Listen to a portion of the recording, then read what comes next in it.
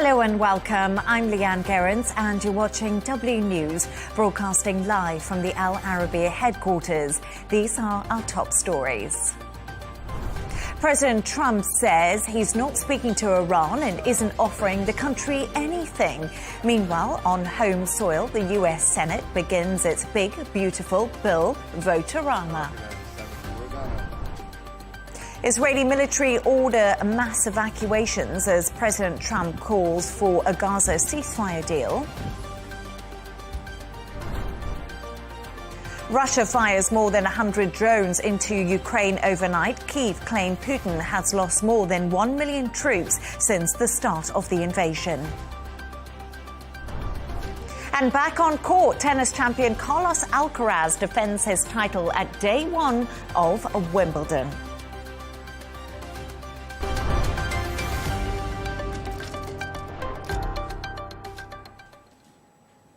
US President Donald Trump has said he's not offering Iran anything, nor is he talking to them following the US strikes on Iranian nuclear facilities.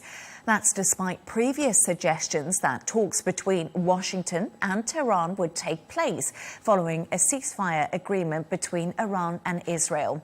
Trump re-emphasized the United States' obliteration of the nuclear facilities after an early intelligence report suggested the strikes may have only set the program back by months. Meanwhile, the head of the International Atomic Energy Agency has told CBS Iran will have the capacity to begin enriching uranium again in just a matter of months. Take a listen. It is clear that there has been severe damage, but it's not total damage, first of all. And secondly, Iran has the capacities there, industrial and technological capacities. So if they so wish, they will be able to start doing this again. This is, again, and I'm sorry, fourth time we have to go back to the table and have a technically sound solution to this. Otherwise, this will come hit us again. We can now go live to Washington to speak to former US Deputy Special Envoy Ellie Cohanham.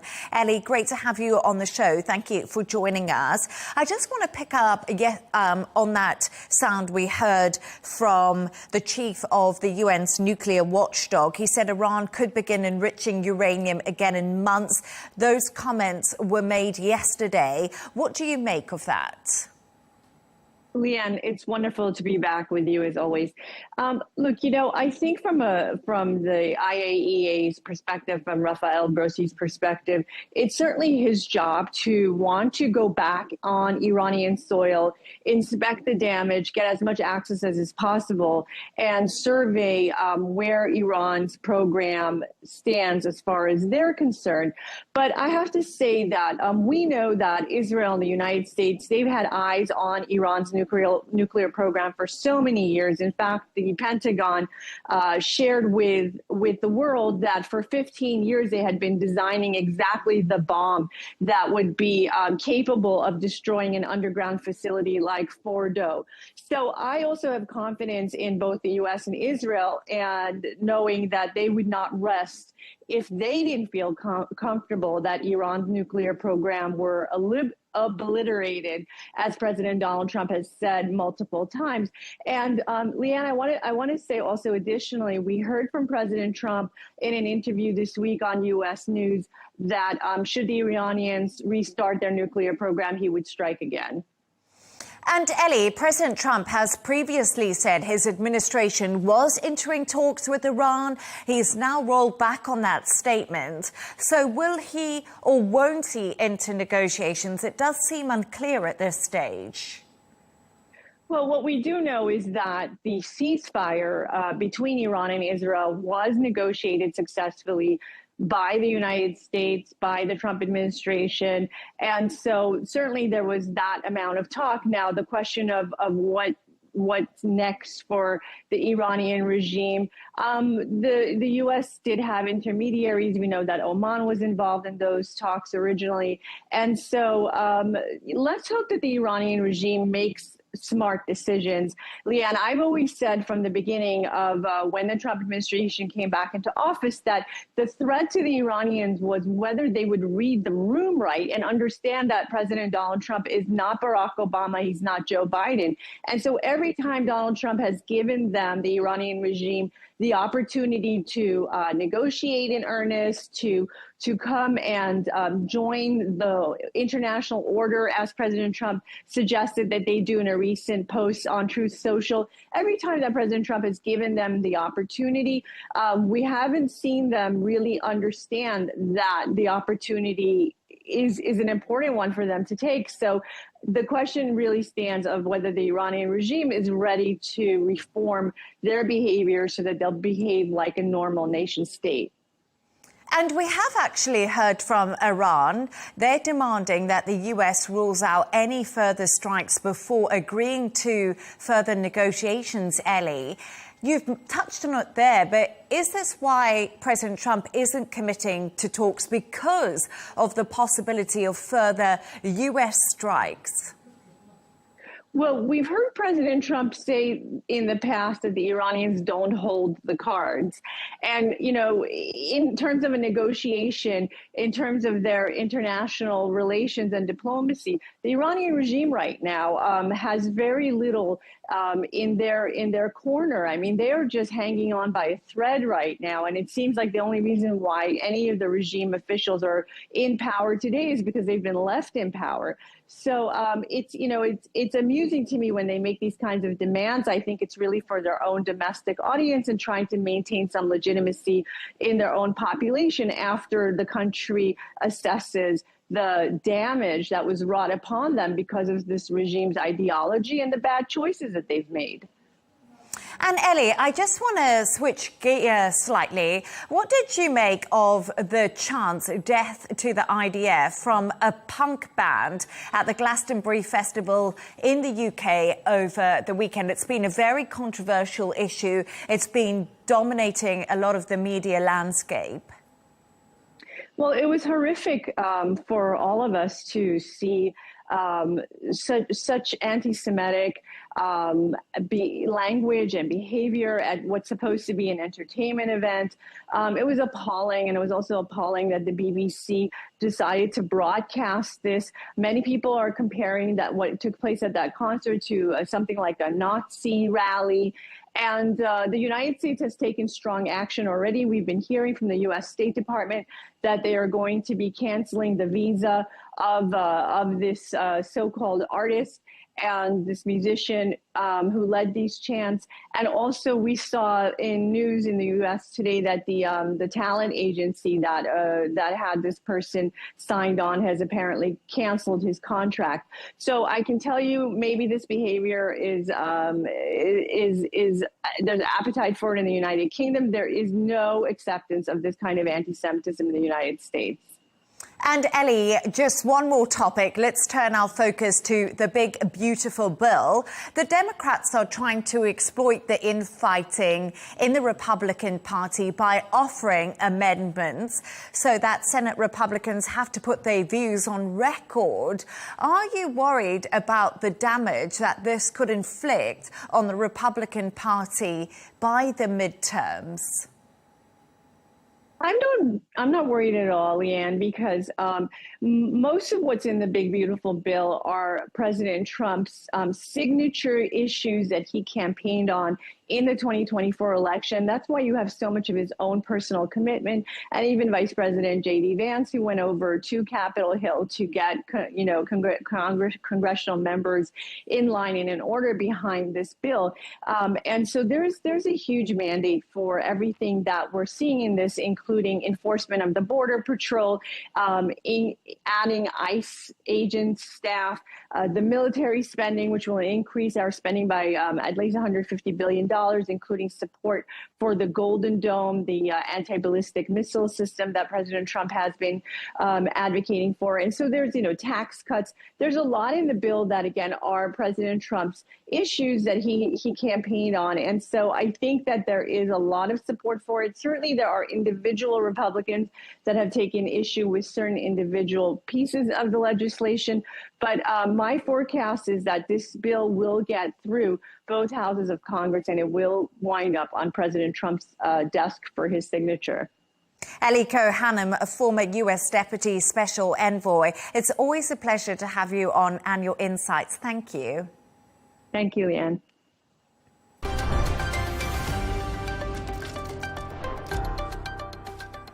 Now, Israel has told residents in northern Gaza to evacuate ahead of intensified military action. Hours before U.S. President Donald Trump's calls for a ceasefire, at least 86 people were killed across Gaza by Israeli strikes. Trump previously said he was hopeful a peace deal in Gaza could be agreed in the next week.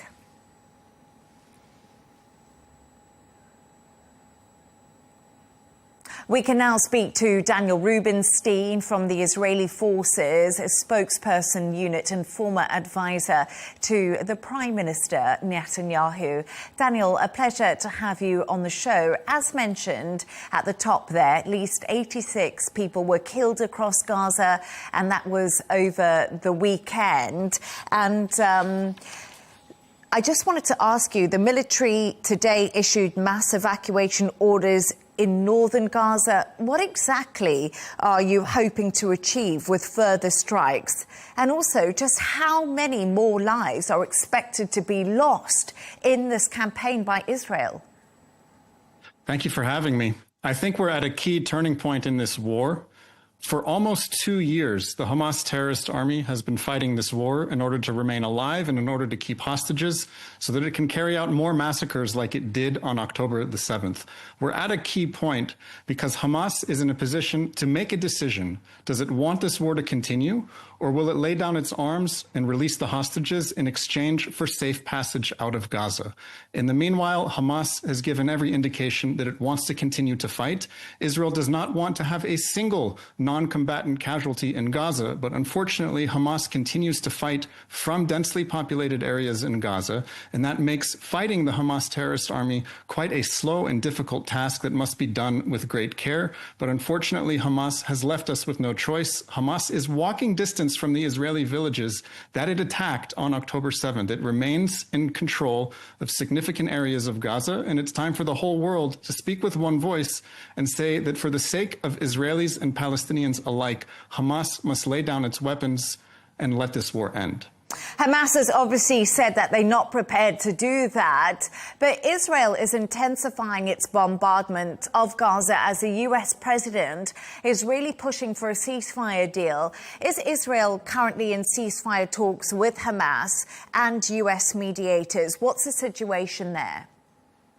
I have seen reports that there are negotiations ongoing, whether they are in Cairo or whether they are in Doha, Qatar, where Hamas leaders are living quite comfortably. Negotiations are always taking place, whether behind the scenes or openly. And I'm hoping that these negotiations lead to an end to this war, which has gone on for more than 600 days. It has gone on for far too long. But the Hamas terrorist army remains the government of Gaza and is promising to continue to carry out more massacres of Israelis if it gets the opportunity. So that's why it's so important for the whole world, including the United States, including the European Union, including Qatar, including Egypt, to speak with one voice and say the way that this war ends is if Hamas stops fighting. Various reports from Israeli strikes over the weekend say children and family were killed in a strike on Al-Mawasi, which is a so-called safe zone. Daniel, is Israel following international law and actually taking precautions to mitigate civilian harm? Are they trying to protect the civilians? Because there are various reports coming out from all different platforms, plus aid groups that are still in Gaza, that it's civilians taking the brunt of these attacks. Do you recognize that that is happening? The answer to your first question is yes. Israel is following international humanitarian law in its war in Gaza, and that shows itself in a variety of ways. First is distinguishing between combatants and non-combatants. Israel wants to target Hamas fighters who are promising to carry out more massacres in Israel. These Hamas fighters are dressed exactly like the non-combatants. They have dug tunnels underneath residential areas. They have firing positions everywhere. It is a very difficult task, but Israel is committed to making every possible effort to distinguish between the Hamas fighters and the non-combatants. It also means that Israel is willing to send massive amounts of humanitarian aid into Gaza via the approved channels that do not reach the Hamas terrorist army, because it is this Hamas army that has been taking the international aid that generous donors have provided in the past. They control the distribution of this aid, they tax it, and they use this money to recruit new fighters, to fund the people who are holding hostages, and to prolong the war. So Israel is doing everything possible within international humanitarian law to fight this just war justly. Okay, let's pick up a little bit on that and the aid situation. The UN Secretary General Antonio Guterres has said the US-backed aid operation in Gaza is inherently unsafe, Daniel, saying it is killing people. This is strong words from the head of the UN. He says the United Nations says more than 400 people have been killed trying to seek aid from GHF operations. 11 today, according to reports. So he also said the search for food must never be a death sentence. Something appears to be going wrong here, and I don't know what it is, but daily reports, people are going to the GHF sites. They are being killed as they're receiving aid. I've spoken to many doctors inside of Gaza myself, because foreign journalists aren't allowed in. And they've said to me, Leigh Ann, these are not warning shots. People are being shot in the shoulders and the head as they are starving, just looking for any form of food. So is Israel really trying to help these people and get aid to them? I share your concern. No one who comes to receive aid in Gaza from the designated points should be harmed, not from the Israeli side and not from the Palestinian side. It has been widely reported that Hamas is deeply unhappy with this effort to bypass Hamas's control of humanitarian aid in Gaza. Hamas has called for the death of people who are providing the aid and people who are going to collect it. I do not know the circumstances of every instance in which people are killed, but I very much hope that we can distinguish between the Hamas combatants, who should be nowhere near these aid distribution points, and non-combatant Palestinians who are coming to get food for their family. We want this war to end as quickly as possible. The fastest way to end it is to ensure that Hamas does not have the money to keep funding it. And the aid distribution program that the United Nations Secretary General is advocating for is in effect to send massive shipments of food and supplies into territory governed by Hamas so that Hamas can take it and use the money to fund its war. That is a non-starter. What the United States and Israel have done is unprecedented in urban combat. It is an attempt to separate the civilian non-combatant population from the Hamas fighters. And Hamas needs to allow people from within its territory to safely receive aid without threatening to kill people who are providing the aid. Okay, Daniel, I know that the UN, who I've spoken to, will completely disagree with that sentiment from you. They say they have all the connections. They know how to distribute aid. They've been doing it for years, and GHF is coming in as a military. But let's just park that for the moment, because I do hear you. I just want to ask you, before I let you go, what did you make of the chants, "Death to the IDF," from a band at Glastonbury Festival over the weekend? I think the chants of death to the IDF are a symptom of a much wider problem, which is that it has become increasingly popular and acceptable to chant slogans that call for the elimination of Israel, whether it's "from the river to the sea, Palestine will be free," or it's "free Palestine," or now it's "death to the IDF." There is far too much anti-Israel, anti-Jewish hostility in popular culture. It is encouraging Hamas to prolong this war. Hamas hears these people in Western countries who are calling for death to Israel, death to Israeli soldiers. I think what we need is peace. We need peace for everyone, life for everyone in this region, Israeli and Palestinian, Muslim, Jewish, Christian. We can do much better than what we have been doing. We hope that this war will end soon and we can move on and build a better future for everyone in this region. Daniel Rubenstein from the Israeli Forces Spokesperson Unit and former advisor to Prime Minister Netanyahu. Always appreciate your insights. Thank you for joining us. Thank you for having me.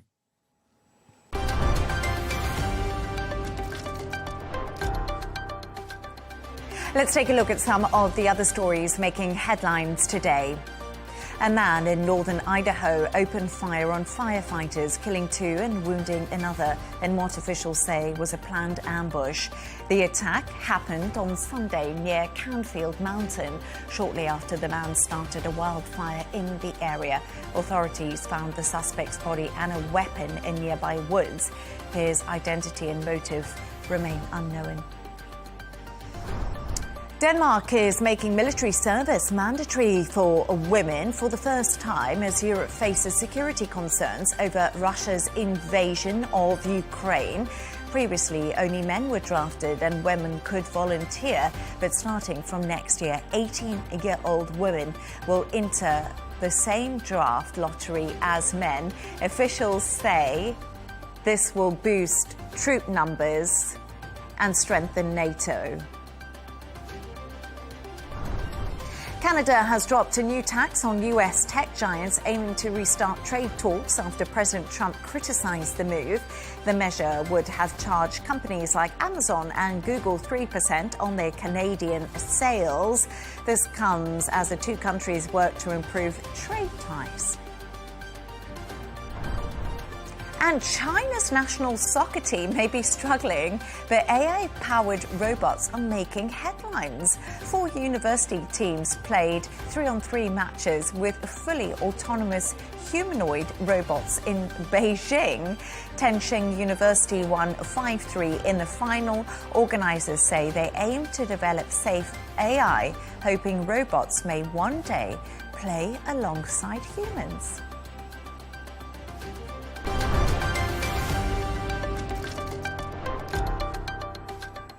Now, Russia has lost 1 million troops since the start of the war against Ukraine. That's according to Kyiv's general staff.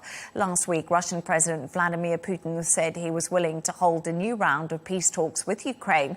However, last night, Moscow fired 107 drones into Ukraine, hitting Donetsk and Kharkiv.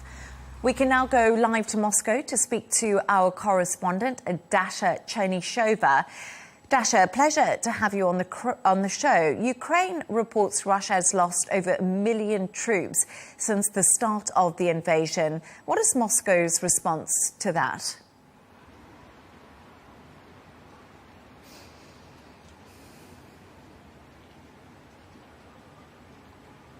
Well, there's been no official response from the Russian side to those claims. And actually, the last time that the Russian authorities have revealed the number of the Russian irreversible losses in the so-called special military operation in Ukraine was in September 2022, almost 3 years ago. Back then, the Russian president said that number was about 6,000 Russian soldiers. And exactly a year ago, the Russian president has said that the ratio of the Russian irreversible losses and Ukrainian irreversible losses is 1-to-5, so that the assumption in Moscow is that Ukraine is losing 5 times more soldiers than Russia. And the understanding in Moscow is that Russia is helping the sanitary losses of the Russian military by supplying them with all the necessary medical help afterwards. And now we are actually hearing more and more about that. But also interesting numbers that have been quoted by the Russian media outlets that were saying that there was the UN Human Rights Commissioner's report, which was suggesting that the Ukrainian military have executed at least 26 Russian military who have been in prison in Ukraine ever since February 2022. So it is unclear what number Russia has lost in its special military operation in Ukraine, but the Russian authorities are trying to make it clear to the Russian population that those are much smaller and those are needed because of the goals of that operation that Moscow is leading in Ukraine. Over the weekend, Russia launched its biggest aerial attack against Ukraine, which included 477 drones and 60 missiles. Dasha, does this dash hopes of a breakthrough in peace negotiations?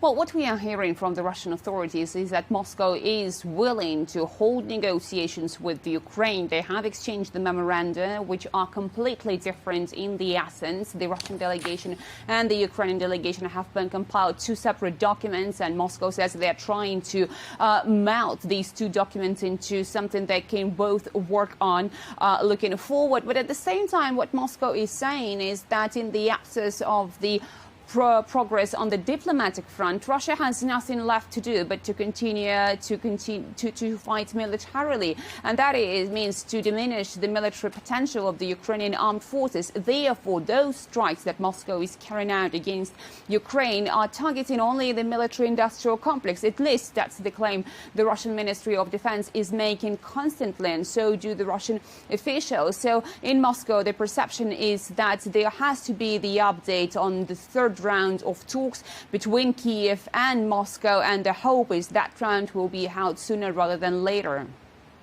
And finally, Dasha, the German foreign minister has said Putin's so-called willingness to negotiate is nothing more than a facade, and he wants to sow fear throughout Europe.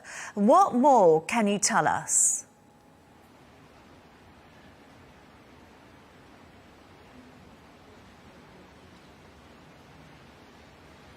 Well, Moscow insists again that it is Europe that is willing to continue fighting, that is not interested in finding a negotiated settlement. And actually, that was the accusations that Moscow has been making throughout those years of this operation, that Europe has been pushing Ukraine to continue fighting. And even in 2022, when the negotiations were held in Istanbul, there was almost a ready document that would have put an end to the fighting. But it was, again, the European leaders that did not allow Ukraine to do so. So speaking of Europe, Moscow is saying that NATO's increased expenditures on defense are going to cripple the alliance. They are going to destroy it from within. And the Russian president has also been saying that there is no threat coming from Moscow to the European countries. And that was the thing that has been developed by the by the political technologists in the European countries to scare the population, to make sure they spend more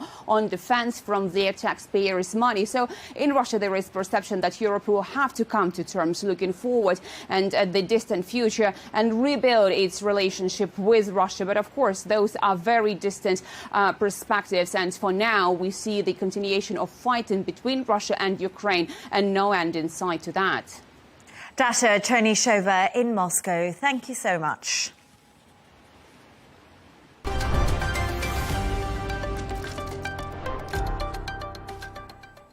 Now, a severe heat wave across southern Europe has sent temperatures above 46 degrees Celsius in several countries. Spain is one of the hardest hit by the scorching conditions, just as Seville hosts a United Nations summit on financing development. Patrick Falk reports. In Spain's southern city of Seville, tourists are sweltering in searing temperatures. There's no simple solution for beating the heat.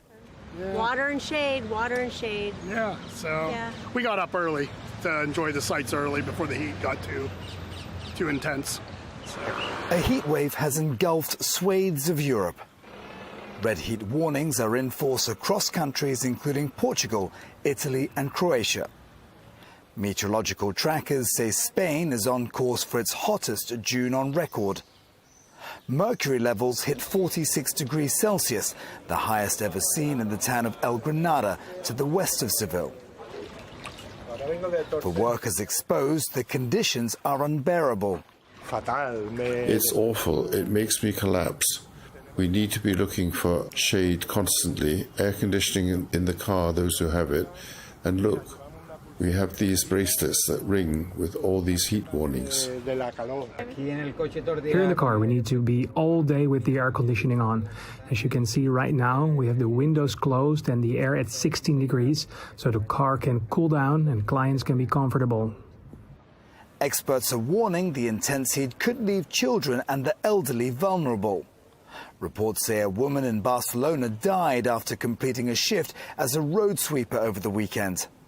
Local authorities are investigating her death. The intense heat comes also as Seville hosts a 4-day gathering of the United Nations. One of the key areas of focus, climate justice.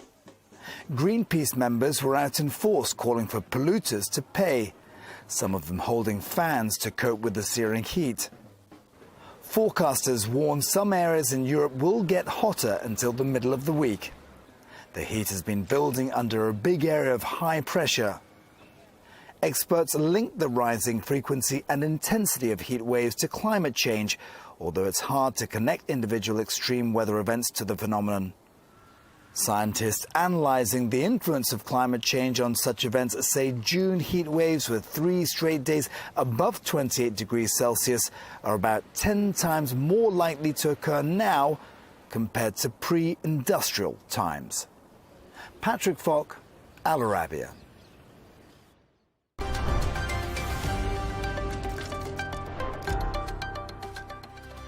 Let's take a look at the top business news now.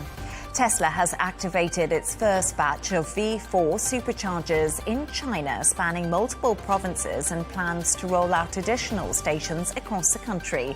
These upgraded chargers points will also be open to electric vehicles from other manufacturers, the company has confirmed.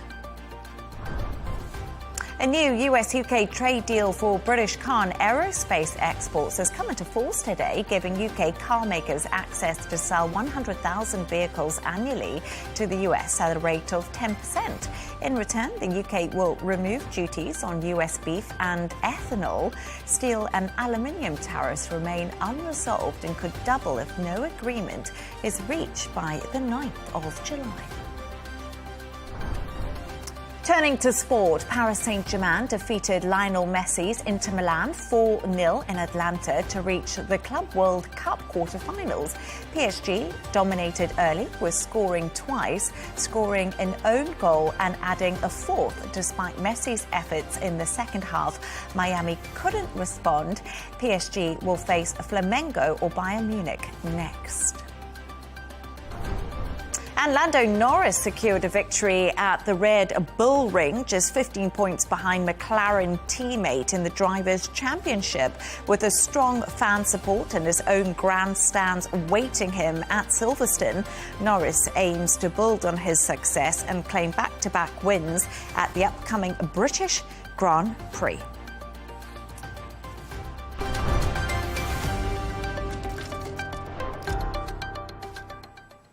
Now, sticking with sport and the best sport, the nets are up, the sun is out, and the strawberries are being served. Wimbledon has kicked off in southwest London today, the All England Club grass courts, of course.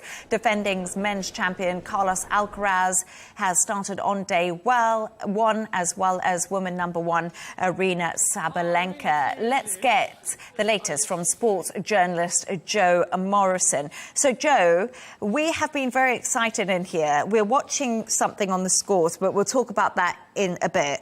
Wimbledon, okay, third Grand Slam. Look at what you're wearing. Do you know what? I actually thought of wearing a tennis dress because you always make a statement. I love this outfit.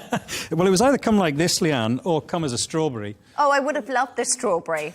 But you didn't bring us any strawberries and cream. Yes, I know, a punnet. A punnet, Why yes. are strawberries always in a punnet and nothing else is in a punnet? You never get a punnet of blueberries or a punnet of raspberries.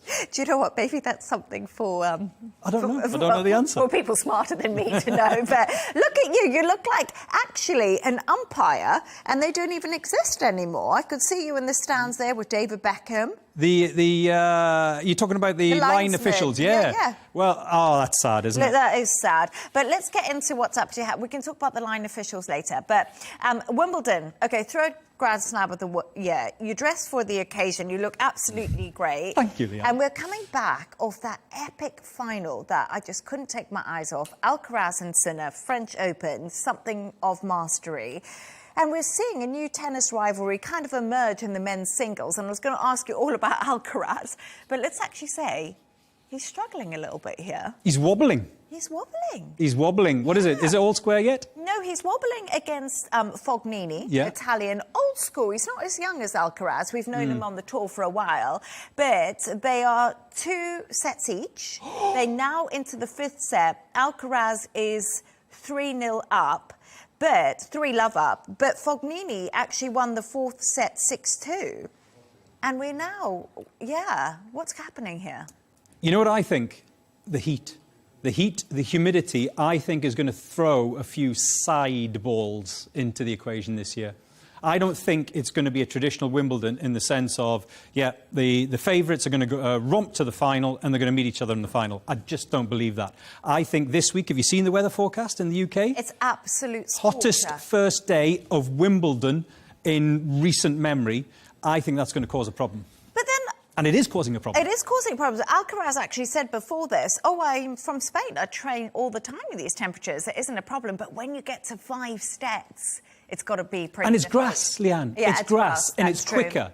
People talk about, well, the Australian Open's hot, Yeah. you know, the US Open sometimes is hot. It's played on a different surface. Absolutely. You've got to be mobile, and being mobile in the heat is tough. It is very, very tough. I would agree with that, because we've actually seen Daniel Medvedev out in the first round, 9th seed, Tsitsipas out. So, like you say, we could see Alcaraz out, which will be a big shock. And I want to talk about the Brits, because it's Wimbledon. I mean, it would be rude not to. And, you know, why not? And let's talk about Jack Draper. I'm a massive fan of his, actually. He's world number 4, won Indian Wells, sometimes referred to as the 5th major. His physical appearance, not that we should concentrate on that, but compared to a UFC fighter, he's got a good chance here, especially if we see Alcaraz, Medvedev, you know, the top dominant people on grass out. But here's the thing, Leigh Ann. Is he too big?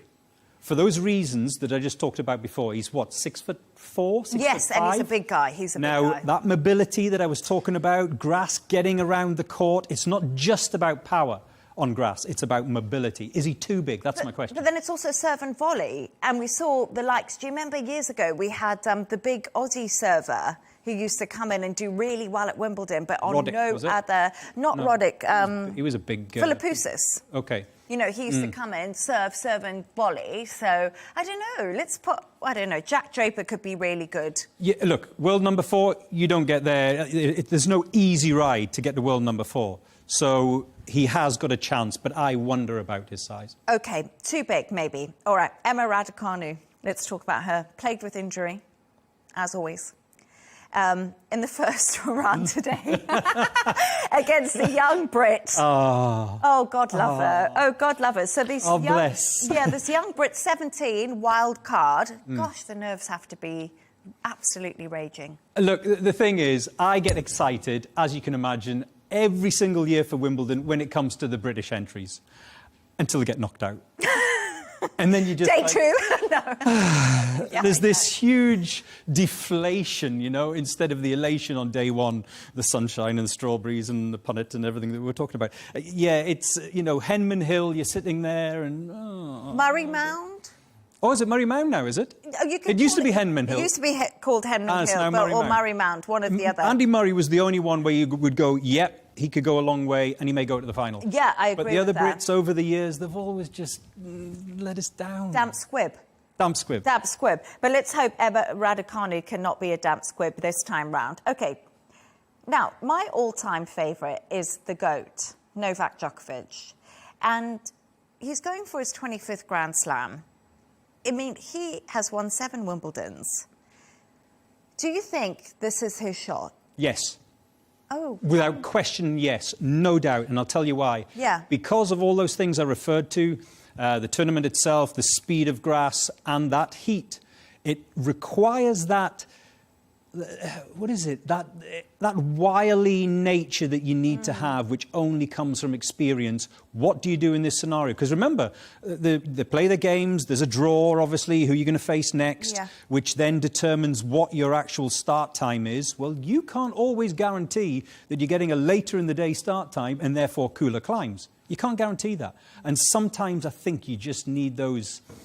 Yeah, those smarts, those, you know what I'm talking about. Yeah, I definitely know. The experience. And Djokovic, I always feel bad because they're like, oh my gosh, he's 38, you know, will he ever make... And I think, gosh, look We've got Ronaldo at 40, still know. playing. Tom Brady was 40. I'm trying to think. So Michael Jordan absolutely played basketball true. at 40. I would really love to see Novak Djokovic, you know, make his 25th Grand Slam, because he's always been there. I feel like we don't know tennis without Djokovic for a long time. But let's talk about, we touched on it earlier, but no linesmen or women. You know, where's all the fun in that? You can't be serious, McEnroe. You cannot be serious. Nick Kyrgios. Yes. Let's never forget him. What a character on the court when it came to line calls. But what is going on? Look, sometimes, Leigh Ann, the sport is emotion. Sport involves humans. And I think sometimes they forget that. What do you think is going to come next? Umpires. Why do we need the umpire? If you've got all of this technology, why do you need the umpire? So why don't you get rid of the umpire? Then what else comes into it? How far do you go with that? I think it's a hot potato at the moment, not just in tennis, but in all sports. And I'm so glad that the French have pushed back against it and said, no, we'll still have the humans. Because most tournaments now are dominated by AI. If you look at the Grand Slams, and you could argue it's accuracy, it's more cost efficient. But I agree. I think it's quite sad. You know, were you watching it today? Yes, I was. It felt weird, didn't it? It always feels weird with without them not standing there. This was a little bit empty. I also watched the Dubai Open, and it was all AI. They didn't have the linesmen this year either. And I do remember thinking, oh gosh, I missed that. And I missed like a little chat, or you know how they go off a little bit. A That's word. what I'd like to see. A little word. I want to do some predictions. I want to know... come on, Leigh Ann, come on. I know. I feel like, Joe, I think you've got to be realistic. It's the first... I'm going to check the score, actually. It's the first round. Lots of tennis to go, but what do you think for the women's and for the men's singles titles? I'm going to go Sabalenka for the women, so I'm not going to say anything that's... I actually told him if he didn't say Sabalenka, we weren't going to be friends. It's true. Sabalenka for the women. However, I'm going to go for Novak Djokovic for the men. Can I tell you something? I was thinking Alcaraz, but I've just seen this game with Fognini. And my heart wants Djokovic. I'll agree with Djokovic. And I just want Arina Sabalenka to win Wimbledon. You didn't say Djokovic to me before. No, I didn't. I did say Alcaraz. You can't change. Can I not change? OK. What's the latest with Alcaraz? Alcaraz. OK, so we're having a look here. Why isn't it? So Alcaraz, he is wobbling at the moment. This is a big test. If he comes through it's a big chance. OK. Is he going to come through it? That's the question. So right now, it's the same as when we spoke before. I don't know if they've taken a time-out break, but they... Which they're allowed, by the way, under this new heat rules. Exactly. The wet bulb rule, that's what it's called. Oh, Did you know that? The No, wet bulb global temperature rule. That's the Wimbledon measure for the heat. Wow. And humidity and all the other things. That's fascinating. No, I didn't know about that. But actually, I wonder if they have taken a slight time-out. I don't know. So don't hate me. Or the Wi-Fi's gone off. Yeah, one of the two. But so they 2 sets each, still into the 5th set, and Alcaraz 3-love up in that set. But it looks like something's happened there slightly, because the score hasn't changed since we last looked at it. No, nothing's changed. Give it a whack. Might be taking your time out. But absolutely fascinating. You know what? Let's see who comes through. But it's going to be really interesting, like you say, because the heat's going to play a massive part in this. Forecast all this week. High heat, high humidity, first week of Wimbledon fortnight. I think we're going to see some surprises because of that. No, I agree. Keep hydrated. That's what they say. I will. You will. Everyone watching. And it won't be water. And sports journalist Joe Morrison. I love having you on the show. Thank you so much.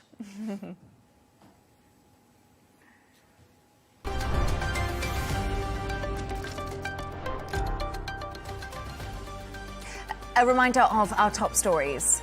President Trump says he's not speaking to Iran and isn't offering the country anything. Meanwhile, on home soil, the US Senate begins its big and beautiful vote-a-rama. Israeli military orders mass evacuations as President Trump calls for a Gaza ceasefire deal. Russia fires more than 100 drones into Ukraine overnight. Kyiv claimed Putin has lost more than 1 million troops since the start of the invasion. And back on the tennis court, tennis champion Carlos Alcaraz defends his title at day one of Wimbledon. And that's all from us on W News. Don't forget to subscribe to our YouTube channel and also follow us on X. The dressing room is coming up next. Plus, we'll be back in a couple of hours with W News Extra. Goodbye and thank you.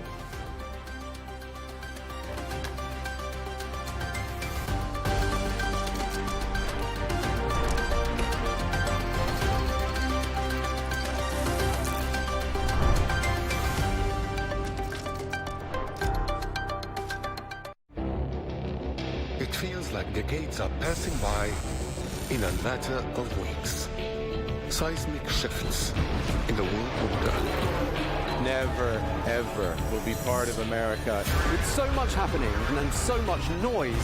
Whether it's political upheaval, Canada has been ripping us off for years. Economic shifts or social movements. And no one wins from tariffs. I think America can be more friendly to the rest of the world. The in-depth analysis and all the latest developments across the globe. To have an inclusive policy together. The meetings with Hamas gave me some hope. We're in another nuclear arms race. The most important developments straight to your screen. Welcome to the dressing room. I'm on my own. I need backup. And an insightful look at the issues shaping our world today. It was not going to happen, that war, and it happened. Join us on Arabiya News,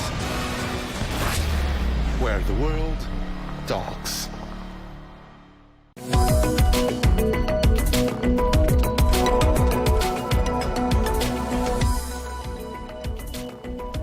Hello and welcome to The Real Deal, coming to you from the Al Arabiya English headquarters. This is your weekly bulletin, bringing you all the latest business news, headlines and analysis from Saudi Arabia. Coming up, the IMF upgrades Saudi Arabia's 2025 GDP growth forecast by 0.5 percentage point, a further indication of the dividends being paid by the Vision 2030 diversification effort. As the Saudi economy continues to transform, we find out how bold growth ambitions are compatible with net zero goals. In particular, what kind of an opportunity do carbon credits represent for the kingdom? And as the number of top restaurants grows across Saudi Arabia, the prestigious Michelin Guide announces its debut in the country, shining a light on the country's top culinary venues.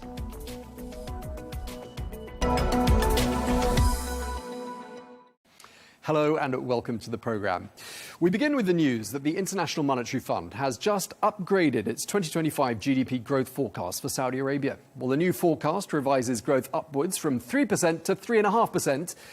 Well, in the context of lower oil prices, this upwards revision is seen as a result of the dividends being paid by Vision 2030. Well, that economic transformation programme aims to wean the kingdom off oil dependence, and it's seen heavy investment in sports, tourism and entertainment, to name but a few sectors. And Saudi Arabia will be hosting several large international events during the coming years, which will require significant spending on construction and development. Well, joining me is Ali Raza, Chief Investment Officer at Heitman & Company, who joins us now from Perth in Australia. Thank you very much indeed for joining us, Ali. Great to have you with us. We're talking about an environment in which oil prices are lower, and yet the IMF is predicting stronger growth for Saudi Arabia. How's that being achieved? Firstly, Tom, I think it's important to acknowledge here, I mean, this is Vision 2030 doing exactly what it was designed to do. To quote your words, wean the Saudi economy off the oil industry. All of the developments that have been underway across the various sectors, the industries, the significant amount of infrastructure spending the cyclical effect of that is now starting to show through the economy, if not in immediate indicators, at least in the leading indicators. And the IMF upgrade, I think, is a reflection of that.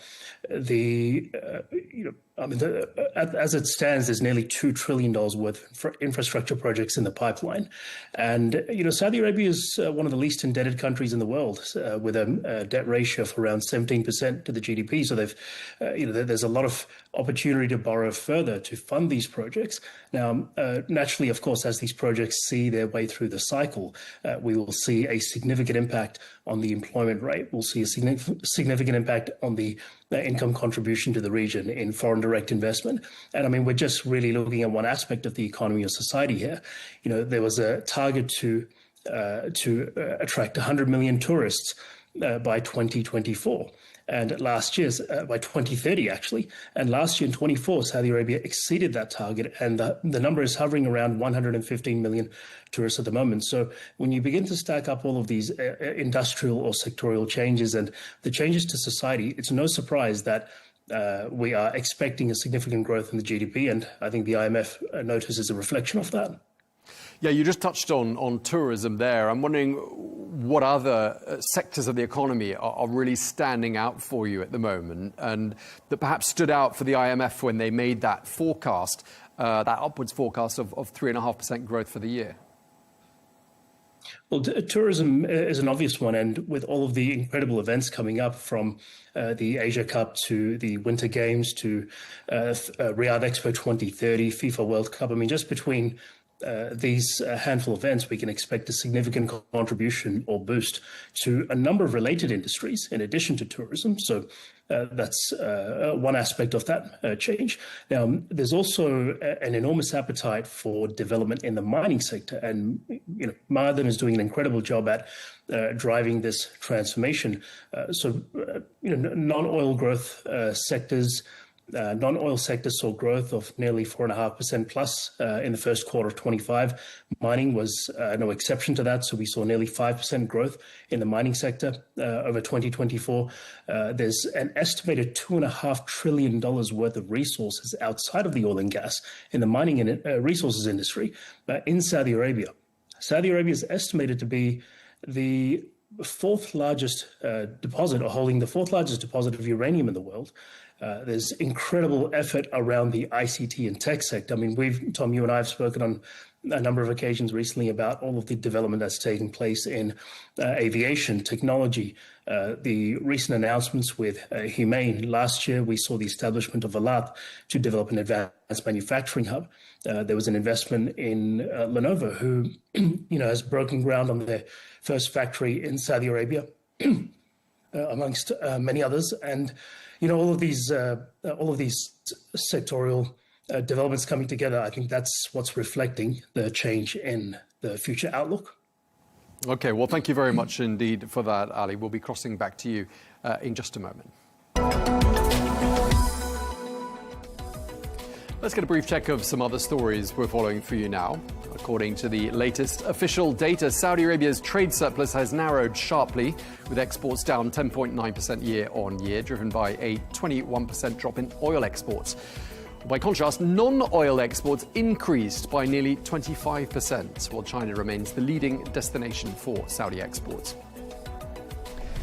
The Turkish Energy Ministry says that the Saudi company Aqua Power is set to build 2 large-scale solar power plants in his country. If confirmed, this will be the first concrete step towards investing billions of dollars in the Turkish energy sector. Well, during the past year, Aqua, which is 44% owned by the PIF, has already expanded its solar generation capacity in Malaysia, Indonesia and Uzbekistan. And the average age of CEOs in Saudi Arabia's top publicly listed companies has just fallen to just 47 years of age. That's according to a study conducted by the global consulting firm Korn Ferry. Well, that report says the new generation of chief executives isn't just younger. There are also more locally promoted leaders showing growing confidence in homegrown talent.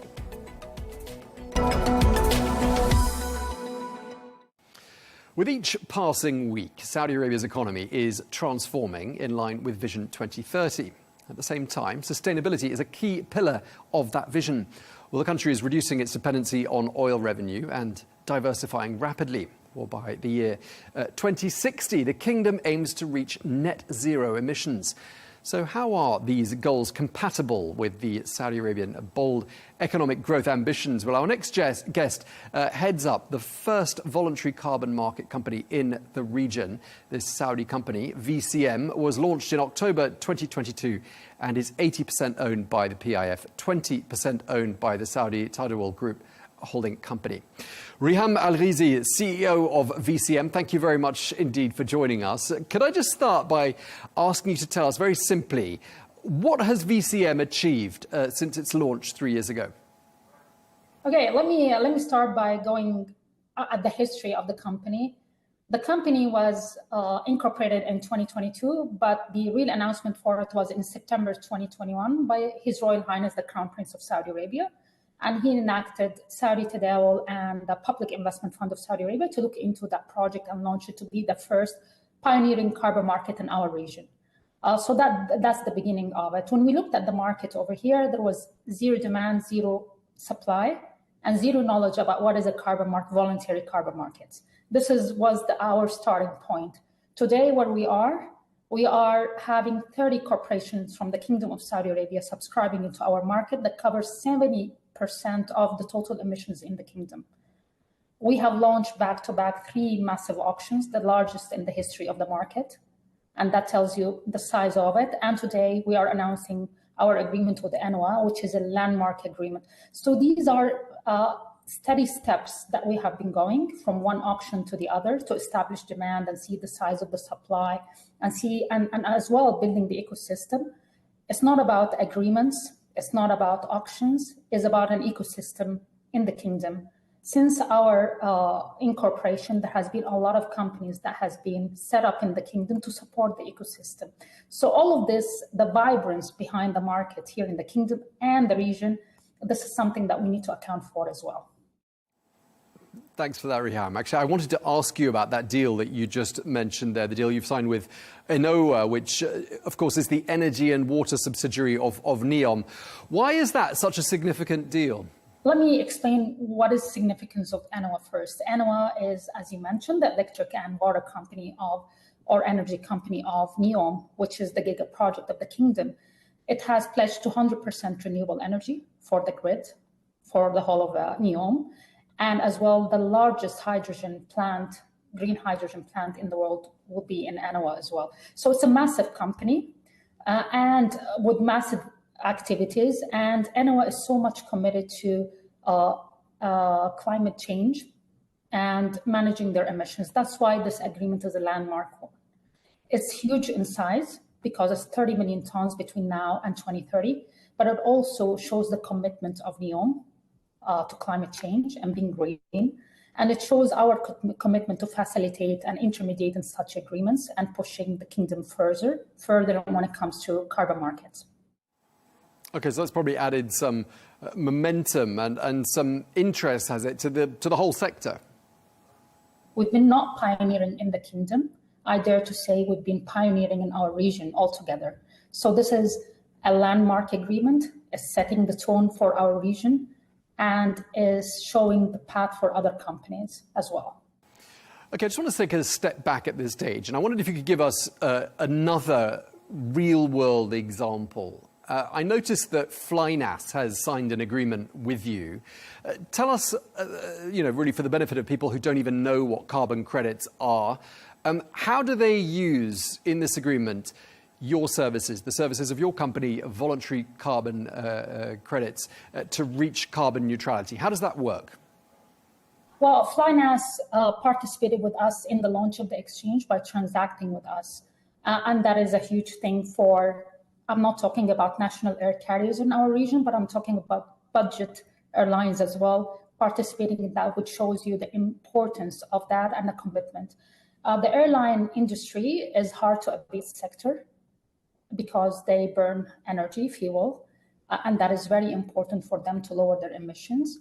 There is the CORSIA scheme, which is a global agreement between the airline industry to reduce their emissions, use different alternative fuels, but that takes time. And hence using carbon credit offset to lower the emissions of the airlines is very important. We have Saudi Airlines participating with us as well. We had Alpha Star, we had Flynas. So we had all sorts of companies in the airline industry in the kingdom. I would like to mention Saudi Airlines, that they were one of our anchor partners. We had 5 anchor partners. Saudi Airlines was pioneering with us in setting up the market and the ecosystem. So it shows how important it is. I don't know, do you offset your emissions when you fly? Yes, sometimes I do. Carbon markets is not only B2B, it's an individual commitment to climate. We depend on companies to offset our emissions, but we have also a commitment as well. And Flynas would offer that to their customers to offset their own emissions, which is something very important. And I'm asking all of the passengers to think about their own carbon footprint as well. Okay, so that's a little bit about how it works. And of course, we are all, well, most people I think are familiar with the concept of offsetting their journey. You've mentioned a couple of different types of client, different profiles. So there's clearly no one typical profile, is there, of a VCM client? Well, what we started with, and is very important, Tom, when we looked at the ecosystem in the kingdom and the emission sectors in the kingdom, I started by saying we were at zero demand, zero supply here in the Kingdom of Saudi Arabia. We looked at the carbon-intensive sectors. We have cement companies participating with us. Cement is a carbon-intensive industry, as we all know. We have the oil and gas companies. We have Aramco as our biggest supporter as well. We have PIF purchasing as well. And one of the things that really made me proud is family offices, private businesses in the kingdom. You had Leigh Ann group. And when we asked them why you don't have any commitment globally, they said we are committed to environment over here. We had Abdul Latif Jameel in mobility, and we had El Zamel group. These are all privately owned companies, but they are committed to the environment, which is very progressive here in the kingdom. So we had family offices, we had private companies, we had companies owned by the PIF, we had Aramco, we had Saudi Airlines. You have a very vibrant economy over here in the kingdom, and accordingly, a lot of companies are committed to reduce their emissions, which is something we're very proud of here. And you yourself are something of a bridge, aren't you, between the world of oil companies and this new focus of decarbonization. This, I'm talking about your background in Aramco and, of course, BP, both of which have a heavy focus on oil. Just tell us, how does that help you? What does that help you bring to the table, do you think? Well, my first exposure to carbon markets was with BP, with environmental products, because we worked a lot with the California market, which is a carbon market as well. This is the exposure. So the oil and gas is highly interactive with the carbon markets. To give you an example, last year Shell has offsetted 15 million tons annually. Aramco, to give another example, Aramco was the incubator of the idea to set up a carbon market in the kingdom. So the oil and gas industry is one of the biggest utilizers of the carbon markets, and hence there's a link between the two markets. Let me step back and explain why carbon markets are very important, if I can. Carbon markets are very important, voluntary carbon markets in specific, because not only they cover a wide range of projects from tech removals, which is direct air capture, big massive fan, absorbing CO2 from the atmosphere, sequestering under the ground. This is a massive scale project and it costs billions of dollars, to the level of the farmers. So I would say conventional financing, climate financing, go to that big massive level of plants and whatnot. But carbon markets as well reaches communities. I've been going to Kenya and working with women in cook stoves. They burn wood, and it's very unhealthy for women. The amount of deaths that come from cook stoves, from cooking in open fire, was more in any given year is higher than the 3 years that we had COVID in. These projects are reached by the voluntary carbon markets. You reach small communities, you reach the farmers, you do the carbon offset at a big scale like carbon removals. This is why the carbon markets are very important, because the wide spectrum that they cover with that and this, and the big scale. And it's very touching to see communities impacted by that.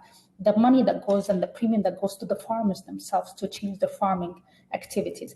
So this is the importance of carbon market. Mm-hmm. Let me say another thing. The size of the market we're talking about right now is $2 billion. The size by 2030, we're talking about $35 billion. Is that enough? Absolutely. Absolutely not. We need more investments to go through that. We need more pioneering companies such as ours to go into that. And let me tell you why. According to the OECD, by 2030, if we were to reach the 2050, 1.5 degrees Celsius, by 2030, the world economy should spend $7.5 trillion on climate finance. Currently, in 2023, the spend was $1.5 trillion. Is that enough? No. We need to use every tool, be it carbon market, carbon tax, compliance market, every tool to accelerate. And carbon markets are very important because not only they cover large scales, but also communities. That's very difficult to penetrate into them. So this is the importance of carbon market for me. Okay, sure. Yeah, I actually wanted to ask you about something that's going to happen in the year 2030. Lots of things happening in 2030, of course, but one of them is a goal you've actually set yourselves, which is to offset enough carbon to be able to reforest an area the size of Germany. I mean, that is huge. How are you going to do that? How are you doing with regards to meeting that target as well? This target is very proportional with the emissions that come from our region. We're talking about the Middle East and North Africa.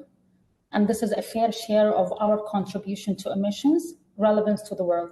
What we're calling for is to scale the carbon market to be able to offset a fair share of our emissions globally through carbon markets, which reaches, as I said, different scale of projects. And it's a very important for us is not to only to pioneer here in the kingdom, but to go beyond the kingdom and lead in the region, which is why, for instance, we went to the Arab Federation of Exchanges last month in Tunis, and we launched a small size auction to make sure that we interconnect with different exchanges within our region and to increase the liquidity pool for our market.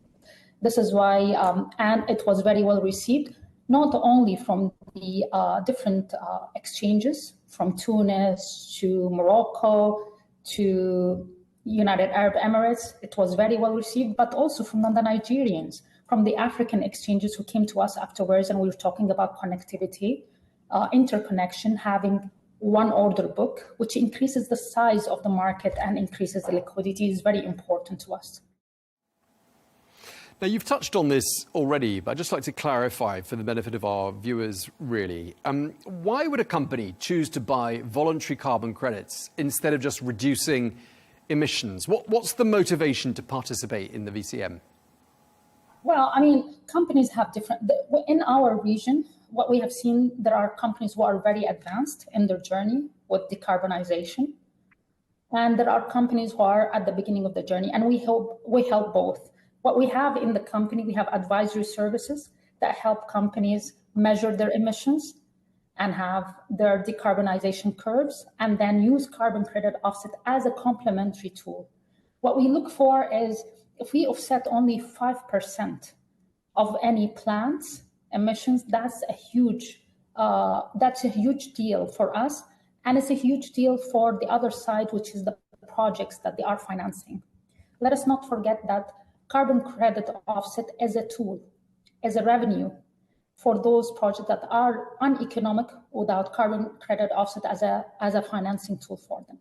So what we do is we talk to companies who are advanced, like the likes of Aramco. They know what they want. They know how to decarbonize their operations. They have their commitments to net zero by 2050. They have interim commitment by 2035. So they have different commitments to reduce their emissions.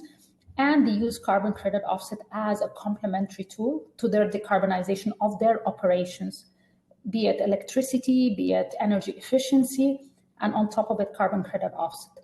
And there are those other companies that we are helping with our advisory services to see how they can reduce their emissions.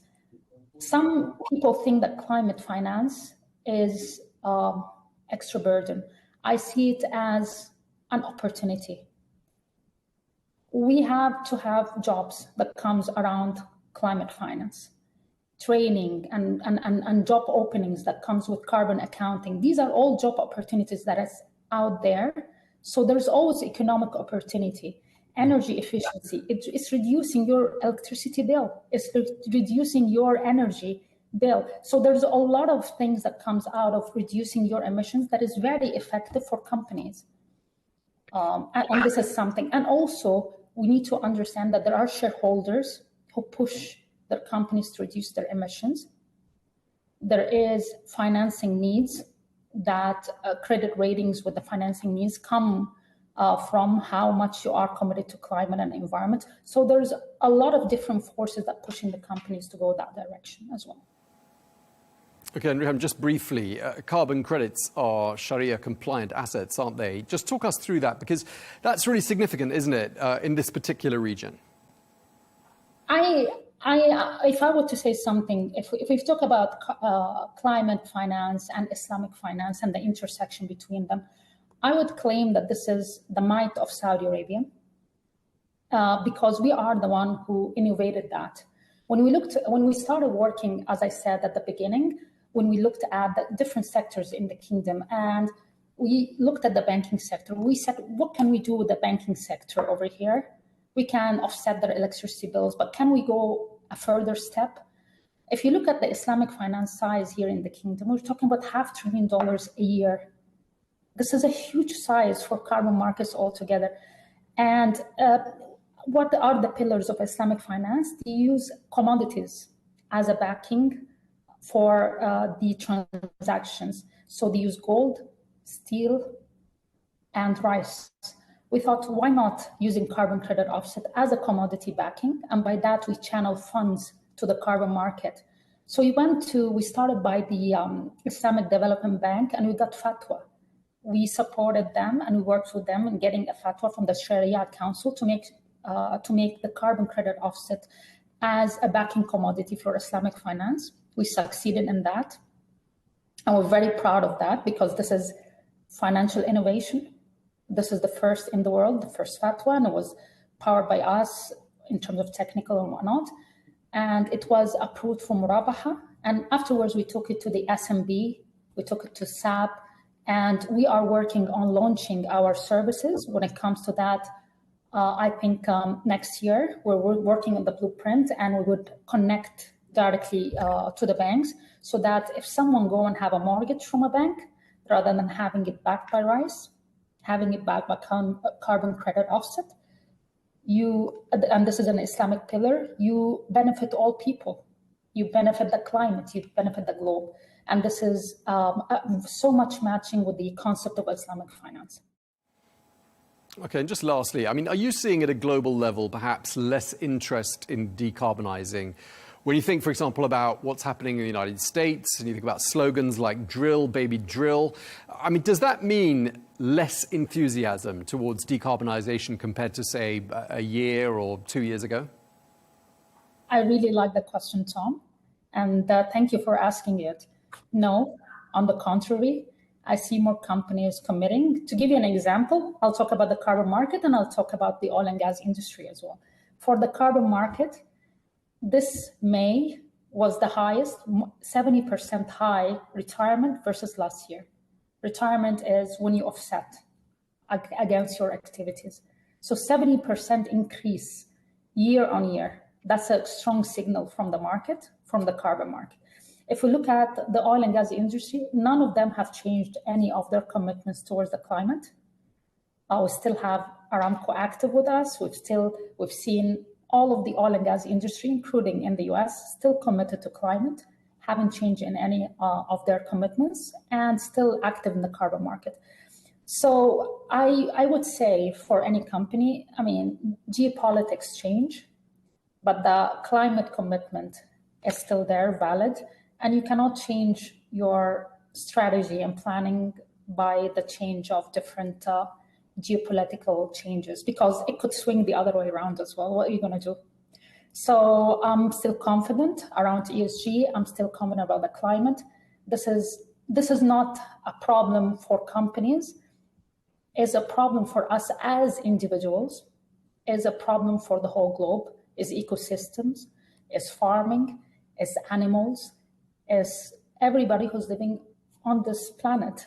So nothing should change. We should go steadfast momentum on what we need to achieve, and we're way, way behind. So hopefully we'll continue the momentum. Okay, well, thank you very much indeed. Riham El-Ghizi, the CEO of VCM, thank you very much indeed for your time today. Thank you, Tom. Really appreciate it. And having this opportunity was really good. Thank you very much. Thanks again, Riham. Well, let's stay with this theme of sustainability. We're going to talk now to Håkan Agneval, who is the president and the CEO of the Finnish company Wärtsilä Corporation, which has had a presence in Saudi Arabia for nearly 4 decades. Well, in addition to supporting decarbonization efforts, the company manufactures and services power sources as well as other equipment in the marine and energy sectors. Thank you very much indeed for joining us, Mr. Agneval. Can I just start by asking you to give us a sense of what it actually means when you say providing power solutions for the energy and marine sectors? What does that actually mean? So we are building power plants, and we use those power plants for big vessels and for generating electricity on land as well. Okay, give us an example, if you don't mind, of a typical client, a typical scenario in which you provide those services. So if you have a big LNG carrier or a big cruise vessel, they normally use our engines to generate the energy that they need to propel themselves and to take care of the load and loading of the cargo, deloading of the cargo. So that's on the marine side. And on the energy side, we build power plants that generate the electricity for utilities, the electricity that we use for air conditioning, for industrial processes, and to make a cup of tea. Okay, well, I've seen that you've got a global presence, all over the place, all over the world. You employ about 18,000 people internationally. What sort of a presence have you got in Saudi Arabia? We have about 200 Wärtsilä colleagues in Saudi. We've been in the country for decades. Saudi is very important for us, both on the energy side and the marine side. We all know marine industry very important for Saudi's economy. Also, future aspirations to develop the marine industry in Saudi. And on the energy side, we provide energy to quite a few, you could say, industrial complexes in Saudi. All right, so as you say, Saudi Arabia, an important market for you. Are you able to perhaps tell us what it represents in terms of percentage of revenue? We are a publicly listed company. We don't disclose those details. All right, well, Wärtsilä prides itself on fitting into Saudi Arabia's Vision 2030. Can you explain how you see yourself fitting into that vision then? So we see Saudi taking a progressive stance on the future development, of course, of the country, but also the role that Saudi wants to play in the global economy. And there is so much transformation going on in Saudi. From our side, we note the marine aspirations, and we also note the aspirations to have 50% of electricity actually generated by renewables by 2030. Now, renewables are great, but you need balancing power, thermal balancing power, to make sure that the systems stay stable when you have such a big amount of renewables, because the renewables, they can vary a bit over time, depending on daylight, depending on weather. And then you really need the balancing power fueled by gas primarily, to make sure the system stays stable. All right, so that takes us up to the year 2030. And then there's this next ambition, which is net zero greenhouse gas emissions by 2060. How do you see yourself and your company being part of that journey? To achieve such an ambition, you need to gradually introduce green fuels on the marine side. We are talking fuels like biofuels, methanol, ammonia. And this is where we are a technology leader, providing engines that can be used with these new fuels for the marine side. And then if you want to do the transition on the energy side, it is very much related to renewables and also using green fuels like ammonia, like hydrogen to provide the balancing power. Okay, so when it comes to your operations in Saudi Arabia, which bodies, Which organizations are you working with most closely to realize those ambitions? So we are working with marine customers, marine operators, ship owners, ship operators, and on the energy side, we work together with big industries with big power demands that build our own power generation. Okay, let me ask you this. What are your overall observations of the Saudi market? And tell us what you think makes it distinctive and attractive. So with Saudi's aspirations for the future, and I think with the vision that has been set, and also the significant investments that are being made, all those investments will need more energy, whether it's on land or at sea, and as we deliver some of the major energy solutions. And that's why we think Saudi is so exciting. Okay, and can you give us a couple of examples of maybe some projects you're working on or perhaps working with? No, so we just recently, for instance, launched our carbon capture solution on the marine side. So basically, today, a lot of the existing fleets are fueled by fossil fuel. By either by heavy fuel oil or by gas, and you need to find a journey how to decarbonize step by step the fleet. And here, capturing the carbon that the fuels are leading to, capturing the carbon in the exhaust, storing it, and then either pumping it back where it came from or using it as a raw material in a chemical processes, maybe producing synthetical fuels. This is a very interesting avenue in the decarbonization of marine. And here we are now, we have a commercial offering, we just launched it. So it's a technology that is working as we speak. Now, our message is that going green is not black or white. There are no single simple solutions. There is not a silver bullet. We need to lever different technologies, different fuels, different technical solutions, different energy saving devices to embark and continue on this journey. And we also need to acknowledge that we are looking for a future that is, of course, environmentally sustainable, but the transition needs to also be financially viable. And the transition will take time. It will take decades. The positive thing is that it has started, and the positive thing is that most of the major technologies that we need to make the transition, they're already here. And now it's about deploying those technology. And Saudi, with its aspirational agenda, certainly can have a key role here to play. For instance, production of green fuels with abundant availability of sun. I think Saudi is in a very good position to produce some of the green fuels because you use the energy from the sun to produce the fuels. Could I ask you to perhaps reflect on how you've seen the Kingdom of Saudi Arabia changing over the course of the years? Of course, you've been in this industry for a number of years. Tell us about those changes. I think establishing a vision for the country, going down a progressive avenue, investing in new technology, broadening the economy. I think there is a lot of exciting things happening in Saudi right now. Okay, and obviously everything you've just described isn't purely relevant to the Saudi context, is it? All of that is relevant to the broader global context. Are you seeing enthusiasm, for example, for carbon capture around the world sort of growing, or have you seen perhaps with the change of administration in Washington, less appetite for this kind of technology?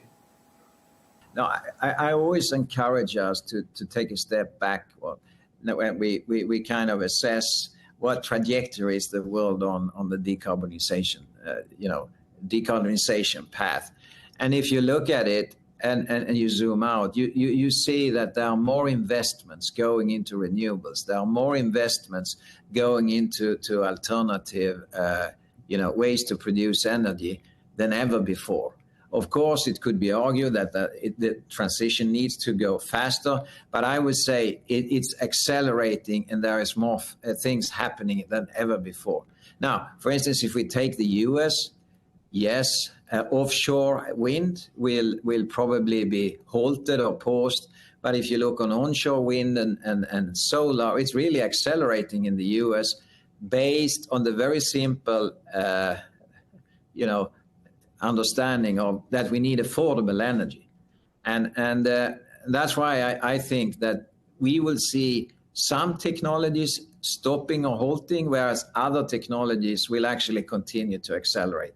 Also in the current, you could say, geopolitical context, but also context of different governance view on decarbonization going forward. Yeah, and in the last couple of weeks or months, you've had a couple of exciting announcements to make, one in particular with regards to carbon capture, something of a world first, it was described as. Could you just tell us what that was and what was so significant about it? So it's actually the world's first of introducing carbon capture on the marine side.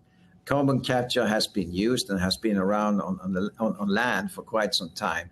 But now this is the first major technology that is energy efficient in the marine side. And this is a big step, important step on the marine side. Why? We have about 100,000 large vessels out there, and they are primarily running on heavy fuel oil or marine oil, which is highly carbon intensive. And of course, those we need to find a pathway for those vessels. And here, being able to capture the carbon and store it and recycle it, it's likely to be a major retrofit solution to help ship owners not be stuck with stranded assets, so to say, in the regulatory context that is evolving. Okay, just lastly, I wanted to ask you very quickly whether tariffs have had any particular impact on Wärtsilä. So tariffs in general, if we start looking at on the marine side, a lot of the shipbuilding, a lot of the ship ownership is not US-centric, so to say. So far, we have seen limited direct impact on the tariffs. There might be, of course, indirect impact if the world economy slows down as a consequence of the tariffs, but limited direct impact so far. If we look at the energy side, yes, we are exporting from Europe. So right now we are facing tariffs, but the demand for energy solutions in the US is very strong now. So we still see the business evolving. So to sum it up, the overall impact so far is rather limited. Okay, well, thank you very much indeed for joining us. Håkan Agnevall, the president and the CEO of the Finnish company Wärtsilä Corporation. Thank you very much indeed to you. Let's find out more now about decarbonisation and sustainability efforts both in Saudi Arabia and across the region. We can speak to the head of the Middle East and Africa region at Everlance, which has had a long-standing presence in the Middle East. Gabi Hanna, thank you very much indeed for joining us. Everlance is a company committed to global decarbonisation and sustainable energy solutions. The company used to be called MAN Energy Solutions, or MAN, and we'll talk more about your rebranding in just a moment. But let's start by talking about your activities. Shipping, energy, industry, those are some of the sectors you're involved in. And for people who don't know, tell us, what are your main activities in Saudi Arabia? Okay, our main activities in Saudi Arabia center around turbo machinery for the oil and gas and petrochemical industries, as well as power plants using our gas engines. We also have a workshop in Jeddah. We have an office in Al Khubar, and we've been in the kingdom for since 1957 doing work there. But our main business is oil and gas, service, power plants, and some propulsion on the marine, on the ships service that is done by our workshop in Jeddah. Okay, Gabi, I mean, I love your company's motto, which is moving big things to zero. That's the motto. And there are, of course, lots of big things in Saudi Arabia. There's the port, the King Abdullah port. There's the Red Sea project. Lots of other Vision 2030 initiatives. What's your assessment of the kingdom's progress when it comes to that journey towards net zero? In one word, it's brilliant. The kingdom is leading the region in their initiative on reducing carbon footprint. They have introduced a law a couple of years ago whereby every new plant has to have some carbon capture within its systems. We are currently, or we just finished a big project on carbon capture in the kingdom called Osmaniya Hawiya. And there are many other projects that we are working on in the kingdom, on that. But a lot of the things that people don't know about is that they always think of oil and gas production or manufacturing of petrochemicals as the main reason for, emissions and carbon. In reality, there is one big culprit that causes 12% of carbon emissions into the atmosphere, and that is the cement industry, believe it or not. So there's still a lot of work that needs to be done on regulating cement industry and making sure that carbon capture facilities are put, onto those plants as such. Having said that, Saudi Arabia is leading the region. We are currently working on 3 more projects. We've just executed one, and there's more to come. And this is a very important so-called leadership move within the Middle East and within the Gulf. Because Saudi is what we consider is the big brother, and everybody follows normally what Saudi does. And they have taken the initiative of reducing CO2, and this is, as you said, part of our motto, reducing big things to zero. We are talking here about carbon capture.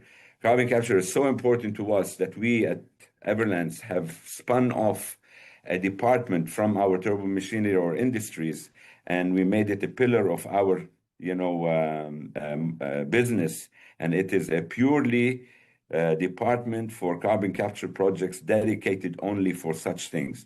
And we feel the region, with all its oil and gas and petrochemical industries and cement industries, is just the perfect region for expansion or for growth among other regions in the world. Okay, Gabby, I mean, you've just said there in your answer that Saudi Arabia is leading in the region. When you say that, how far ahead are we talking? How far ahead is Saudi Arabia? Well, what is most important in such a thing is that when you do a project and you want to introduce carbon capture, there's an increase in capex. And a lot of companies, sometimes, they put those projects on the back burner because they have to meet such regulations. So what is most important in any country, and every country or every new industry that is introduced to the world, is to have laws and regulations and incentives. And the Saudi government has gone a long way in introducing these laws and these incentives to companies that want to do new projects. And they make them, or wouldn't say force them, but they give them an incentive to do a carbon capture facility within the new project. And that is what Saudi has done more than any other country around. Okay, and Gabby, just continuing our conversation about sort of the broader region. I mean, you know this region very well. You've been telling us that Everlands has been present in Saudi Arabia since the 1950s. What changes in attitude have you noticed with regards to decarbonization, sustainability, that sort of thing in the region, and in particular in Saudi Arabia? Well, such things, feeling good about the environment or, caring for Mother Earth is a way of life. So it's not something that goes from top to bottom. It's something that goes from bottom to top. And people have to understand that we have to protect Mother Earth. And in doing so, when you have a government regulating laws, when you have a government introducing incentives, then it becomes, as I said, part of life. And people are more aware of the environment, more aware of how to think on how to cause less damage to the environment, etc. And that's it's a slow, progressive, issue. I must admit that in our part of the world, we are still lagging behind, places like Australia or even Europe. But we are, getting there because we have to meet, some stringent regulations that are being introduced everywhere. And again, Saudi is leading, the initiative. And for instance, in the NEOM project, we introduced, I think, 110 megawatt power plant. that is engines being run on biofuel. It cannot get more environmentally friendly than that. So that's zero emissions, zero carbon emissions.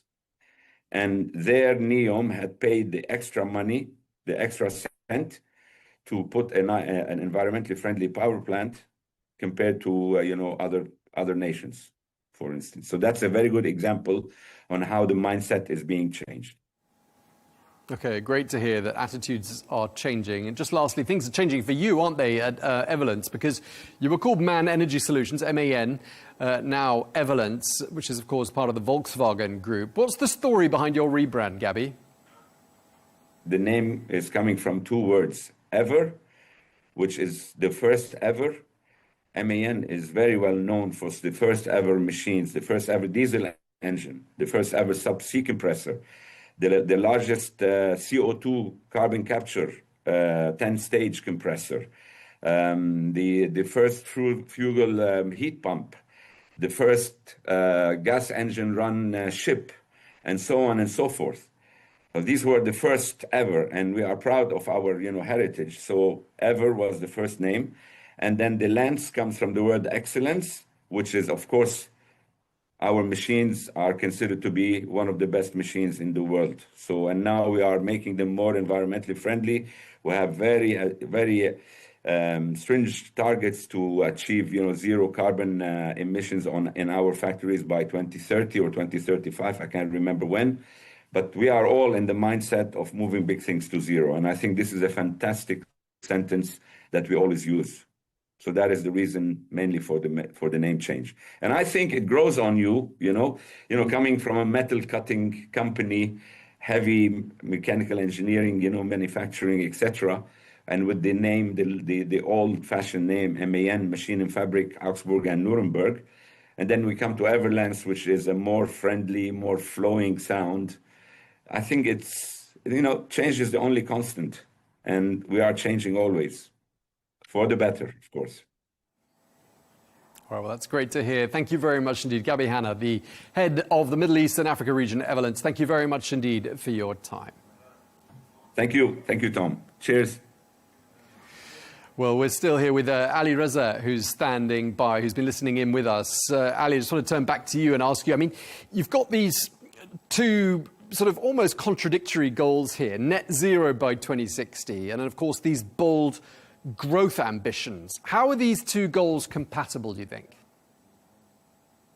Well, Tom, I think it's in this sort of discussion, it's important to track back a couple of years, perhaps. The discussion around green energy investments or climate or net zero ambitions is not a new one. This discussion's been going on for some time. It's been very interesting to see the change in dynamic or the meta around this type of conversation, particularly so. If we go back a few years, if you spend time in private capital, climate funds were all the rage, and we're still seeing a number of climate funds being raised. But as of late, we're hearing a different sentiment. Now you raise a climate fund, but investors also want to know what is the alpha here? What is the yield at the end of this? We want to pursue social ambitions. We want to do good for the world, but we also want to protect our returns. Now, this is in a private capital context. Of course, the discussion we're having is more about societal good and the public transformation that's taking place in Saudi Arabia. So, look, net zero or sustainability, it needs to be less of a cost center. It cannot be a cost center forever. It is to much extent right now, but it cannot be a cost center forever. It is a game of arbitrage. And, I'll land on that point, particularly for a moment, given the interview earlier on with the CEO of VCM. Carbon credits help organizations meet their responsibilities and their obligations towards their ESG targets. But we have to acknowledge, actually, they're financial instruments as well. So, earlier the CEO spoke very clearly about the positive impacts to society and industry, and also how it supports the ESG ambitions. But this is a vehicle for financing projects, right? In Saudi Arabia, there's enormous effort towards hydrogen production and use. Now, hydrogen, for anyone in the energy industry knows, is not very viable right now, exactly as it stands, but that does not mean it is not offering viable cases. Should we not invest in it? Should we take a bit more time? There is a balancing question here, but carbon credits are one of the instruments that enable the financing of projects and efforts, whether they be ambitious like hydrogen or just sheer reappropriation of interest within current organizations. So the answer, Tom, is really, there's a careful balance required here. I think, as always, I'm very fascinated and hopeful about the strategy that's being employed by Saudi Arabia in this effect. There's a very clear intention towards the value chain around energy and industry, and particularly the carbon neutral ambitions. And it'll be interesting to see how this pans out in the coming years. Okay, so let's talk about how significant an opportunity carbon credits are from a business perspective. And why do you think particularly so in Saudi Arabia? Well, the carbon credits market is estimated, there's varying estimates, but the carbon credits market is estimated to go up to $250 billion in the next 2 decades or so. And, a significant portion of that we'll probably realize a significant portion by 2030 and beyond. With a change in attitude towards net zero ambitions and carbon neutral activities across the globe, there's a natural push towards such a model.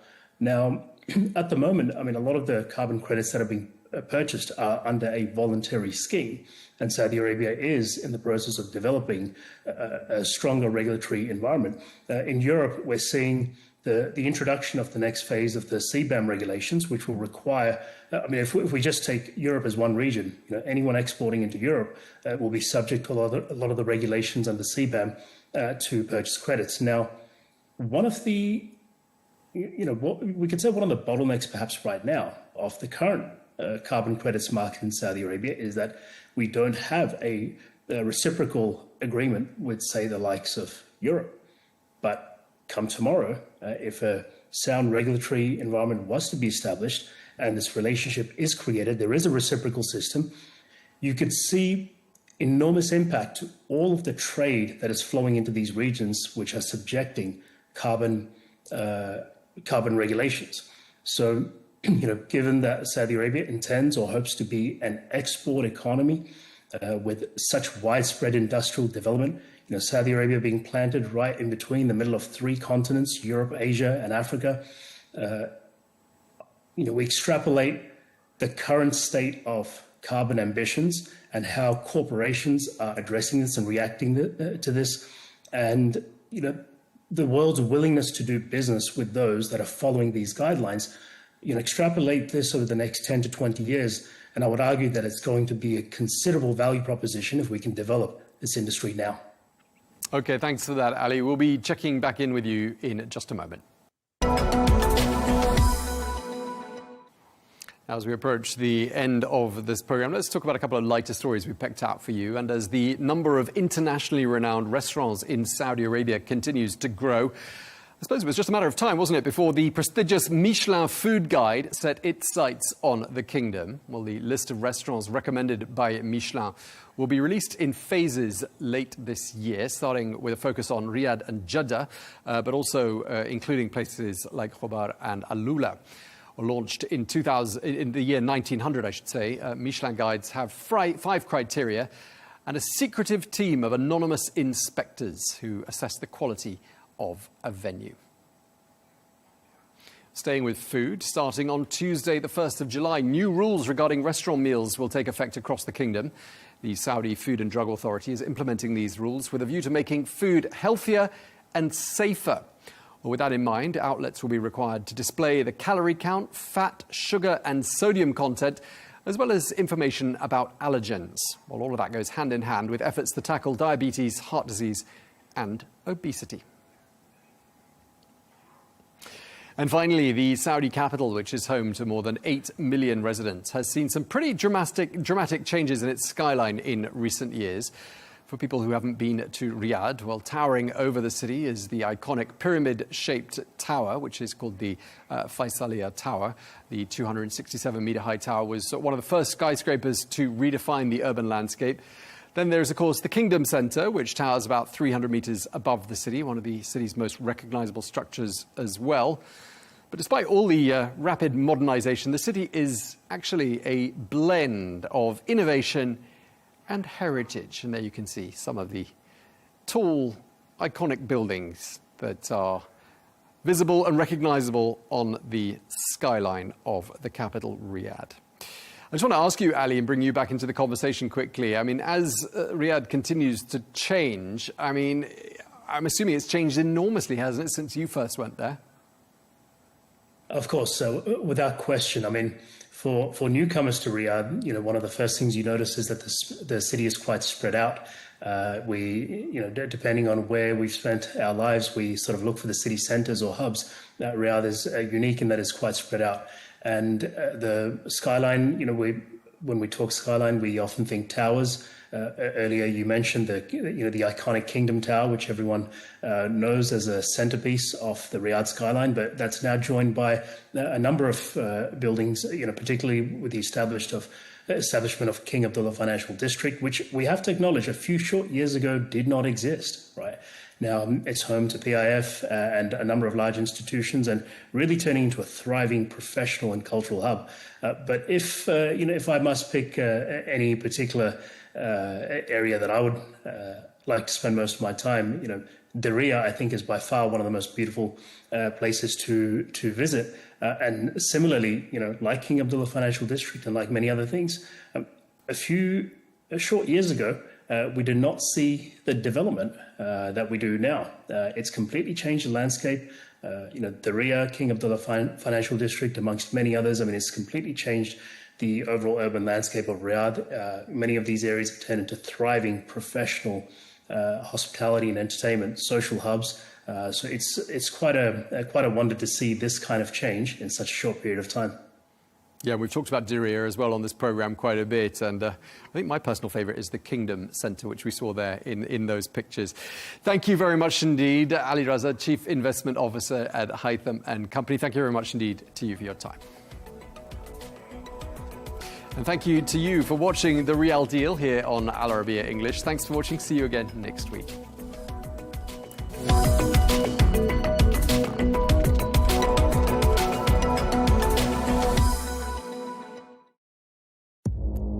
Our allies, in many cases, are worse than our enemies. Stay informed and connected with the latest international headlines. There obviously is a risk. From breaking news to in-depth analysis, it would appear that this war is coming to an end. Who buys this stuff? Investors, pension funds. We deliver the most important developments straight to your screen. Iran always wanted to deal with militia. Join us for compelling, expert-driven conversations. A curfew order has been established. And an insightful look at the issues shaping our world today. There are lots of proposals about European architecture for security. I'm Leigh Ann Gerrans, and this is W News. We dealt with this when I was Chief of Staff in the first term. Where you don't just hear the headlines, you get the full story. From the White House to Gaza, Kiev to Beijing, elections, economics and the environment compete with conflicts and other complex issues for our attention. In an age of fake news, deep fake and artificial intelligence, they've got to have a vote and a say. It's important to look beyond the loudest voice to understand the truth. From newsmakers to groundbreakers, my campaign is going very well. Presidents, prime ministers, princes and peacemakers, and cultural tastemakers. As Arabs, as Middle Eastern, we're too emotional. Join me on the Riz Khan Show for empowering conversation.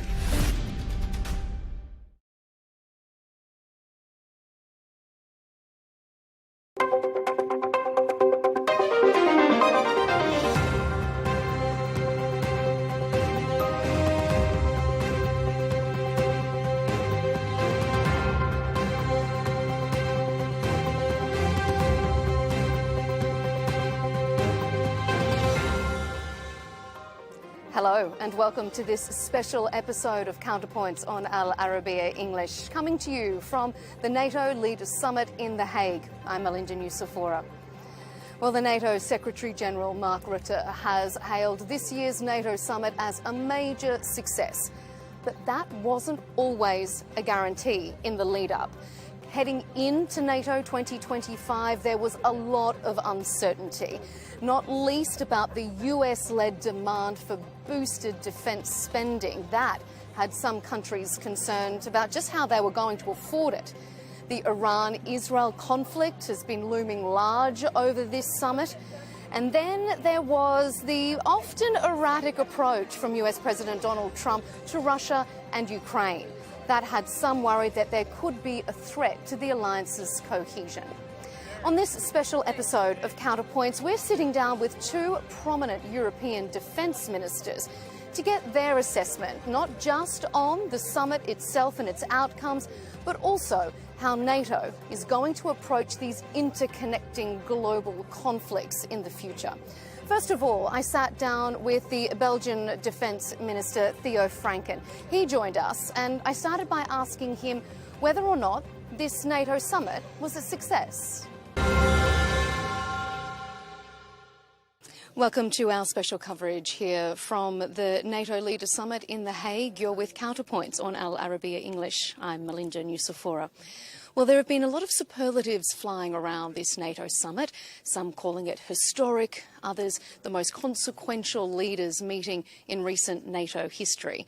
To get views on exactly what's been going on behind closed doors and just how important that is, Counterpoints is joined by the Belgian Defence Minister, Theo Franken. Thank you so much for your time here on Counterpoints. Hi. Thank you. What do you make of those assessments, Minister, that this is one of the most consequential NATO summits that we've seen in recent history? Yes, we have a new DIP, so that's clear that it's super important, and geopolitical context is bad. There's a lot of tensions around Western Hemisphere, around Europe, so that's clear that this is very important. The 2%, pretty much everybody has the 2%. We need to do more, we need to step up. The European security architecture will come in European continent's hands, so that means that, we need to do more. We've had countries such as Spain questioning whether that 5% is doable. Belgium itself is only hitting 2%. I know that there's a 10-year leadway on this increased spending. But do you think it's achievable, or is it more just an effort to appease President Trump? No, it's not about President Trump. It's also European allies like Scandinavian countries, Baltic countries that really demand this 5%. It is about capabilities. We need to step up. We need to have more capabilities, real capabilities, not only words, but also real capabilities. So it is clear that we need to increase our defense spending. Is it realistic? You need to know we're coming from 1.3 beginning of the year. We're doing 2. In a couple of months, new government, we decided to do 2. We have a new review on a strategic vision that was approved upon yesterday by the government. So we're doing it step by step. We're only 5 months in office. We do it by step. Now we have a new DIP. And then we'll see in the years that come how we will try to fix that and we will try to do that. So step by step, Belgium is stepping up and is a reliable partner. Belgium is back. We were always a very bad pupil of NATO class. We were one of the founding fathers, but we were really bad pupil, one of the worst. So now we're stepping up. We're doing the 2%. We have the DIP, and then we'll have a lot of capabilities coming in. So. Minister, what about with such a focus on defence spending, on military build-up, is there a bit of a sense that in the future it's going to be a world order where it's governed by who has the biggest stick? It's going to be hard power. That is the order of the day. Well, you need to speak softly, but you need a stick. And it's better to have a big stick than a small stick. So I think that, it will be also hard power. Europe has a tradition of soft power, diplomacy, trade, but we need hard power as well. We see that the world is not a nice place. It's a hard place, and it's not getting better. It's getting worse. So, absolutely. Is Europe on a war footing, sir? No, we want peace. We want to preserve peace. And that's why we have NATO. It's the strongest military alliance in history. So we need to have peace. We want to secure peace, and we need to secure peace by deterrence. And be deterrent for Russia, the Russian aggression that we see every day in Ukraine. We only can hold them back when we're strong by ourselves. The joint declaration, though, seemed to admit a direct reference to Russian aggression. Was that disappointing to you, or do you consider it a softened declaration? No, for me, everybody knows what we're talking about, so that's not an issue. There's no discussion about that.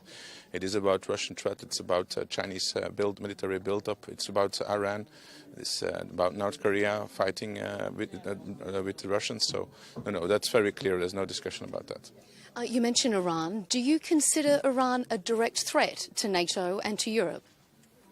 Iran is a direct threat to the West, absolutely. Do you then consider that the US's strikes on those nuclear facilities has made Europe safer? I think that we need to do everything that Iran cannot have a nuclear capacity.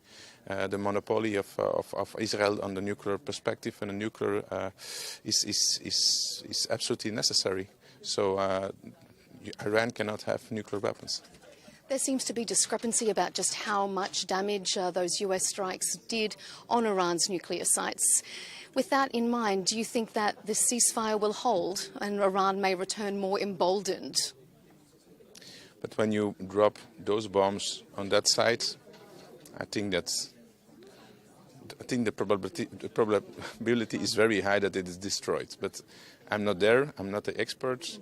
The report is not really convincible. It's not really stable, I think. We'll see about that.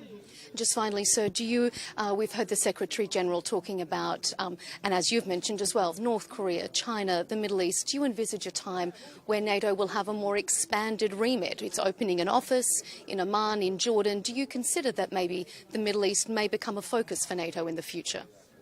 I think, first of all, collective defense will be priority. It will keep on being priority because Russian threat is very high. Ukraine war is still raging, so that's first priority. Belgium Defence Minister Theo Franken, thank you so much for your time here on Counterpoints. Thank you. On the opposite side of the continent is Latvia, which shares a land border with Russia spanning almost 300 kilometres. It's at the front line of this urgent need for extra military spending from NATO allies. So I sat down with Latvia's Defence Minister Andris Spruds and asked him if it was a correct assessment, as some have been saying, that this is the most consequential NATO summit in recent times. Welcome to this special interview with Counterpoints on Arabiya English. I'm Melinda Nucifora, coming to you from the NATO Leaders Summit in The Hague. Well, NATO 2025 has been largely dominated by discussions of boosted military spending. And one country at the forefront of that urgent need is Latvia. It lies on the border with Russia and on NATO's eastern flank. So to discuss military spending, conflicts in the NATO landscape and broader global developments, I'm joined by Latvia's Defence Minister, Andris Spruds. Thank you for your time, Minister. Thank you for having me. How would you assess this NATO Leaders Summit? We've heard it being described as one of the most consequential in recent history. Would you agree with that? Yes, I would agree. This has been a formative summit, back to roots, all for one for all, with increased defense spending, with common threat assessment, with understanding that to protect our territories and people, you need to spend more. You need to make alliance more efficient, more lethal, to address those challenges. It's first of all about Russia, but it's not just about Russia. We see developments in the Middle East, we see developments in the Pacific. China is on the rise with some challenging nature in this regard, so we need to address all those global challenges together as one alliance. So that's why also we have to commit more spending, which means more capabilities.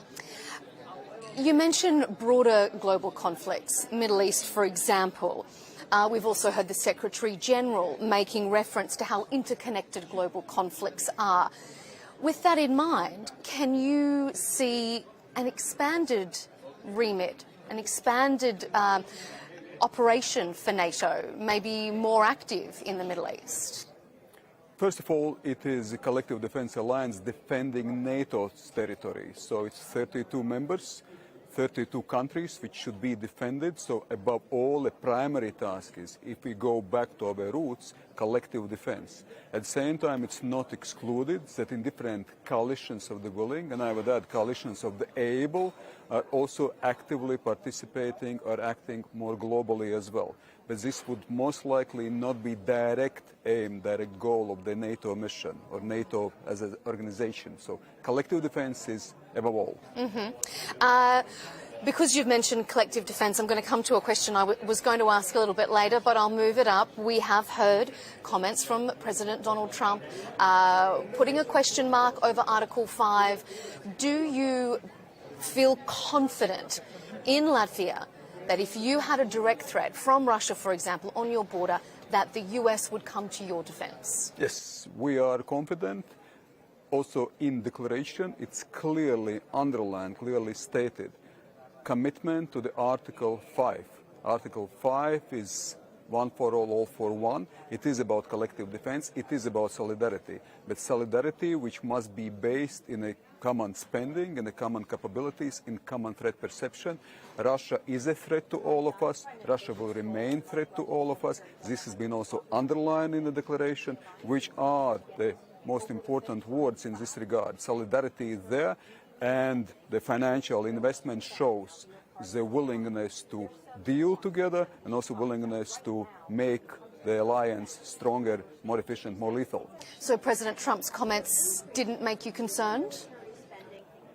There have been a number of comments from time to time. I think the most important is not always focus on every comment. The most important is focus on the common activities, on common deeds, on common works, what we are doing, not just focus on some of the comments.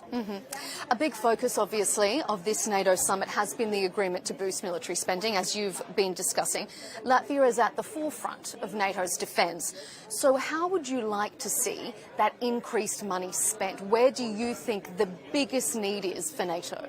First of all, there must be the common understanding what we are all facing. There is one NATO, there are not several NATOs. There is no less secure countries or more secure countries. This has been also underlined in this summit that attack against one country means attack against all member states. Article 5. Article 5 is strong and remains as a basic principle of our alliance. At the same time, yes, spending is crucial. Spending is crucial for our capability development. Latvia spends already this year almost 4%. Next year we're approaching 5%. We are committed to increase that spending. We are committed to achieve our capability target goals, because it is important that it's not just about the spending as such. It is about the tool, a step towards a more lethal, more capable alliance, which also means that we can fulfill our regional defense plans very specifically, very practically. So that's why the spending is just one step towards implementation. So delivery is crucial. Also with partnership of the industry, military industry, defense industry, absolutely the partners in common effort of making capable alliance. You say making NATO more lethal. Do you envisage Europe at the moment as being on a war footing? We are moving to this. I would say glass is half full in terms of understanding, in terms of agreeing that the Europeans must step up, and we saw that demonstration today, that we are stepping up now with the commitments in a longer-term perspective, but many countries will be on a fast footing and will be doing it even sooner, like the Baltic countries, and not only. So still on practical level, there are things to be done. I would say there is sometimes glass half empty on a practical implementation, but in terms of understanding, in terms of the common vision, in terms of the common declaratory commitment, this has been already the success, and we are moving towards the understanding that Europeans must step up, must contribute, must play a bigger role on European continent. Also supporting Ukraine. On Ukraine, do you feel like Ukraine has been sidelined a little bit at this NATO summit? Ukraine is one of the top priorities. Ukraine has been also included, support for Ukraine has been included in the final declaration, which is important.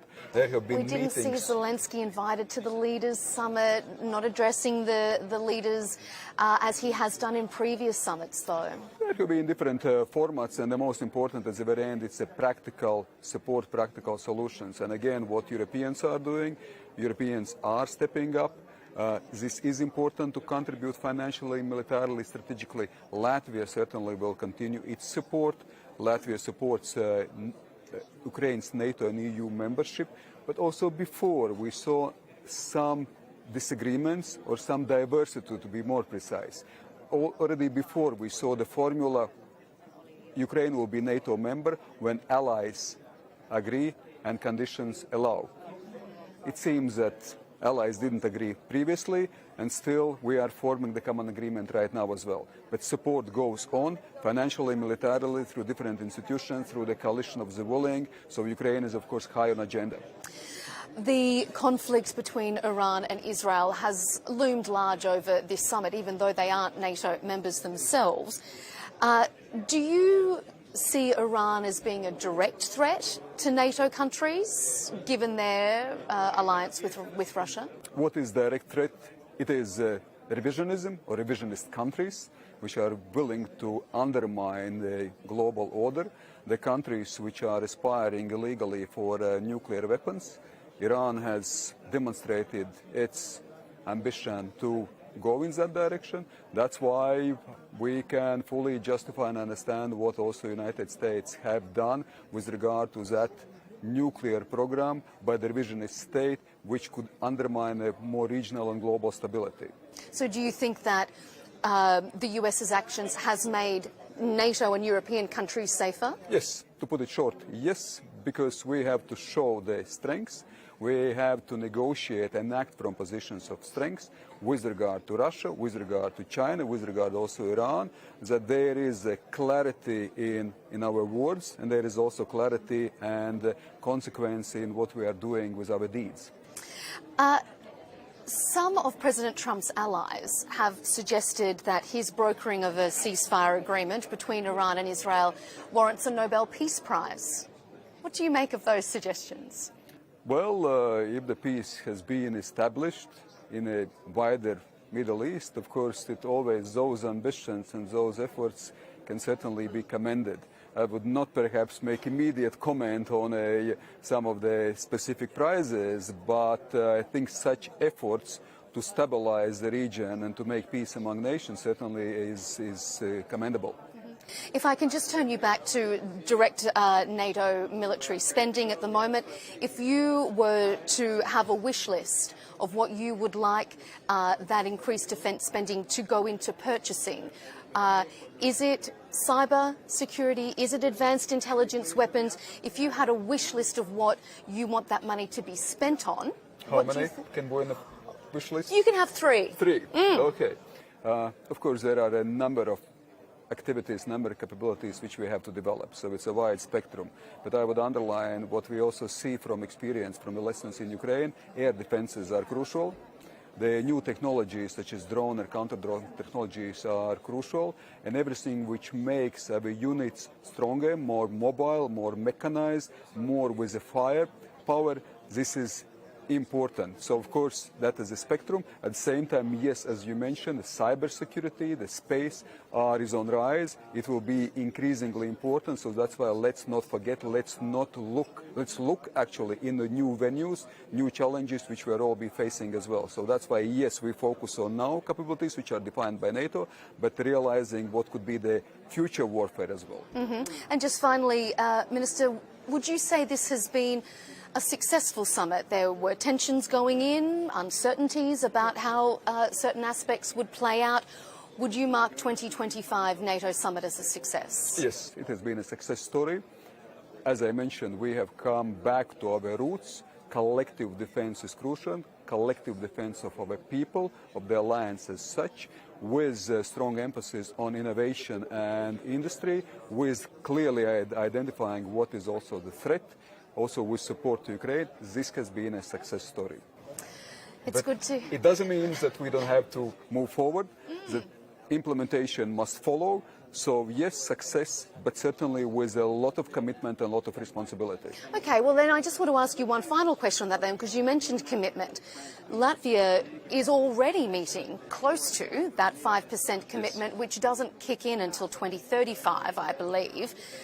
Are you confident that your other NATO members will step up? Because at the moment, a lot of NATO countries don't even meet the 2% that was agreed to back in 2014. This year, everybody meets 2%, which also means that there has been this understanding to move forward quickly. We will fulfill our commitments shortly.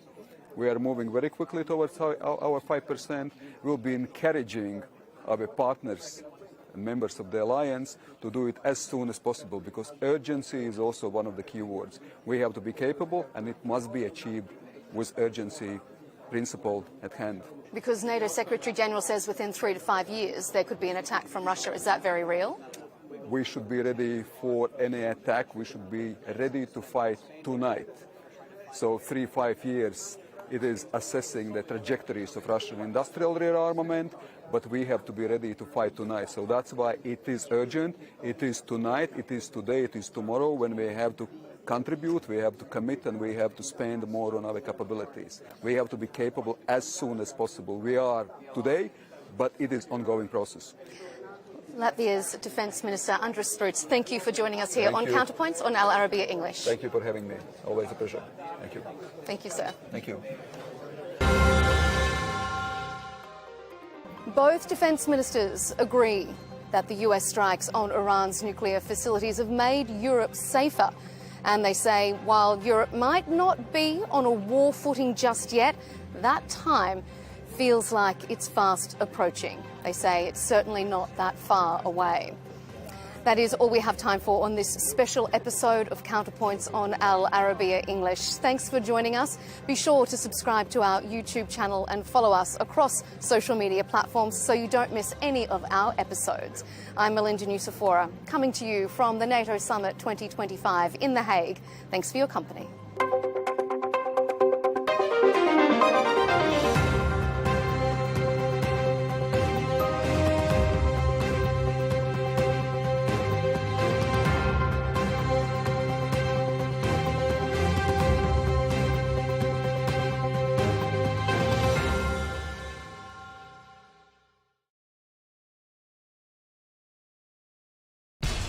We have to take care of our people, and we're going to take care of our people first.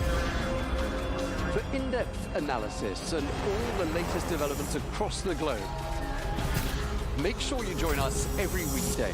President Trump is trying to negotiate a ceasefire. With so much happening, so much information, and so much noise, international law will have no part in his administration. It can be hard to keep track. Tariffs will just fuel inflation. We're going to fight these tariffs. But you can count on us to tell you what you need to know. We stand by your side. Join me, Tom Burges Watson, for Global News Today, right here on Al Arabiya News. From the White House to Gaza, Kyiv to Beijing, elections, economics and the environment compete with conflicts and other complex issues for our attention. In an age of fake news, deep fake and artificial intelligence, They've got to have a vote and a say. It's important to look beyond the loudest voice to understand the truth. From newsmakers to groundbreakers, My campaign is going very well. Presidents, prime ministers, princes and peacemakers, and cultural tastemakers. As Arabs, as Middle Eastern, we're too emotional. Join me on the Riz Khan Show for empowering conversation.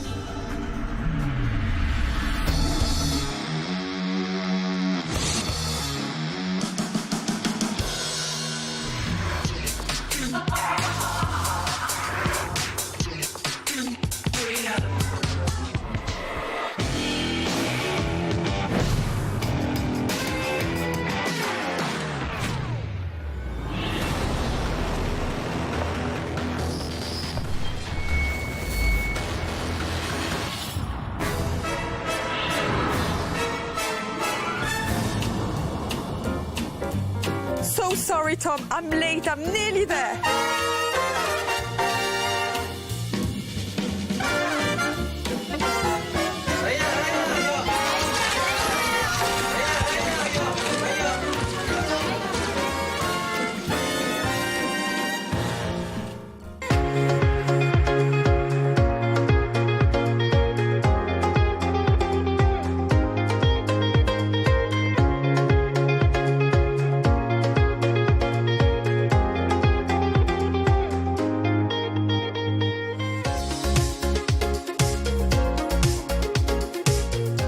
Congratulations on such an original script and such an original film. I'm always interested about what it stands for. You know, obviously children inspire that imaginative type of characters, but what was the starting point for Elio? Yeah, at Pixar, the way we come up with movies is we ask directors to come up with ideas. And so Adrian Molina, the first director, said, what if the world's weirdest 11-year-old was accidentally abducted and mistaken as the leader of Earth in space? And then Maddie and Domi kind of went up that and said, and what if he always wanted to be abducted? And then we kind of ran with it. I think we definitely were inspired by our own lives and our own childhoods, being the weird kid in our hometowns and like dreaming for a day where we could go to a place where we could feel like we belong. Understood. Yeah, I think for us it was animation school, and it was kind of like, that was kind of the metaphor that we were inspired, like for getting abducted for us, arriving at the universe for us was like arriving at, you know, animation school or arriving at Pixar, just wanting to infuse that drive and passion into Elio in the beginning of the movie. And I think we were also just feeling, you know, after the pandemic, feeling this sense of like loneliness and isolation and disconnection that a lot of, you know, people in the world have been dealing with, and hoping that like a movie like this could inspire people to make those connections with the people around them, and to have this sense of like unity and togetherness as they watch this movie. And find where you fit, you know, basically the film is just about discovering who you are and who best surrounds you in life, I guess. Yeah, definitely. Your life isn't up there, Elio. You need to make friends. I just want to belong somewhere. So if any aliens are listening, please come and get me. Okay, bye, I love you. It's really happening. Madeline, did you want to add? Oh, I mean, I think, yeah, Domi covered it. It's also for us, Elio's journey isn't just about like things, you know, being easy, like all of a sudden, you know, oh, I just needed to look and there's a friend right there. He has to learn how to open himself up to making connections. Like when you first meet him, he's very closed off because at Pixar, we always like our characters to grow. So our hope too is that as a kid or adult is watching this film, that they actually get something that they could take away from it, that they might feel more likely to reach out to somebody to make a new friend, even though, you know, they might be more like Elio at the beginning of the film, where they feel kind of like, no one could ever understand me. So yeah, I think a little kid character is really, really perfect for that. We search the universe For the dreamers and stargazers like you. This is awesome! Are you gonna eat me? What? Ew. Oh, no. My name's Elio. What's your name? No one's ever asked me my name before. I'm Glorden. He's a great character. He's also very relatable. He would make a lot of people feel seen. So what do you like most about him? I think it's just his personality traits, and also just how he doesn't care about what other people think. And also this movie, with any Pixar movie, there's always like a big, I guess, what they want people to get out of this movie. And what I really want people to get out of it's just how important your family and your friends are, and how important they are. And, you know, they're always going to be there for you when you need them.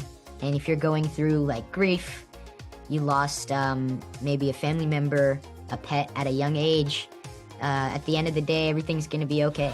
My friends need our help. You made a friend? Just give me a call. Stop me. You will feel my wrath.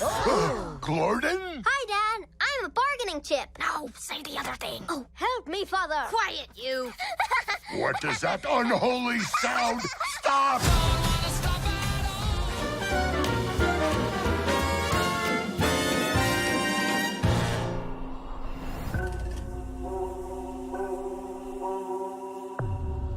were so many dead. Infected and non-infected alike. Hi, Ryan. How you doing? Having a good time doing this together? Yeah. Yes. Yeah, having a fantastic time. This is Nice our first reunion. Yeah, it's good.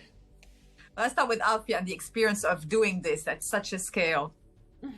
Yeah, it's a bit exciting and nerve-wracking, but I'm enjoying it. And I can imagine. Were you guys enjoying the process of filming it because you were kind of, shaken and stirred in the middle of nowhere with a lot of things to do? Yeah. It was so immersive, wasn't it? We were filming in these amazing locations. Beautiful. We had like a 2-week rehearsal period before we started filming, both with Danny and Alex. Yeah, Danny has this amazing enthusiasm. It's like a childlike energy. He's just light up, and so. Does he give you the freedom of kind of adding to the character things that you feel are necessary, or you stick to Alex's script and then you go for it? How does it work? I think dialogue, like I think it's like you say the written word, that's there's a respect for that, but yeah, let's do it. Super collaborative, yeah. Amazing. Look at what's in front of you.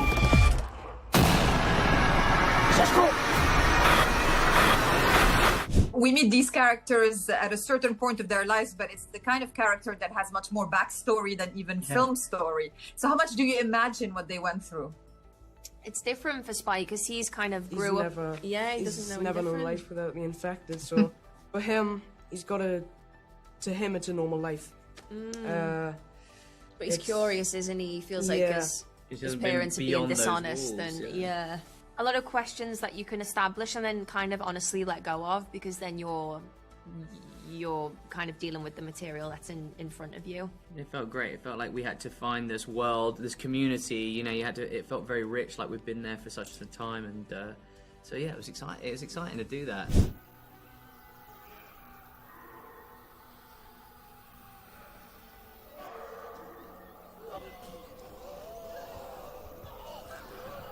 Alpha. Go back to the trees. Is it a very physical kind of performance because of the nature of them, running all the time? Yeah, there's a tremendous amount of running in this movie. With lots of stuff. Well, Jodie, without giving too much away, you are also carried in the film at some point. I am? You're being carried. Yes. I am. Yes, I yes. am blessed. Oh my god. I don't know if we can. You had your day off. Yes. Poor Edwin. Yeah. Yeah. He's a good man. Yeah. When I look in your face, see your granddad's eyes. It's nice. Exactly. What do you think is so fascinating about these stories? Basically, the audience seems to be so engaged into seeing them. It's a little bit like, cathartic sometimes. It's psychologically involving. I guess, anything with fear-based stories, I guess it takes you on an emotional roller coaster, or at least Danny does, I think, in this movie, because yeah, I think it's really just trying to find the light in the darkest of times, and I think that's really relatable and interesting, but also it's complex. So I definitely want to see a big audience, you know what I mean? Like in exactly. packed cinema, this kind of movie is the movie you want to go see. Do you know what I mean? Yeah, because if I was alone in the cinema when I saw it, but I did scream a few times. So imagine being with the audience. I know, so great. Interactive spooking. Yeah. There are many kinds of death. Some are better than others. So, Afi, were you intimidated by anyone? Ray Fiennes, perhaps, or Aaron and Jodie? Not really. Because I got to know them. I wasn't like thrown in, and once you get to know someone, they literally felt like my mum and dad. But I was a bit nervous to like act in front of Mr. Fiennes because I think we all were. I'll jump in with you on that one as well. I was definitely like, okay, there's a royalty in the in the acting royalty in the building. Well, thank you so much. My time is up. It's lovely speaking to all three of you. Have a lovely. Thanks for having us.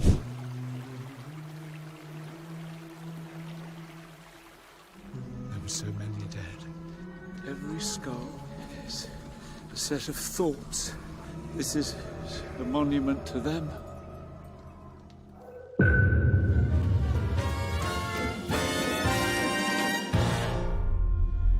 Dr. Henry Loomis, this is Zora Bennett, our mission specialist.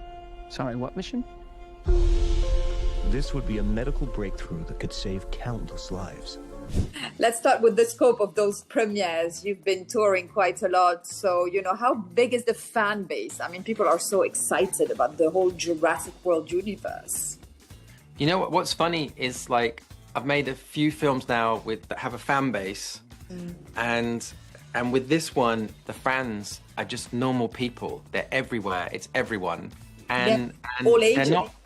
And they're not a type of person. They're kids, they're adults, the whole spectrum, girls, boys, which is, the appeal of it as a filmmaker is you get to play in this sandbox.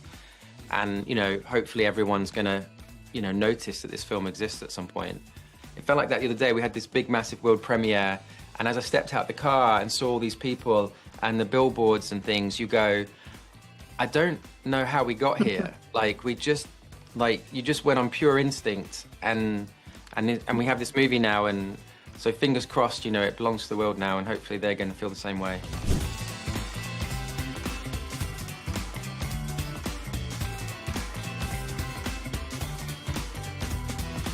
As usual with the Jurassic Park and World universes, the characters become very memorable.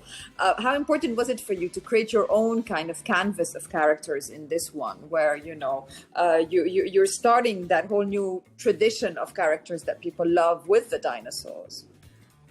Well, I didn't have to worry about it too much because David Koepp, who wrote the original Jurassic Park, and so basically, as I was reading this script, I was really enjoying all the interactions and all the dialogue they had between each other. And I was thinking, well, this is all working. All I have to do is bring my visual stuff and this is going to be okay. And so, and then we cast these amazing actors as well. And suddenly you've got something quite special. And so my job was just not to screw it up, really.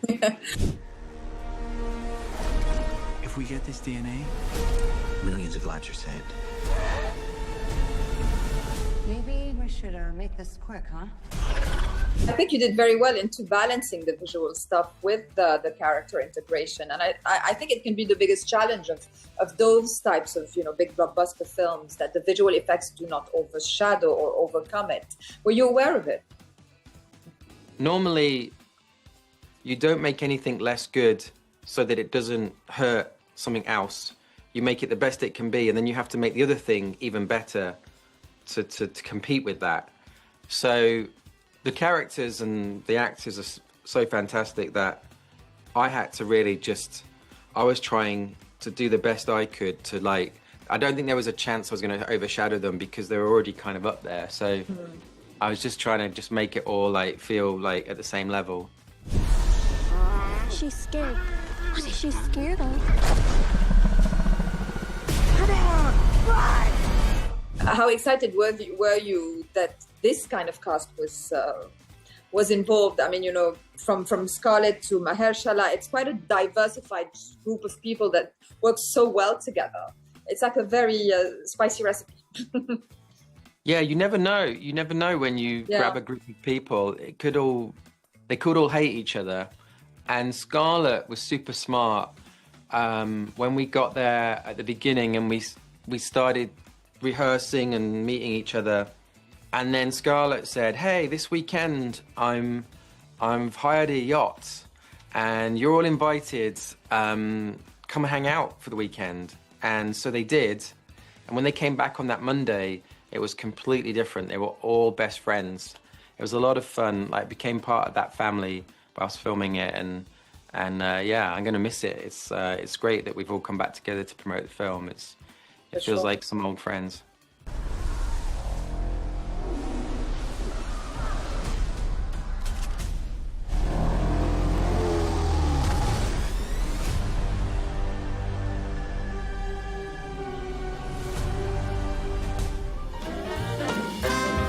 وهلا نحن مع سكارليت جوهانسون على البيج وورلد بريمير والريد كاربت بلندن لجوراسيك وورلد ريبيرث.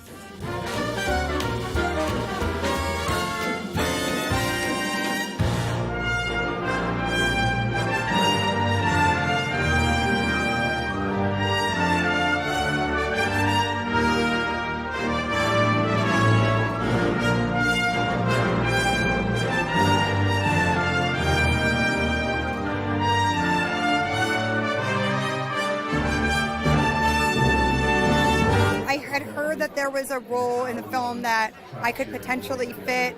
They were looking for an actor roughly my age, and I was like, hello, remember me from 3 decades of trying? And so I just basically harassed Frank Marshall until he would finally take a meeting with me.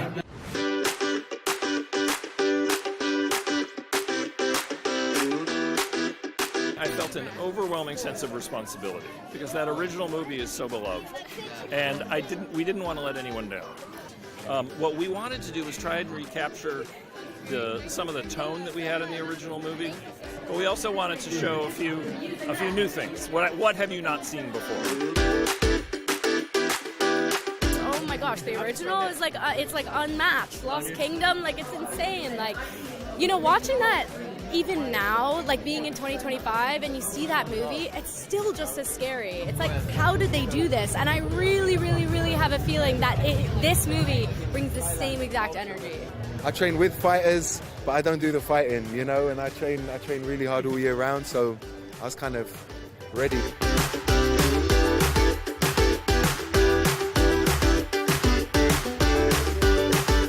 There is a raft scene which has been kind of showcased in some of the promotion, I think, and the T-Rex is involved. And just growing up, the T-Rex is like #1. Yeah, everyone's Don't look at that dude. Run from that guy. Yeah. And I think as a result of that, after it was also like pretty cold in the waters that we were filming in. Filming the raft scene that you guys are going to get to see in this movie. It is only me, by the way, who got to endure this situation. But being in Thailand, in the swamp, hip deep, what's going on down there, I couldn't tell you.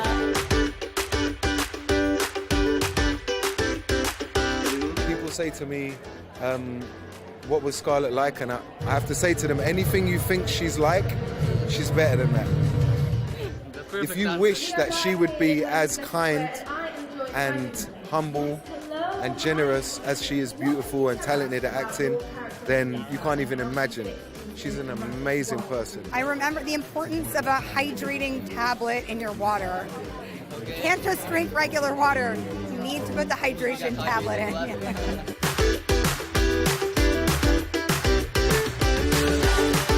3 words? Jurassic Park Rebirth. Gratifying, unbelievable, otherworldly, Thrilling, new, and beloved.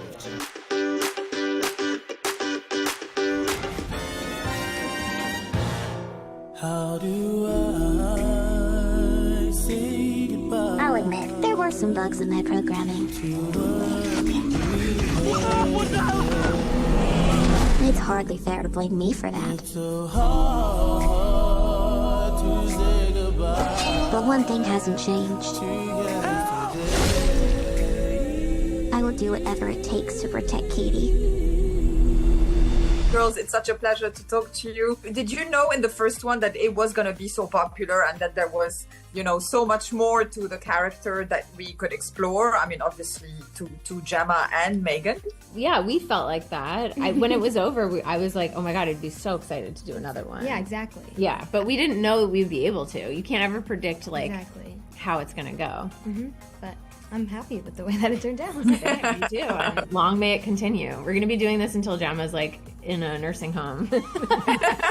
Exactly. Well, she will still be very sharp and innovative with technology. Yeah, very well taken care of. Yeah, exactly. Mrs. Forrester, we have a problem. We're hunting an autonomous android named Amelia. She was built using your design for Megan. How's this possible? You deleted it. Apparently you didn't. Nothing in our arsenal can stop her. She's gone rogue, killing anyone who's contributed to her creation. I think I did it again. And you and Katie are next. Obviously, Megan gets a major 2.0 upgrade in this one. yeah. So how exciting is it to work also on her physicality? Oh, it was so fun. I mean, the cool part of it was that Amy, who performs her when we're in the wide shot, really grew a lot. Oh, yeah. How great that Megan is kind of growing with Katie so that they're kind of the same height. And also there's this subtle thing that happened, which is that in the first movie between Gemma and Megan, there's like a real height difference that was interesting because the power dynamic between the two of them was not what that height difference implied. And in the second movie, they're so much closer to the same height. There's just this subtle power balance that's getting closer and closer. And, you know, if it keeps going at the same rate, you're going to shoot past me like very soon. And so is Megan. I know. Oh my God, I can't. It's probably true though. I know how to stop Amelia. She's getting more powerful. Soon she'll be the most dangerous weapon on the planet. Put me in a body and I'll help you stop her. You remember what happened last time. You threatened to rip out my tongue and put me in a wheelchair. I was upset. Did you imagine kind of the backstory that happened in between, obviously, you know, what they've lived through in the years that we haven't seen them? All of them, you know, Katie, Gemma, with Megan. Totally. Yeah. I mean, you would have gotten to be an Aikido badass and just fully learning a martial art.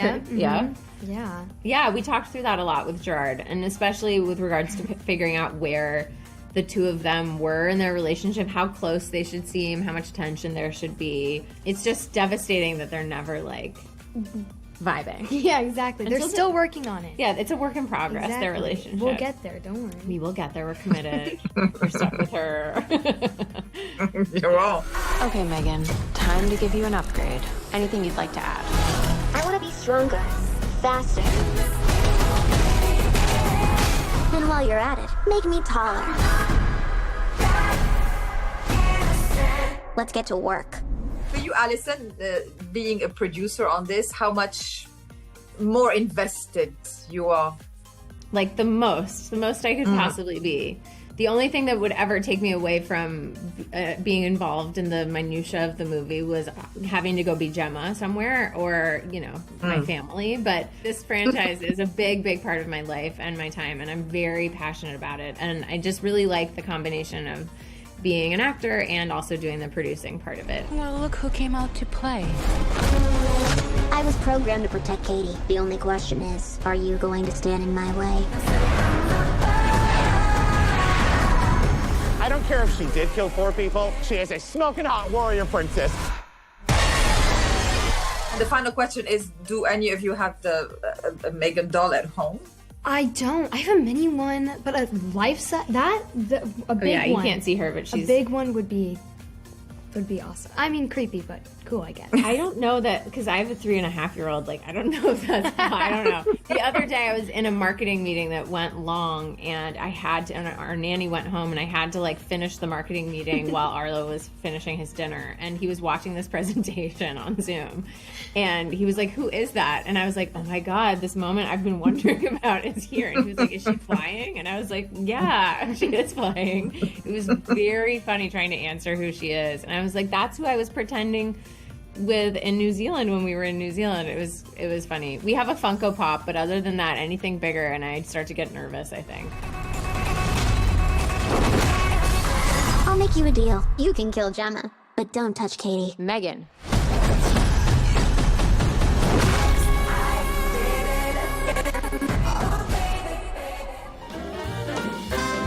وهلا انا اجتمعت مع توم هيدلستون ومع ايضا شويتل ادجوفور للكلام عن فيلم مستوحى من روايه لستيفن كينج The Life of Chuck.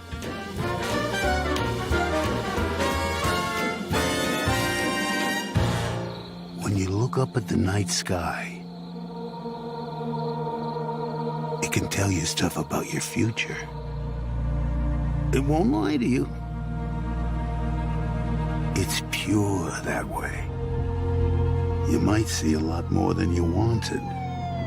It's such a pleasure to see you, and I enjoyed the whimsical nature of this film. Was it unlike anything you'd done before? This type of storytelling, this type of story? For me, it was completely new. I mean, it was I was so struck with the mystery, you know, like I was very entertained by the script, you know, because I felt that it starts off with this kind of apocalyptic tale. There's a mystery in the middle of it. Obviously, the mystery of Chuck and who he is and where he is in this story and what it means and you know, and I love that kind of, you know, I think Stephen King, he does an incredible job of pulling you in, and then just as you think, how can this possibly all resolve, you know, it starts to resolve, and it's a beautiful sort of feeling. It's just a very rich piece of storytelling, I thought. If you have heart, you have hope. And you have heart in you. For you, Tom, you know, how much was written for you about Chuck and how much was up to you to imagine in terms of backstory? In the screenplay, obviously, I had the privilege of being able to look at the totality of his whole life and then inhabit chapters of it. Of course, none of us get to look at the totality of our lives because we live them day to day. So I read the screenplay initially, and then I read Stephen King's short story. And there's so much detail in the story itself. Yes, he's an accountant, and he's good at maths, and that he is moderate and mild-mannered and otherwise unremarkable. But that there's this internal universe of possibility and complexity and freedom that explodes into life when he starts dancing. And that really felt like we had some authority. We had the gift of Mike's trust, actually, to come up with what that sequence should feel like, because it's kind of described by Stephen King, but it's described in shapes. You know, the tails of his jacket go flying. He slides across the floor. How I slide, how the jacket goes flying was up to me. Oh, amazing! You choreographed your own dance. No. I must say, I was ably assisted by amazing choreographers called Mandy Moore and Stephanie Powell and Jonathan Redavid. The world, Chuck. Everything you've ever loved. Everything you see. Every year that you live, that world will get bigger and brighter. Although you're in different sections of the film, how much did you get involved into what the others were filming? Because the stories are intertwined, and not only yourselves with Mark Hamill, etc., the rest of the cast. Yeah, we had a really good chat, didn't we, before we started? Yeah, when I first read the script, and I called Tom, and I was in New York, and you were in London, I think, and we just had a great conversation about it. We were never going to be on screen together in the film, and but we talked about how it was like sort of being two painters and you know, painting different sides of the same canvas, and it really felt very connected, you know, in its own way. Even though as I went to Alabama, Tom was flying out in the end, our planes crossed over, but it definitely felt like we were trying to explore these different sides of this film and how they connect, which is, you know, one of the mysteries of the film. Although I won't forget, I'd been back in London about a week, and I got a text message from Chiwetel, and it was just a photograph of a street, an empty street with my face in every window. Yes, without giving too much away. away. Yeah. We were so I was there with you. Exactly. Yeah. We were shooting a certain scene, and thought Tom will get a kick out of this. Haunting you whenever he can.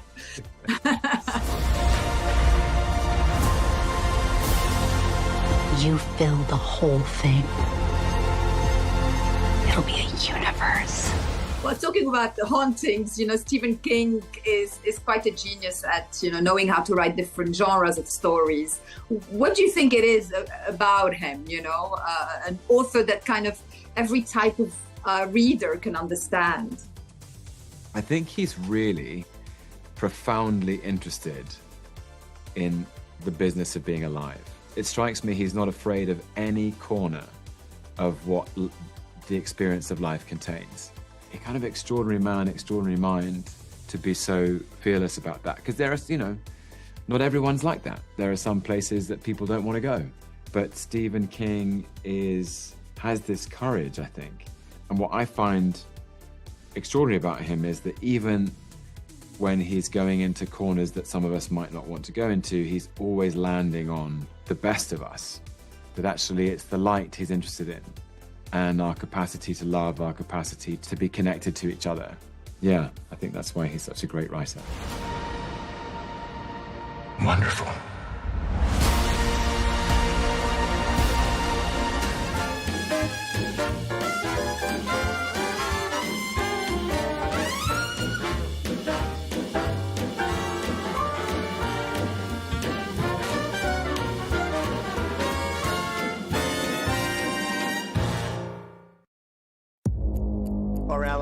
Their allies, in many cases, are worse than our enemies. Stay informed and connected with the latest international headlines.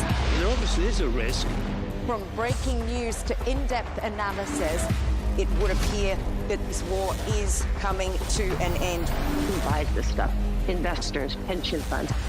We deliver the most important developments straight to your screen. Iran always wanted to deal with militia. Join us for compelling, expert-driven conversations. A curfew order has been established. And an insightful look at the issues shaping our world today. There are a lot of proposals about European architecture for security. I'm Leigh Ann Gerrans, and this is W News. We dealt with this when I was Chief of Staff in the first term. Where you don't just hear the headlines, you get the full story.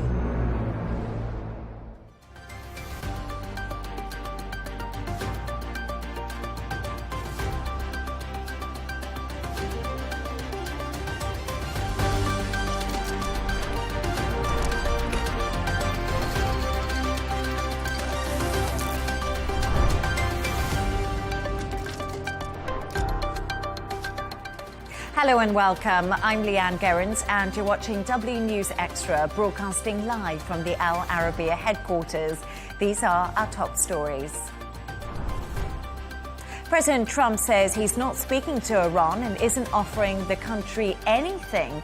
Meanwhile, on home soil, the US Senate begins to debate the big, beautiful Votorama.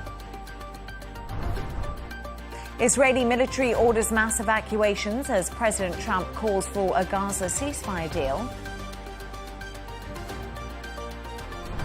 Russia fires more than 100 drones into Ukraine overnight.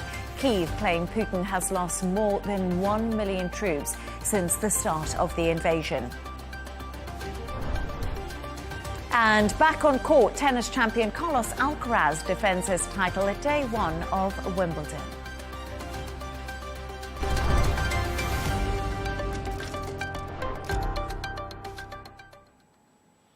US President Donald Trump has said he is not offering Iran anything, nor is he talking to them following the US strikes on Iranian nuclear facilities.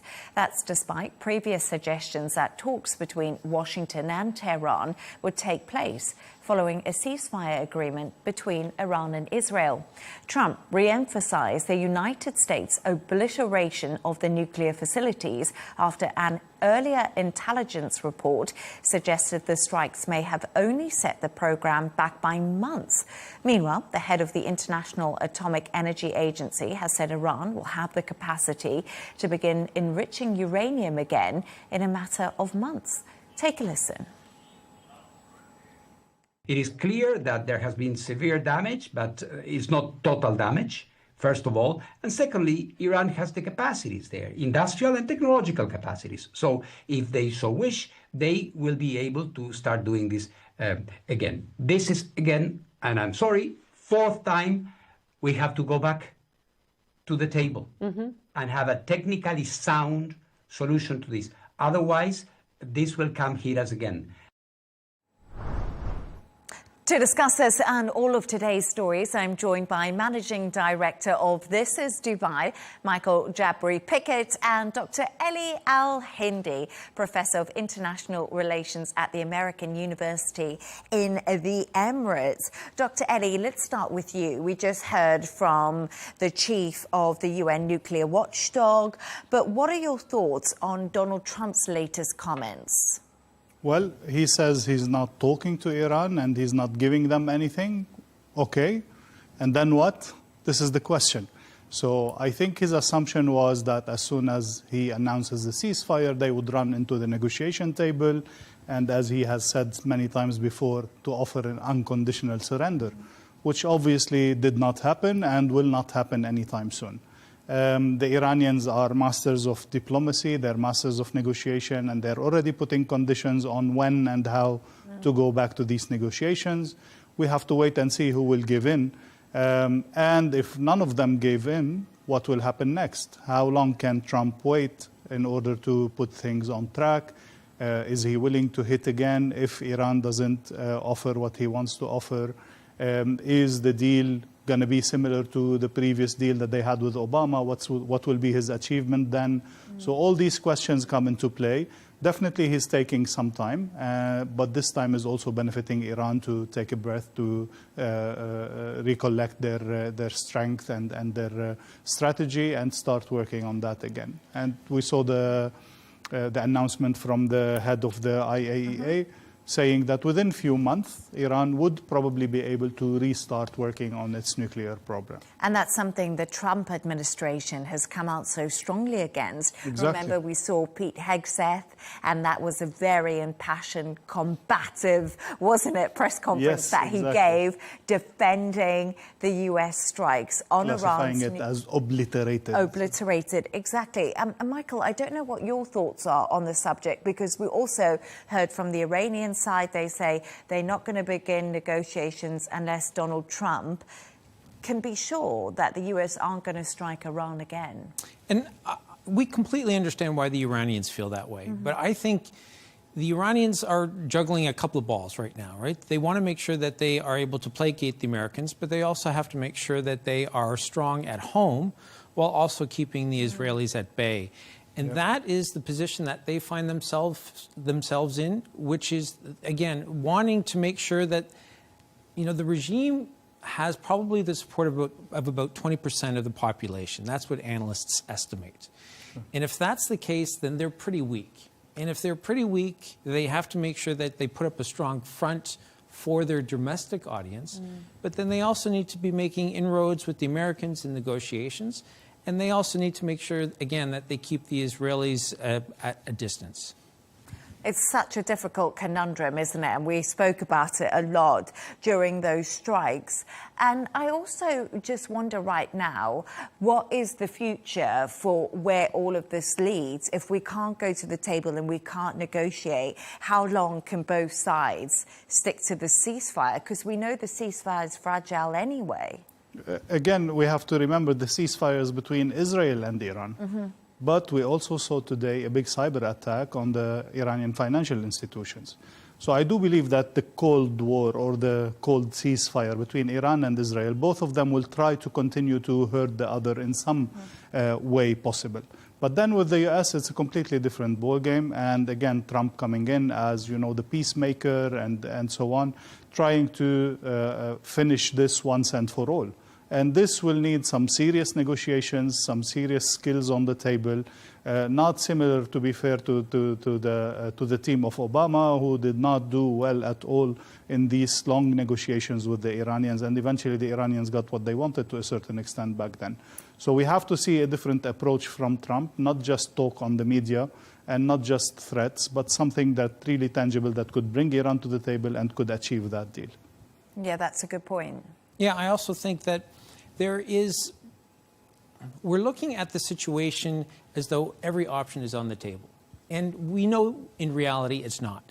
The Americans, there's no way they're going to send troops into Iran. No way Israel is going to send troops. So there are cyber attacks, there are drone attacks, there are missile bombings. All of these are the options, but there doesn't seem to be like the full-throated attempt to engage in a war like the Americans did when they went into Iraq. I wonder if Israel had the opportunity to do it, they might have kept on striking, because remember, Donald Trump was really strong in his rhetoric on Truth Social when that ceasefire seemed to have kind of dismantled at one point after Trump had announced it on Truth Social. But actually, earlier I spoke to former US Deputy Special Envoy Ellie Cohanan about whether Trump will enter negotiations or not, and why it seems so unclear at this stage. Here's what she had to say.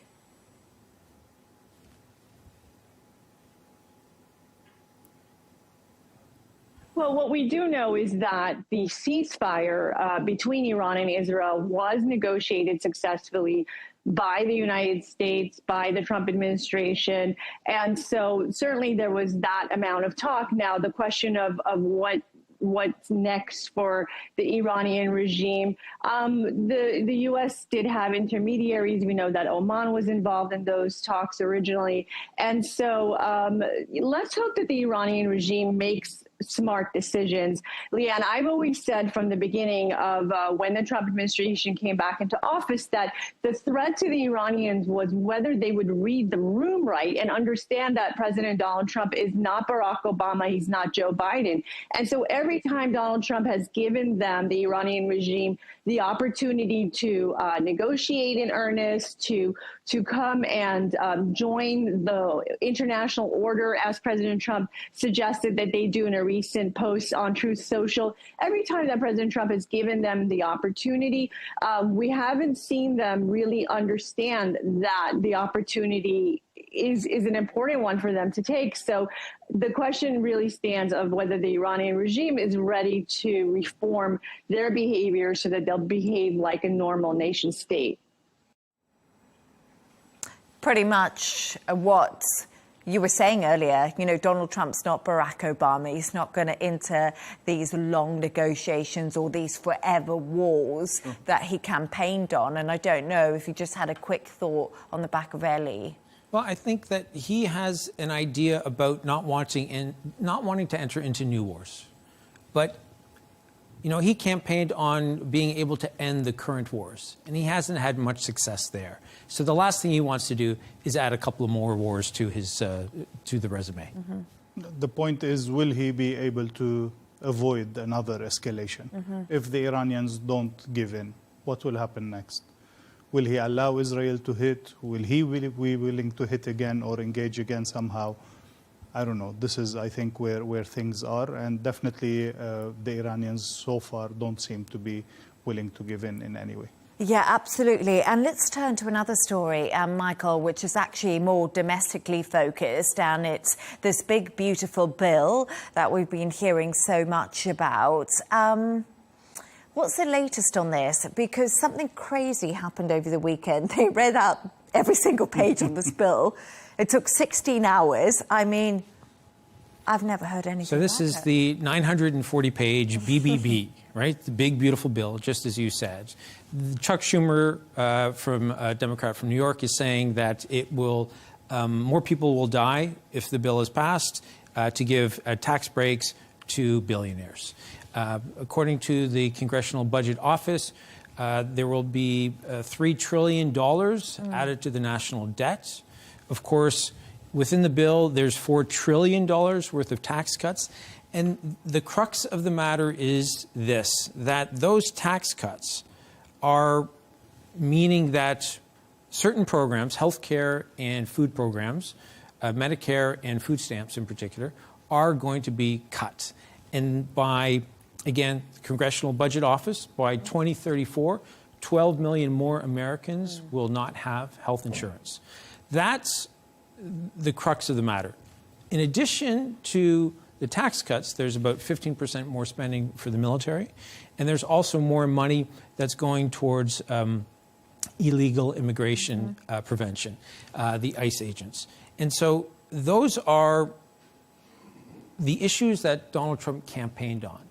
And he's almost 6 months into his second term, and he needs this to pass so that it can set the tone for the next 3.5 years. What he's facing is, right now, he can afford to lose 3 Republican senators. He's got 2, Rand Paul from Kentucky and Tom Tillis from North Carolina, who have both voiced great displeasure. He has a few others who are wavering. And if the bill doesn't pass in the Senate, and it would have to pass there and then go back to the House, if it doesn't, then I think he's going to take the gloves off, and he's going to have some frank phone calls with some of the Republican senators because he has a self-imposed deadline of July 4th when he wants to get this done. So, I see it in a way that, again, the money has to come from somewhere. You can put the most beautiful plans and estimations, but eventually the money needs to come from somewhere. And he has promised tax cuts, yes. So this will decrease the income of the government significantly in that sense. But he also wants to increase military and the spending on ICE. Keep in mind two things, that he hopes that the tariffs could bring in significant amounts of money. This is yet to be seen and yet to be calculated specifically. But I think it's interesting because this bill's meant to pass by the 4th of July, tariff deadline's the 9th of July. Exactly. Does he have enough time to actually make that happen? That's why he's pushing for the 4th very strongly, hoping that he will be able to do that. The other thing I want us to remember is that the whole hope that cutting on government spending and government employees with the whole Doge and the Elon Musk thing did not work out as well as it was hoped for. He was hoping for 1 trillion. They ended up saving 175 million or something like that. So extremely far from the estimations.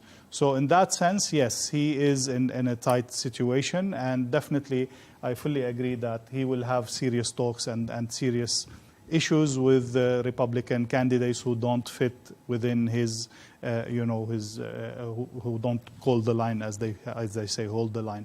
But then again, we need to understand that he has transformed the Republican Party into his party.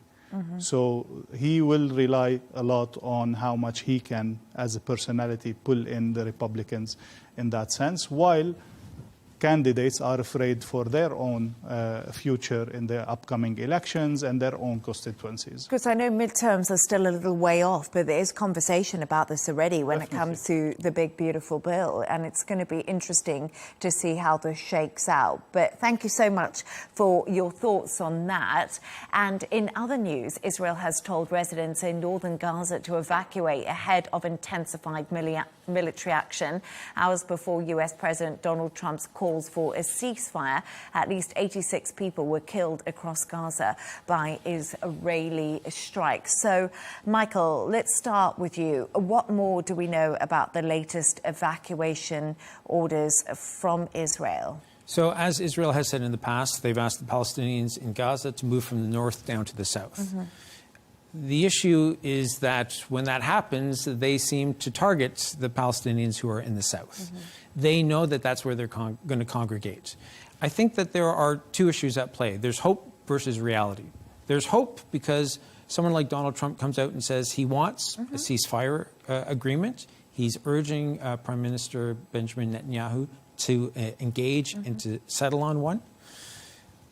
But then there's the reality on the ground, and you see various reports from Reuters and some of the other wire agencies where the Palestinians are talking about more women, more children, more journalists being killed, more bombs being dropped.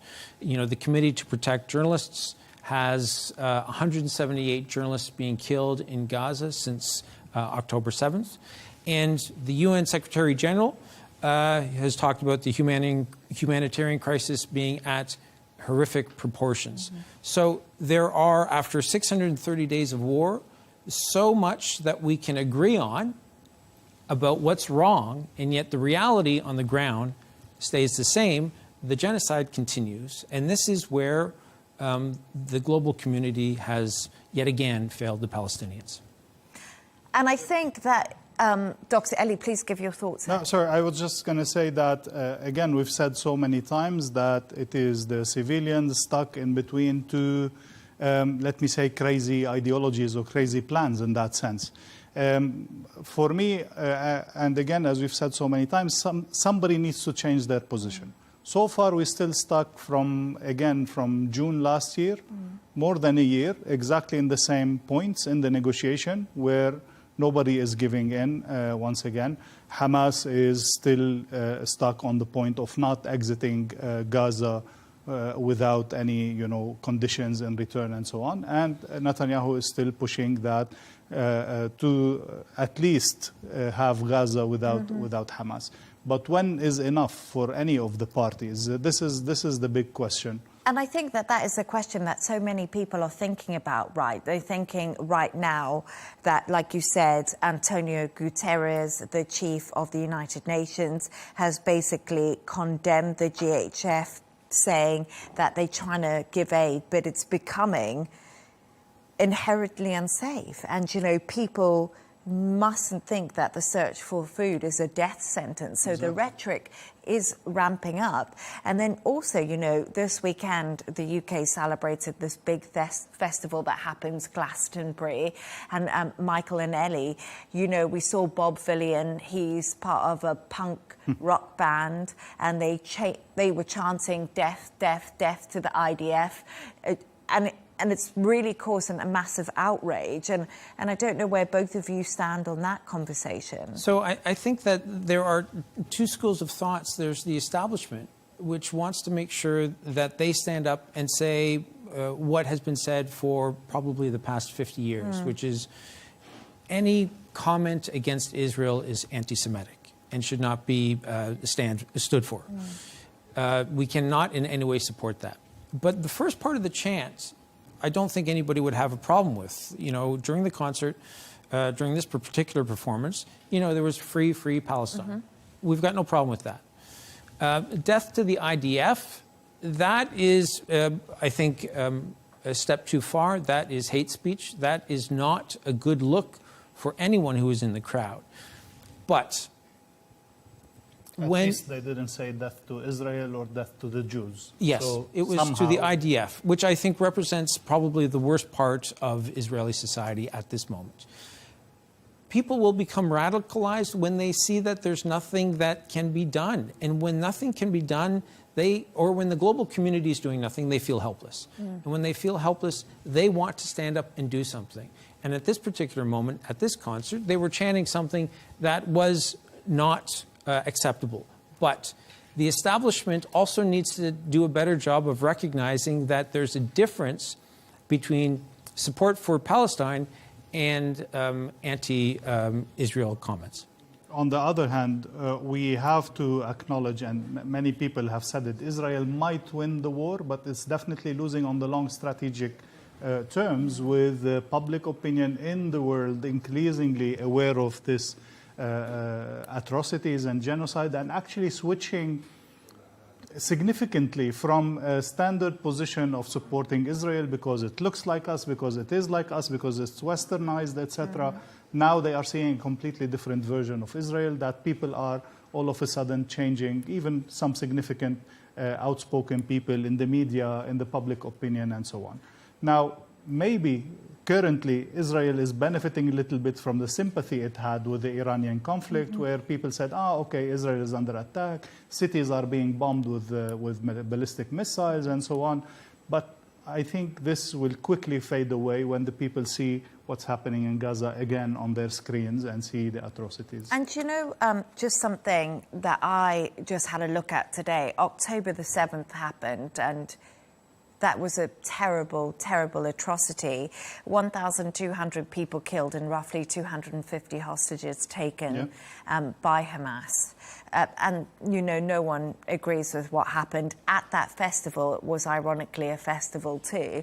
But the death toll in Gaza is now 56,500. That's, of course, according to the Hamas-run Ministry of Health there, because no foreign aides and journalists can get in to know the death toll.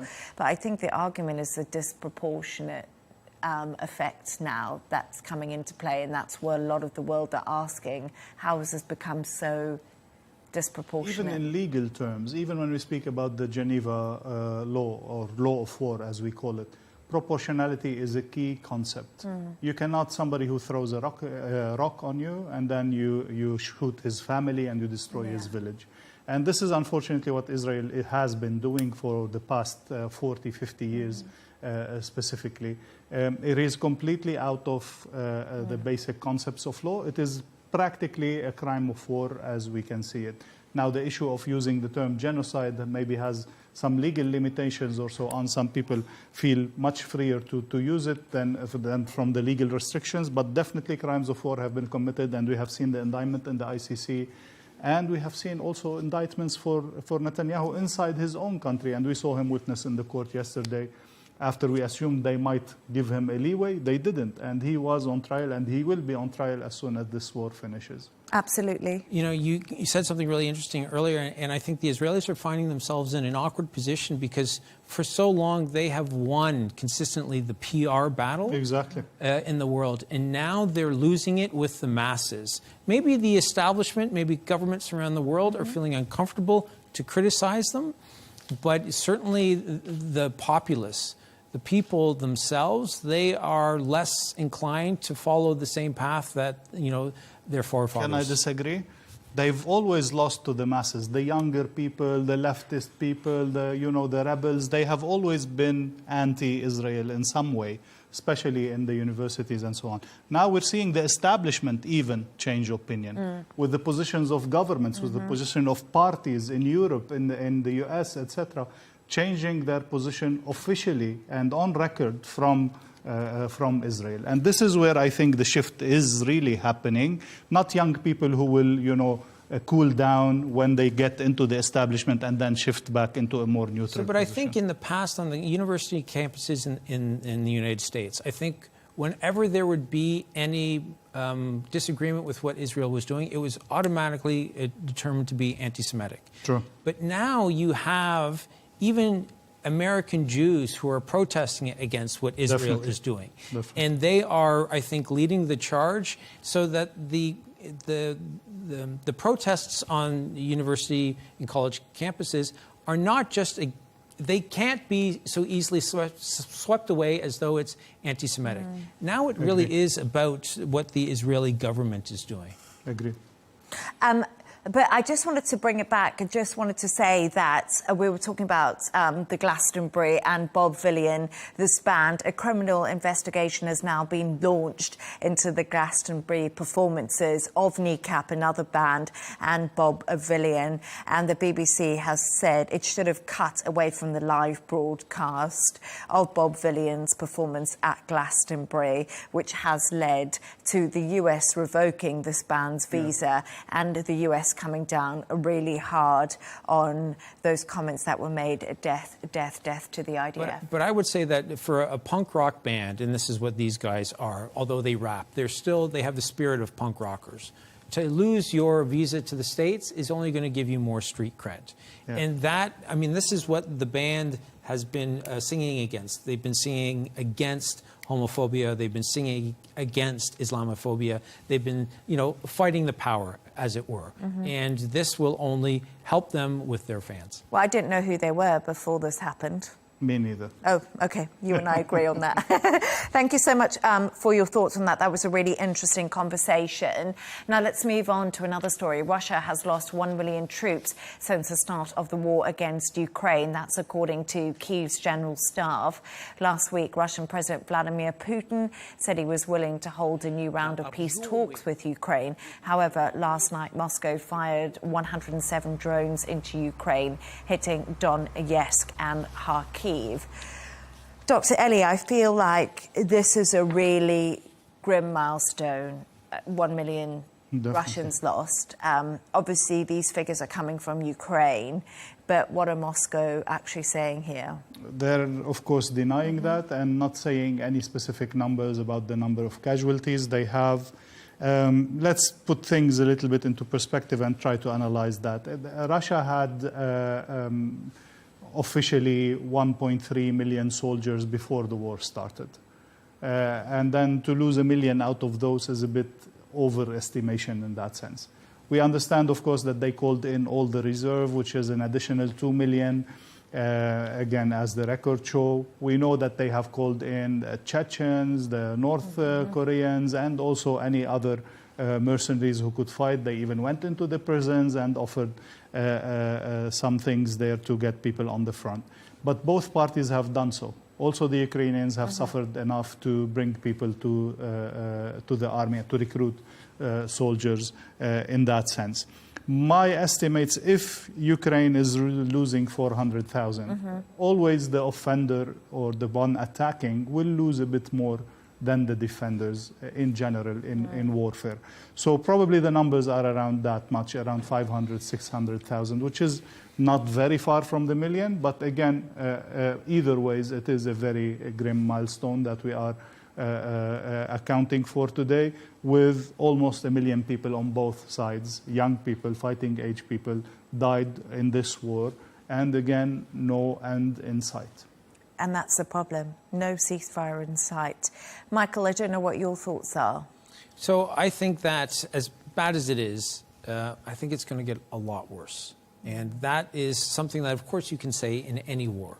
But I think the Russian troops are starting to achieve a little bit more success over the course of each week. They're making more inroads.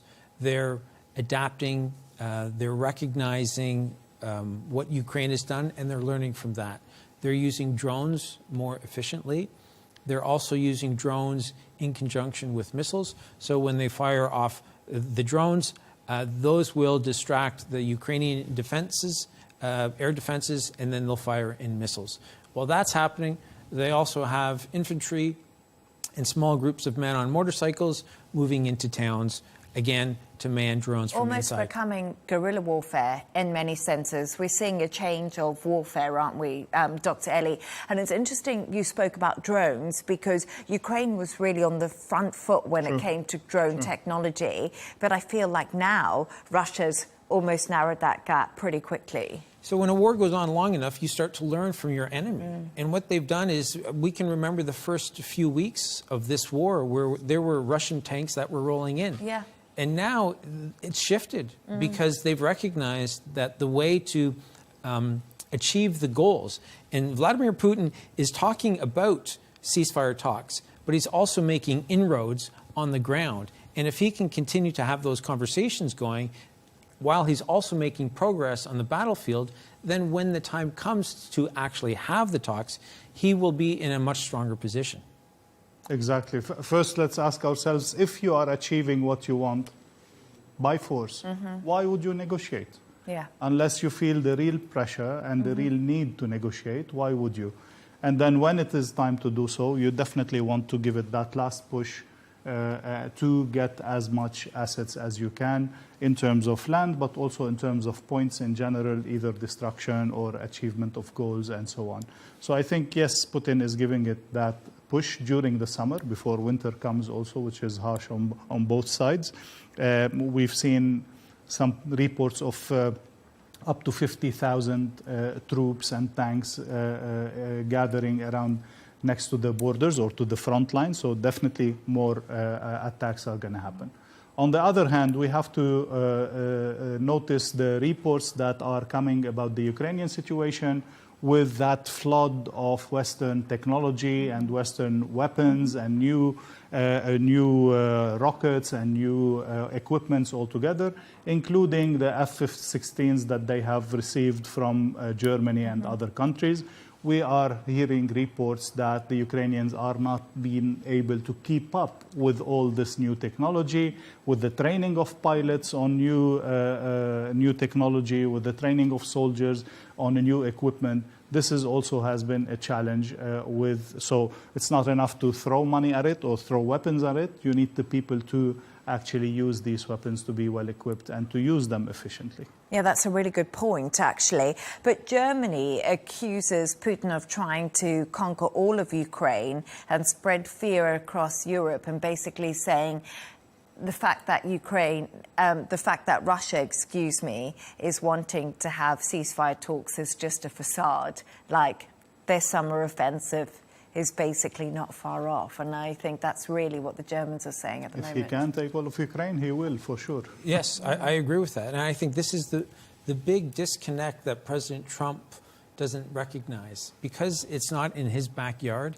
he doesn't he doesn't have the same frame of reference as the Europeans do because of the Second World War and the First World War. Yeah. And he is too far away. He's too distant from this. He seemed to be a little bit more happy at NATO, didn't he? He stayed the whole They summit. managed to please him a little bit. That's but we true. also saw funny reports on the social media of how he was ignored by all the other leaders. That's why he was upset in the last day. But again, Trump is Trump, but definitely the perspective is very different. And he doesn't see the urgency of the war as much as Europeans say it. And now we have a strong front, although the UK is no longer part of the EU, but we have a strong French, UK, German, strong leadership pushing for an anti-Russian position. But it's interesting because we say that the UK doesn't, but really when Zelensky and Trump had that bust up in the Oval Office, it seemed to be Starmer, the UK Prime Minister, who really stepped in to smooth that over. So it's been interesting because the UK have really stood shoulder to shoulder ever since Boris Johnson was actually Prime Minister with Ukraine. So it's just a sad state of affairs that nearly 1 million men on both sides have been lost. And like you say, there doesn't seem to be an end in sight. And that's quite depressing, really. I think also that we have to see how Trump is being disillusioned by his hopes from Putin rush into peace. The same as we said, he was disappointed from Iranians not rushing to the negotiation table. Putin did not rush to the negotiation table. He doesn't feel the pressure. And then it seems that Trump is a little bit reconsidering his, praise of Putin all through in the beginning, even at the expense of the relationship with Zelensky. Before Donald Trump entered politics, there was a lot of debate if he was going to be a Democrat or a Republican. And he is not politically strict with his dogma. He's comfortable making a deal. So one day he may feel that he's been slighted by somebody, but the next day he might compliment them because he might feel completely comfortable in that environment. With Iran, for instance, he thanked them profusely on his social media post about giving a warning before the bombing of the airbase in Qatar. And he talked about make Iran great again. So I think he's completely comfortable criticizing Netanyahu and also wanting Prime Minister Netanyahu to cut a deal. He's comfortable being harsh with the Iranian supreme leader and also wanting to make Iran great again. Much like, as a Canadian, he loved Mark Carney and then he didn't like us for about 48 hours. And, he wants, again, the art of the deal. He wants to cut business deals. He wants to be the one that welcomes Vladimir Putin back into the community so that the Russians can continue to make lots of money. Yet, so far, he has failed to deliver on any of his peace promises. From day one, from the first 24 hours, if I was president, this wouldn't have happened. He has not delivered in Gaza, not in Iran, not in Russia so far. Absolutely. And remember, we did see him, however, reach the deal with Ukraine on the minerals. So that was something that he was determined to get and to push through. But like we know, when it comes to Donald Trump and diplomacy, he wants a quick deal and he wants it done now. And we see him sort of waver between which one he's focused on that week. But great conversation. Thank you so much for your thoughts. And we're going to move on to a sports story now. And the nets are up, the sun is out, and the strawberries are being served. Wimbledon has kicked off in southwest London today at the All England Club grass courts. Defending men's champion Carlos Alcaraz has started on day one, as well as women's #1 Arina Sabalenka. Dr. Ellie, I feel a bit bad because this story is just, I'm going to give the audience, this is just for me. I don't care if no one else likes tennis. But Wimbledon to me is the best event of the year. I absolutely love it. I think it's something that everyone... I don't know, are you a fan of tennis? Are you a fan of Wimbledon? Let me start by saying, as an Aussie, Australian Open is better than Wimbledon. No.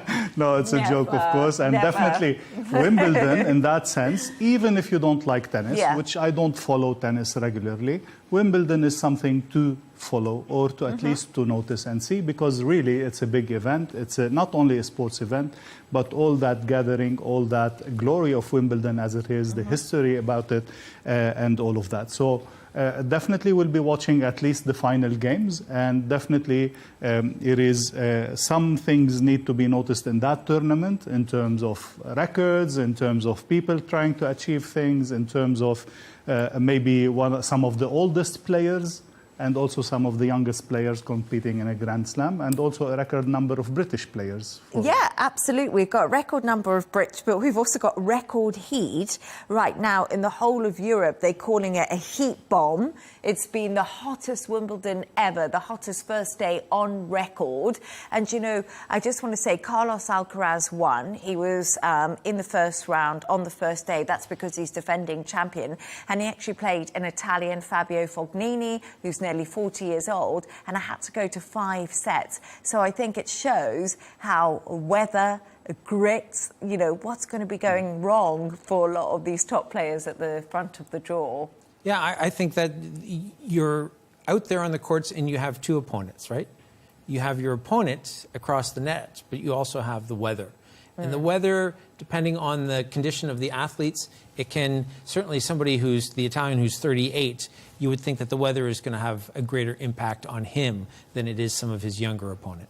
But it's absolutely fascinating because we know Aryna Sabalenka, she's the top-seeded woman, she's through. And then we know, of course, Carlos Alcaraz is through. But we've seen some top 10 seeds be knocked out today in the men's draw, which has been quite a shock. But like you said, lots of young British tennis players, which is really exciting because that's all that the UK's been talking about. I'm waiting to see if Djokovic is going to make it and get another Guess Grand what? Slam. My dream is for Novak Djokovic to win this. He's won 24 Grand Slams. That almost puts him 40 years old. Almost 40, and born in 1987. That puts him on course, is it with Margaret Court, who also won 24. So him and her and Djokovic are the only 2 to have won 24 Grand Slams in the Open era. But if Djokovic wins 25, that puts him ahead of anyone for a really long time because he actually won more than Federer, and Nadal has won 7 Wimbledon, so it's his best shot, really. Also on Wimbledon, he has won 7, same as Sampras, but Federer has won 8 Wimbledon. So if he wins this one, he will also equal Federer's record on Wimbledon. Good knowledge there. This was my research before I come. I love that research. But let's talk a little bit about AI, because this is causing a lot of controversy. And Wimbledon's so traditional, and you know the way the linesmen always dress, and but it's gone now. It's no longer there. They've got rid of it. They've replaced the lines people with AI. So I talk too much, I'm sure, about my age on this show. Now, I can remember growing up in the late 70s and watching Wimbledon Sunday mornings in Canada. And the late 70s, early 80s in particular, 80, 81, it was Borg and McEnroe. Mm-hmm. And one of the great aspects of that competition was McEnroe's personality, his passion, his ability and willingness to argue with the umpire. AI comes in and it could eliminate that. Now, as a huge fan of sports, you have to look at, you cannot necessarily argue who won and who lost. But what you can argue are certain moments on the field, or in my case, on the ice, when you're talking about ice hockey. There are 2 big moments that I think most of the global community can appreciate. One was 1997, Michael Jordan, Chicago Bulls. Did he push off against the Utah Jazz? Did he not? And then 1986, the World Cup, Diego Maradona, the hand of God. Mm-hmm. Did he touch the ball or not? And if you could definitively, in the moment, prove that something happened or didn't happen, I think that it takes that debate, that passion, those arguments, the good-natured arguments and also the ill-natured arguments, it eliminates them. And I think that is a part of the game that is lost, not just because it's lost in the moment, but for generations. I mean, Diego Maradona, hand of God, 86, and we're still talking about it. So what I think is interesting, it's for me, Dr. Elio, I don't know what your thoughts are, but you can't be serious. John McEnroe, obviously the most famous saying, there's no one in the world, if you say, oh, you can't be serious, they know that's McEnroe arguing with the lines person. Of course, Nick Kyrgios, one of the biggest characters we saw in tennis for years, full-on argument all the time, got in such a mood, demanded he wanted to win the point. Andre Agassi, I mean, gosh, but all the characters, sport is emotional, and now is it just all the big money and all the big AI and everything has to be so precise. Is the spontaneity of sport dead? For someone who doesn't practice sports and just watch it on TV, I think I would like to know what happened, rather than the argument and the passion about it and so on. It's also a space to fairness in that sense, and actually know by science that we have between our hands what is actually in or out. Was it a fair play or not? So I think there's some positive in that. Definitely from those who play the sports, it takes away from the passion and from the tension in the field, which I understand, of course, but I think there's also advantages to having AI. Can I tell you something? I'm so glad I still play tennis and we don't have AI, because I would argue every point. That's just the way that I am. And it's part of the game. It's part of the game. I mean, you don't go there unless you can argue over a point. Thanks to today's guest, Managing Director of This Is Dubai, Michael Jabri-Pickett, and Dr. Eli Al-Hendi, Professor of International Relations at the American University in the Emirates. And that's all from us on W News Extra. Don't forget to subscribe to our YouTube channel and, of course, follow us on X. GMT with Tom Burges Watson is coming up next. Goodbye and thank you.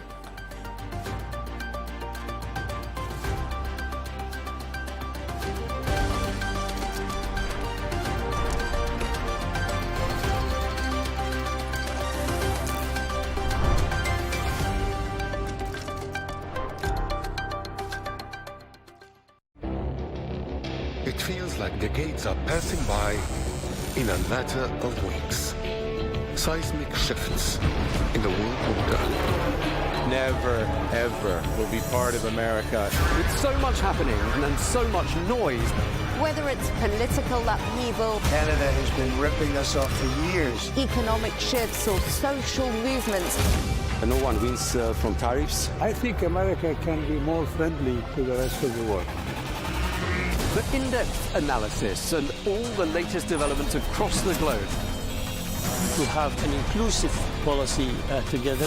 The meetings with Hamas gave me some hope. We're in another nuclear arms race.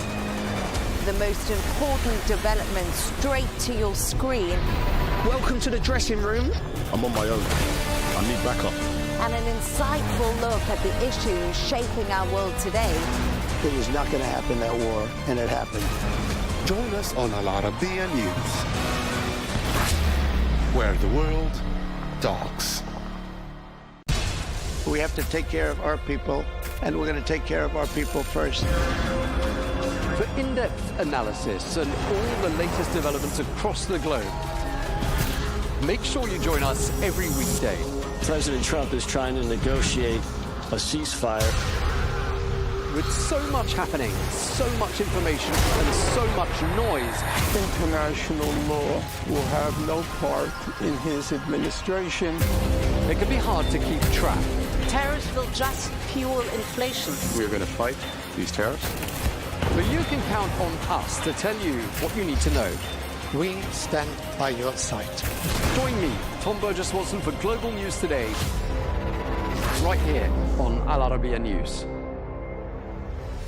Now, it's been an eventful few weeks with hostilities between Iran and Israel. Those hostilities which saw a US strike on Iranian nuclear sites and a reciprocal attack by Iran on US military interests in the region have now come to an end following on from a ceasefire deal that was brokered by President Trump. Well, one person who's taken a close interest in Iranian affairs is John Bolton, former US ambassador to the UN and a former national security advisor to President Trump. Ambassador Bolton, thank you very much indeed for joining us from Washington, D.C. I'd like to start by asking you, what's your understanding of what's been achieved during these last 2 weeks with regards to curbing Iran's nuclear ambitions? Well, I think the combined effect of the Israeli and U.S. strikes has been to set the program back very considerably. There's a lot of debate in Washington today about the extent of that. But, you know, Rafael Grossi, the Director General of the International Atomic Energy Agency, referred to enormous damage. I'm willing to take that. We'll find out more later, but it's a significant setback. It doesn't eliminate the program. It certainly doesn't eliminate the regime in Tehran. That's the real source of the problem. But I think this is a good start, at least. A good start, but not obliterated. I'm not hearing you use that kind of language. No, I don't think the evidence is there for that. As I say, we'll certainly learn more. I think Grossi's words really are a pretty good assessment at this point. The real question is, does the regime try to recreate the program? We already have indications that they've had some sites they've concealed from the International Atomic Energy Agency. No surprise there. And perhaps other activities. So I think we have to keep a very close watch on it, because the threat of Iran's possession of nuclear weapons is not just a problem for Israel. It's a global threat of nuclear proliferation. You were calling for strikes on Iran a very long time ago. Does all of this feel a bit like a vindication? Well, unfortunately, you know, if it had been done 20 years ago, it would have been easier and far less risky, and we wouldn't be at the brink of having a nuclear power based in Tehran. I think the world's got a lot of serious crises going on right now. The war in Ukraine, threats from China in the East and South China Sea, and obviously the incredibly difficult situation in the Middle East precipitated by the Hamas attack on Israel on October the 7th, 2023. So the real trouble here, I think, the source of it is Iran under this regime. I don't think there's a chance for lasting peace and security in the region until that regime is overthrown. Given that this was a once-in-a-generation sort of level of hostilities, in fact, the greatest hostilities we've ever seen between Iran and Israel and the United States, I mean, and you say this is a good start, does that mean you think Israel and the United States should have gone further? I think much more could have been done. I think it was a mistake to stop the attacks. It would have been one thing to pause them so that the battle damage assessments, as they call them, could have been refined, and we could have had a better idea, perhaps also how Iran was responding. Were they moving uranium or equipment around? Could we verify additional sites that we had not yet known? But also, I think the strikes were very destabilizing against the regime itself. We'll now wait to see if the people of Iran, who I think are very dissatisfied, we'll see if they try and take matters into their own hands here. You've seen a real decimation of the top Iranian military and Revolutionary Guard leadership. I think the regime is a lot more fragile than it appears from the outside. Yeah, you've alluded twice already in this conversation to regime change in Iran, and President Trump has sounded rather opposed to that. Why do you think that is?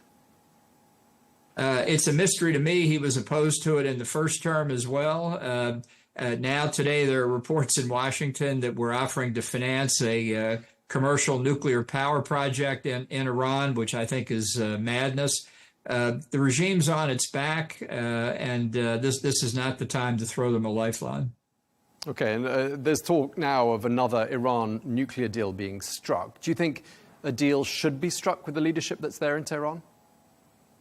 The only deal to strike is how to remove the nuclear capacity that they now have. You know, when we dismantled the Libyan nuclear weapons program in 2004, we packed a lot of it up and took it to Oak Ridge, Tennessee, where it currently resides. There's still space at Oak Ridge for the Iranian nuclear weapons program. That's worth negotiating. But any possession of these nuclear capabilities by this regime, I think, would just risk getting us right back into the dangerous situation we've been in now for so many years. It's been a very busy few days. We had President Trump ordering the strikes on Iran last weekend. Iran responded 2 days later. Then President Trump brokered a ceasefire. Hasn't it all been rather hasty, in your opinion? Well, I think it has been, and I think it shows that although Trump did make the difficult decision to strike, that it wasn't part of a larger strategy. And I think that's always dangerous, because if you get into a circumstance and you don't know how it could play out or what your options are and your path to a successful conclusion, you're at risk. I think the Iranian response has been defiant. That could be pre-programmed. They're still probably assessing how badly they've been damaged. But as I say, when they're pressed like this, when they've seen their terrorist proxies around the Middle East decimated, we've seen the fall of the Assad regime in Syria, which hopefully leads to a government that is not a friend of the Iranian government. Things are moving here in a very favorable direction. And if the regime itself is in as much trouble as I think and hope that it is, there's no reason to give it a hand up. Do you see Iran doing something else after those attacks on the military base here in the Middle East? Do you see that as a likely scenario? Well, it would be important to watch. Will they try to resurrect the nuclear weapons program? Will they try to again resume substantial assistance to Hamas, Hezbollah, the Houthis? Do they have that capability? I suspect militarily they're in very, very difficult shape, and a lot of the top leadership has been eliminated. This is when regimes start to fragment at the top, with a supreme leader who's in his mid-80s and not well and no clear succession path. I think they're in a very tricky position inside Iran, and that's where the people's pressure against the regime could really make a difference. How likely do you see regime changes being? Well, I don't know that it's necessarily going to come tomorrow, but the Ayatollah Khamenei is only Iran's second supreme leader since the revolution of 1979. So it's not like they've got a well-ordered constitutional process to pick a successor. And I think that's the moment when you could really see the top officials in the military, the Revolutionary Guard, and even among the Ayatollahs, you could see real fractionation of the leadership, and that's when it could begin to collapse. Given that this issue of Iranian affairs, the Iranian nuclear program, is an issue so close to you and your career path and things you've been saying over the years, did the Trump administration reach out to you at all with regard to this? Well, let me put it this way. I spoke to certain people in the administration. I wouldn't want to reveal their names for fear of damaging their careers with the White House. But look, I think there was a very broad consensus, certainly within the Republican Party, that striking the nuclear program was the right thing to do. Again, not just simply because of Israel, but because of the proliferation threat that Iran posed around the world. Now, you were present, just moving on to the NATO summit last week at The Hague. You were present at the July 2018 NATO summit, at which President Trump lambasted alliance members for not spending enough. He's just got them to commit to 5% of GDP spend on defence. Do you think this NATO summit at The Hague is going to go down as having been a success? Well, I think making the commitment is a success, although in 2014, when they made the 2% of GDP commitment, that wasn't carried through 10 years later, which was the goal. So we'll see what happens. I think it's a step that's necessary in a very dangerous and challenging world. But making the commitment is easy. Following through on it is the difficult part. Does that summit and the unanimity we saw, this sort of the sense of harmony, does that send out a message, do you think, to the wider world, in particular to hostile powers? Well, I certainly hope so. I mean, we still have a hot war in Ukraine because of the Russian aggression. I'm sure that China has watched very carefully what happened in the Middle East this week and watched the NATO summit. And by and large, I think they should be far more cautious in their behavior in light of this week.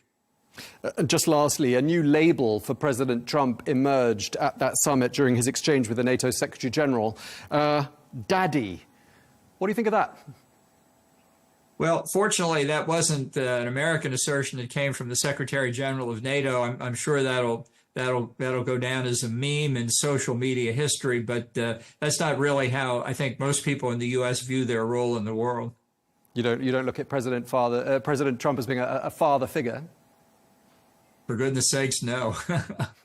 Perhaps not for the rest of the NATO alliance members either. You don't think he looks at them as sort of perhaps being, in a childhood sort of setting, in a brawl setting? That seems to be what Mark Rutte was getting at.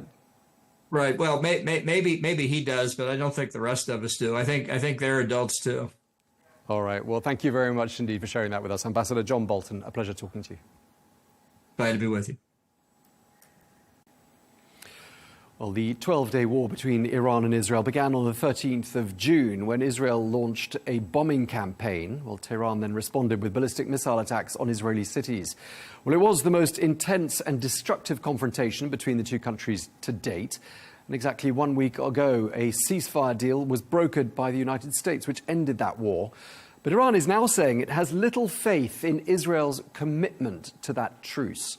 Well, let's get more. We can speak to Mick Mulroy, former US Deputy Assistant Secretary of Defense for the Middle East.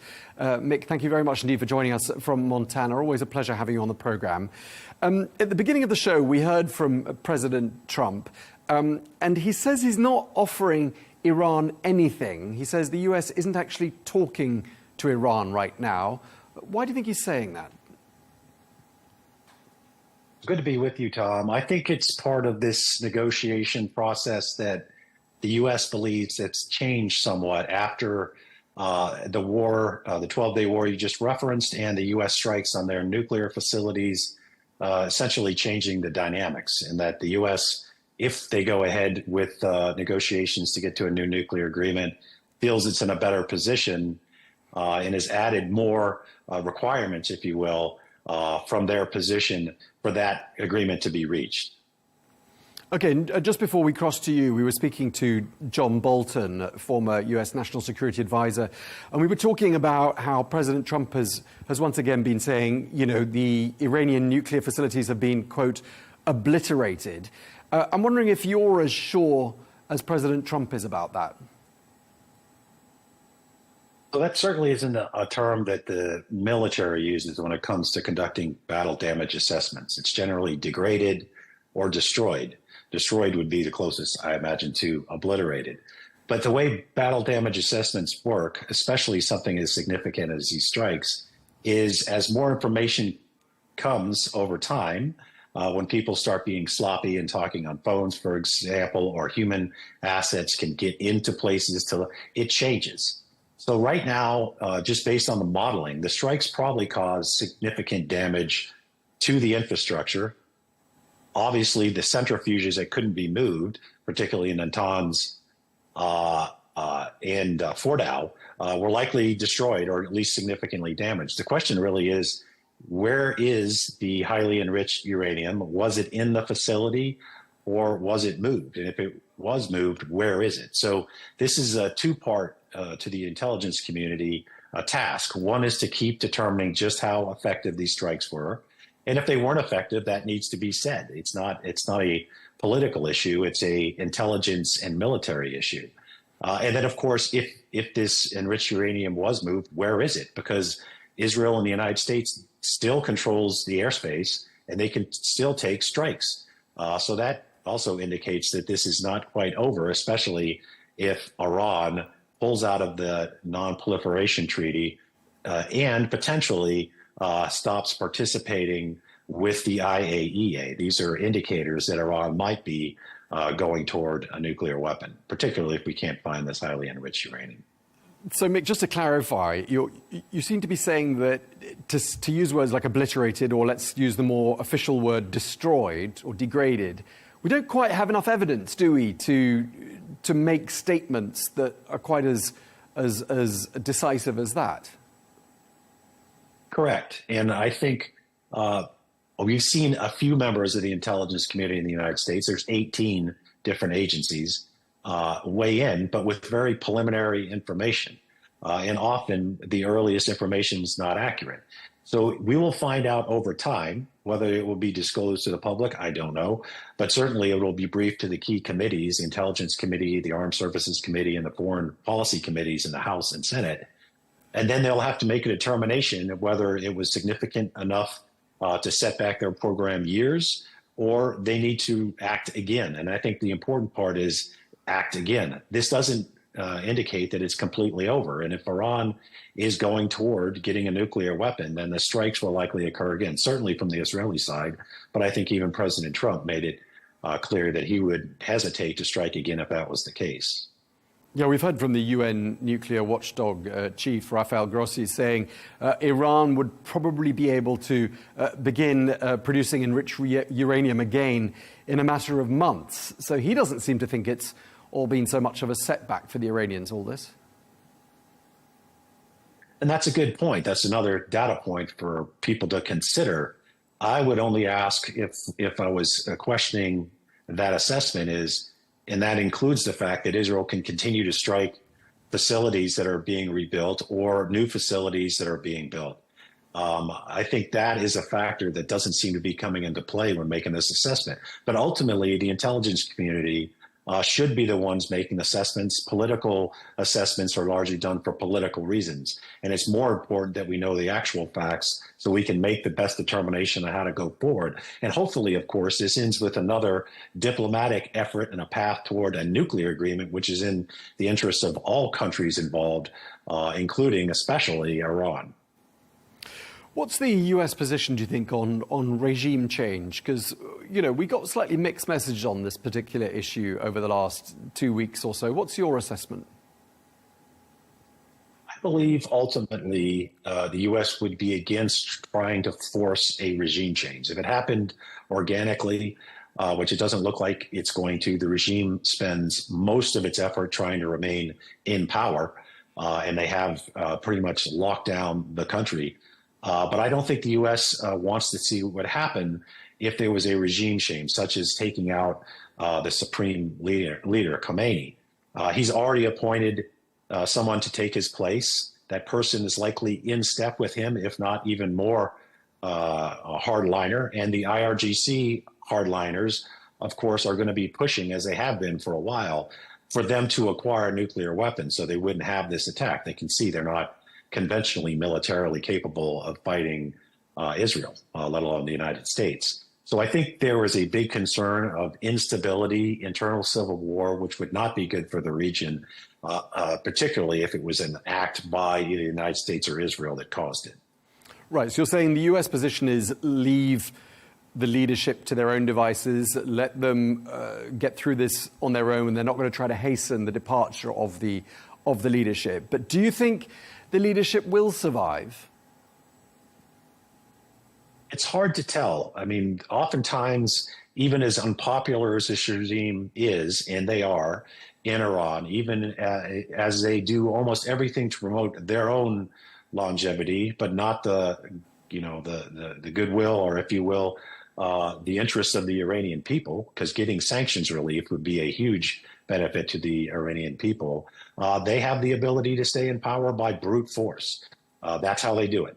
And so if they can continue to do that, the only thing that I could see, and this is just analysis and speculation, is if there's even more hardliners that believe the supreme leader has not been an effective leader, that tries to replace him, but probably with somebody as hardline as him, or even more so. So that's something that would be internal. But I think from President Trump's original statement, and now continuing to say that he kept Khomeini from being targeted, that indicates to me that the U.S. believes that that targeting would not be in its own interest.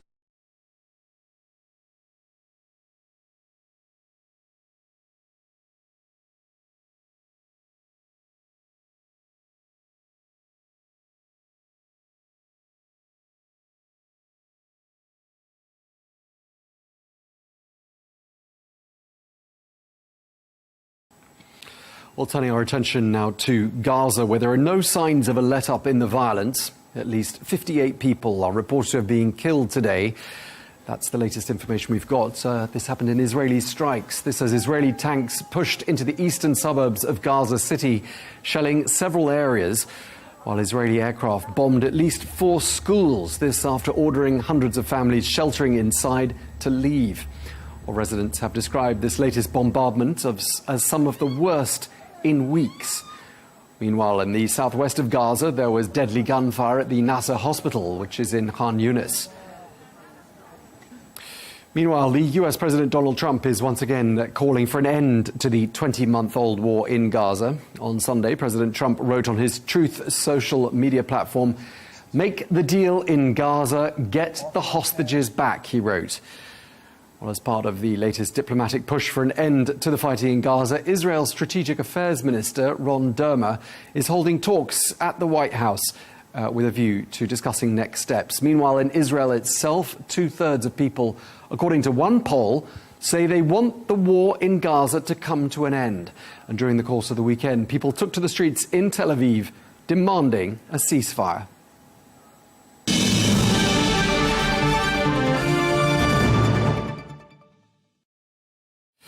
Meanwhile, in the UK, the BBC has apologised today for not cutting off their live stream of the Glastonbury Music Festival, where a British band made anti-Israel remarks.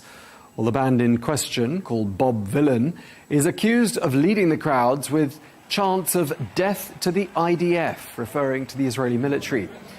While the British Prime Minister Sir Keir Starmer has added his voice to the debate, saying that there was no excuse for what he called appalling hate speech.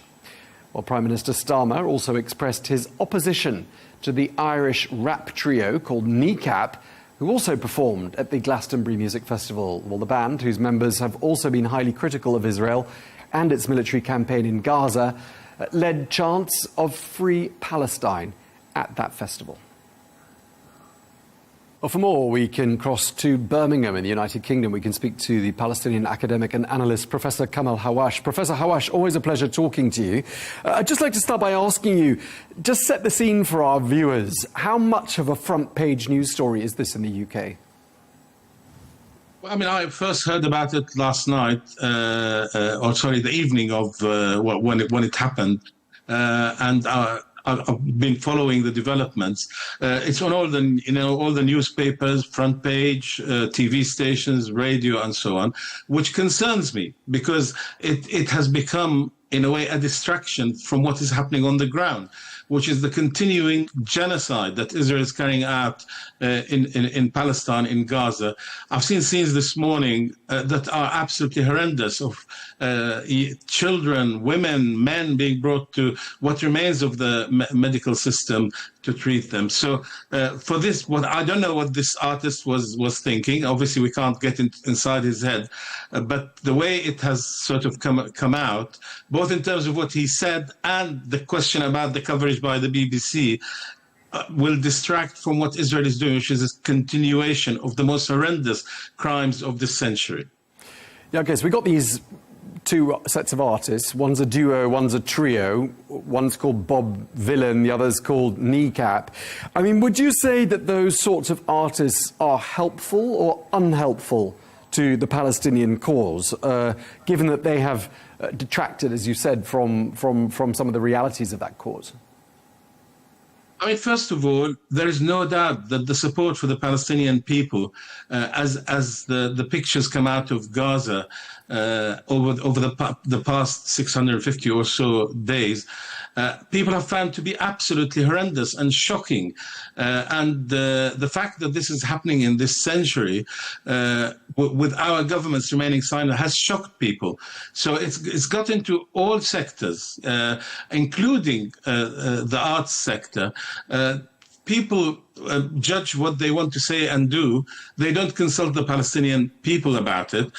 Just like this particular slogan, if you want, that Vylan decided to say, I don't think he tried to understand its impact, what it could be, and maybe he thought it would be interpreted one way, but it's been interpreted in a very different way, particularly playing into the hands of the Israelis. I've heard a number of spokesmen today who will turn it into Jew hatred and anti-Semitism and so on. So it's difficult to know how they come to do what they do. Only one person had the microphone, and that was him, and he came out with that. But it does show that Israel is being seen as an atrocious criminal terrorist state that's carrying out a Holocaust. They look to their governments and they see that they're not doing enough. The killing in Gaza continue. So some of them take that into their own hands through whichever platform they have. Would you say, though, that these two sets of artists went beyond the lines of what's acceptable for artists expressing their opinions? I think Israel has gone beyond the red lines of all sorts of things. Because let's be clear, this guy shouted the slogan. He didn't attack or conduct violence against anyone. Israel is killing people, human beings, children, women, starving them, depriving them of the most basic necessities. That's the extremism. If there are any lines, Israel has left no red lines that it didn't cross. So the question of why an individual has done what they've done is up to them. We each try to do what we can in this context to support the Palestinian people, and that he decided, in a 30-second sort of period to come up with this this phrase. Now, what I do not know, because we're not inside his head, and I don't want to defend him, but did he mean it is targeted at ending the IDF as an organization, as a criminal entity that commits war crimes, whose soldiers have gone into Palestinian homes and ransacked them, worn women's clothes, sat there with a button, pressed it to say, this house destruction is for my wife or for my daughter? Really? So if that's the institution he's talking about, I think most people are absolutely appalled with this institution. I don't think he was targeting, but again, I can't get inside his head and confirm this, that he was targeting the killing of any individual. Okay. But those who commit crimes should face accountability. And the accountability should come from their own countries. If there are British people, dual citizenship of Israel, who go and commit war crimes and come back to the UK, they must be held accountable according to British law. Okay, but Professor, I mean, if, however, they didn't mean what you were saying, they weren't calling for the death of an institution, but they're calling for the deaths of Israeli soldiers, would you accept that calling for the deaths of people is hate speech, as the British Prime Minister has said it is? Well, he takes everything out of context. It's because he wants to defend Israel. That's what Keir Starmer is doing, and others. I've heard a lot of this. Again, we don't know what was inside his head when he said this and what he really meant. But he didn't call for the killing of civilians. If what he was saying was directed at criminals wearing a uniform, going into Palestinian areas and attacking and killing the Palestinian people, and I say if, I don't know what was inside his head, but I'm not going to therefore take a stand and say what he said was wrong, because I don't know what he intended in his own head. Okay. Some artists will be very nervous now to express their opinions about what's happening in Gaza. Do you see that as being a real risk, that given that people will be accused of anti-Semitism for saying something against Israel, in this case what's been labelled as hate speech, that's going to detract from the goals of the Palestinian cause? Is that a concern you have? Well, I mean, look, even those who didn't come out with a phrase like that, who've been on Palestinian marches, artists, actors, actresses, musicians, etc., have feared the fact that they would be targeted. And even though they have not said anything like that phrase, they have been labeled anti-Semitic simply for being in a speaking at a demonstration where there was a shout for free Palestine, or Palestine will be free from the river to the sea. So they've been accused of being anti-Semitic, not for their words, but just being present to show solidarity with the people who are under so much oppression.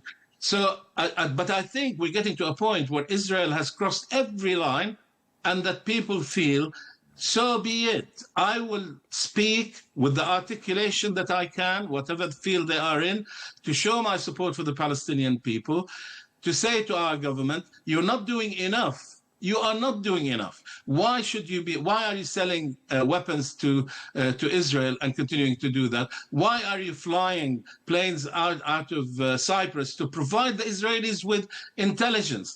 Israel is committing war crimes on a daily basis. It is committed to ethnic cleansing the Palestinians. So that's what people see. So the accusation of being anti-Semitic, well, they have absolutely, the Israelis have emptied anti-Semitism of the seriousness that it has in it, which is what I learned when I first came to the UK, or soon after. Anti-Semitism is the hatred of Jews because they are Jews. What Israel has tried to do is to make any criticism of Israel to be anti-Semitic, to say that Israel was created as a racist entity, anti-Semitic. They have tried to close the space for any criticism. And even when the Palestinians have gone to the International Criminal Court, they've called that legal terrorism. When they've called for boycotts, they've said that is economic terrorism. So that is what everyone is really angry about. This state feels it can do whatever it likes, and unfortunately is doing whatever it likes, like attacking Iran, a country that didn't do anything to it. So people are really angry. And therefore, it is first of all and foremost the fault of Netanyahu and his government and the state of Israel for committing the crimes that they do, but secondly, for the so-called allies who still support Israel and have come out in big numbers today to condemn what happened at Glastonbury, rather than say, we're not going to go and make that interview with the television about that. We would go and talk about what Israel is doing to the Palestinians, because that has got to stop for humanity's sake. And Professor, as an academic in the UK, and obviously you get asked about, you know, issues in the Palestinian territories all the time, I expect.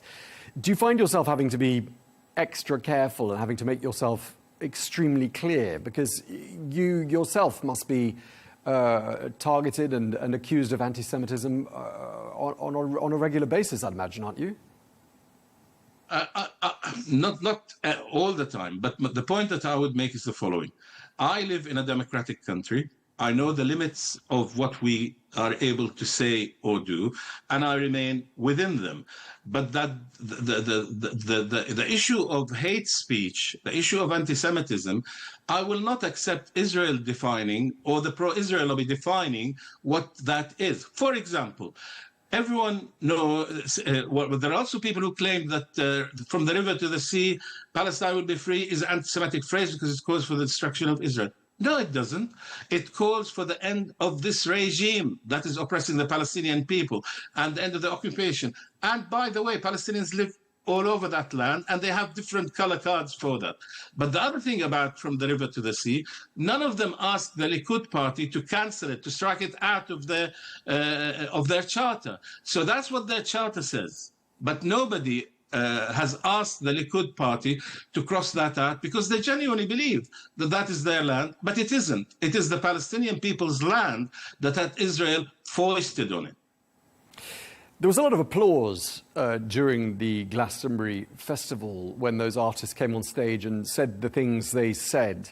What do you read into that?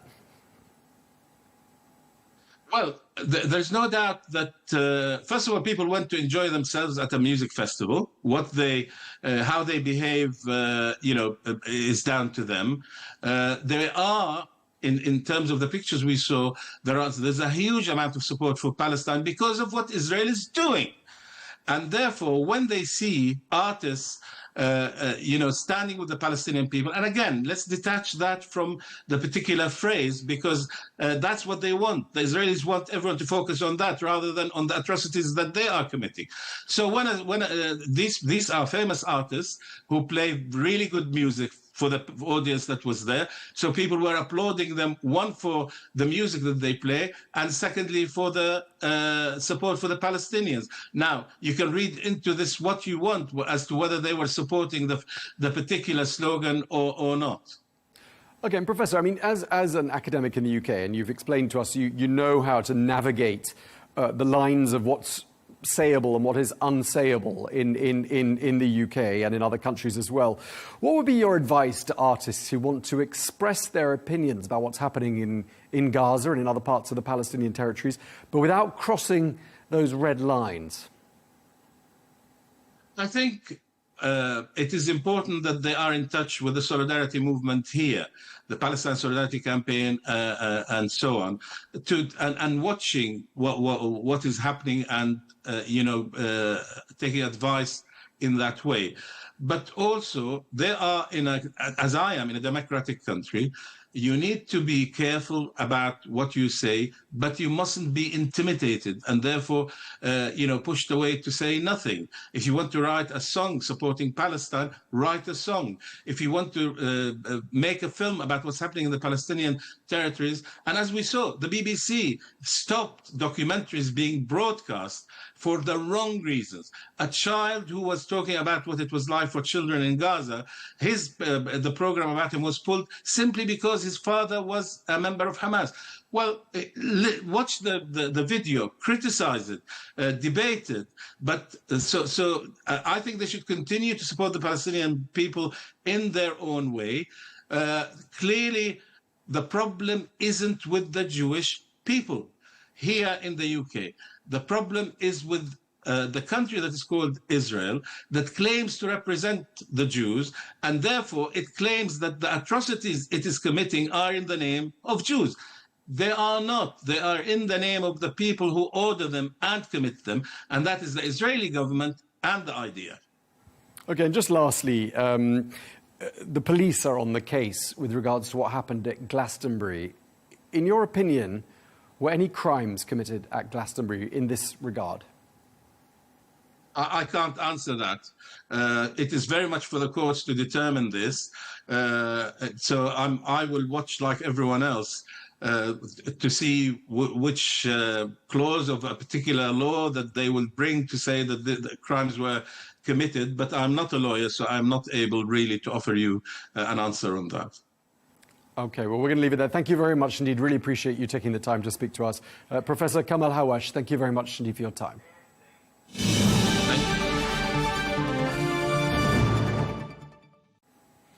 Well, let's get more analysis, and we can speak now to Lord Wolney, who joins us from London. Lord Wolney is the former UK government advisor on extremism and political violence. Thank you very much indeed for taking the time to speak to us.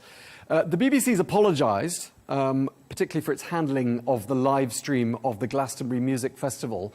What's your view on how they've handled all of this? This has been an appalling dereliction of duty from the BBC. They could clearly see this problem coming, because the question of whether the band Kneecap were going to play, and if they did, what the BBC's attitude towards it had been going on for weeks. So it's truly extraordinary that they didn't have the systems or the judgment in place to pull the feed from this band Bob Villain as soon as the totally unacceptable, potentially criminal incitement comments started to be made. Okay, so you're saying they should have stopped their live stream, and of course there have been lots of complaints over this coverage of that event. The media watchdog Ofcom in the UK says it's very concerned. It says that the BBC has questions to answer. Do you think heads should be rolling at the BBC? I think you've got to. They have got to ask. Tim Davie, the Director General, has got to ask his team how on earth this was able to happen. And if he is not satisfied and ultimately cannot satisfy Ofcom and others that there is proper systems and proper levels of judgment in place, then yes, people are clearly going to have to go. And I have to say that this falls squarely in the lap of the Director General himself, and eyes are on him now to show that he can get a grip of this crisis. And if he doesn't, then he is going to face calls to step down himself. The police are on the case in the UK. In your opinion, and I think you've sort of alluded to this already, but was a crime committed? Now, I think it's clearly arguable that what the comments that were made were absolutely, they were anti-Semitic, and there's a strong case that they were inciting violence. If this man was urging death to the IDF, that is the defense force of the world's one Jewish nation. You are obliged to serve in that defense force as an Israeli. And so there is a strong case to say that that was inciting violence against Jews. And I'm sure that is what the police are looking at carefully now, and I hope that they will come to a view on that without being swayed by noises off who are time and again trying to give excuses and get-outs for extreme performers like this. Lord Wolney, just before we crossed you, we spoke to a Palestinian academic who's based in the UK, Professor Kamal Hawash. His interpretation, he said there could be a different interpretation here. This was his theory, not mine, but I'd like to get your opinion on it. He said that death to the IDF was essentially, potentially, a call for the disbanding of an institution in Israel, rather than an overt call for people to be killed or for people to die. Do you buy that? No, I don't, and I'm not even sure really if he would, if he were being brutally frank with himself and you. And look, this was not a comment that was made in isolation, and you put it next to this man's raging about the fact that he had to deal with a music executive who was in his words, Zionist, by which I think he clearly means Jew. Oh, shock horror that you had to do that. And then he finishes with the phrase "from the river to the sea," which is a constant source of debate and controversy, but is, I think, clearly in this context, does include the violent eradication of all Jewish people from the state of Israel. So these comments were completely across the line. Let's see where the police end up. But I'm afraid that both the festival organisers at Glastonbury and the BBC are culpable for having enabled this permissive environment by not taking a sufficiently firm stand against the band Kneecap, who were playing directly after these guys, who are facing one of whose members is facing a serious terrorism charge, and I've had to apologise for saying on stage, kill your MP, kill your member of parliament.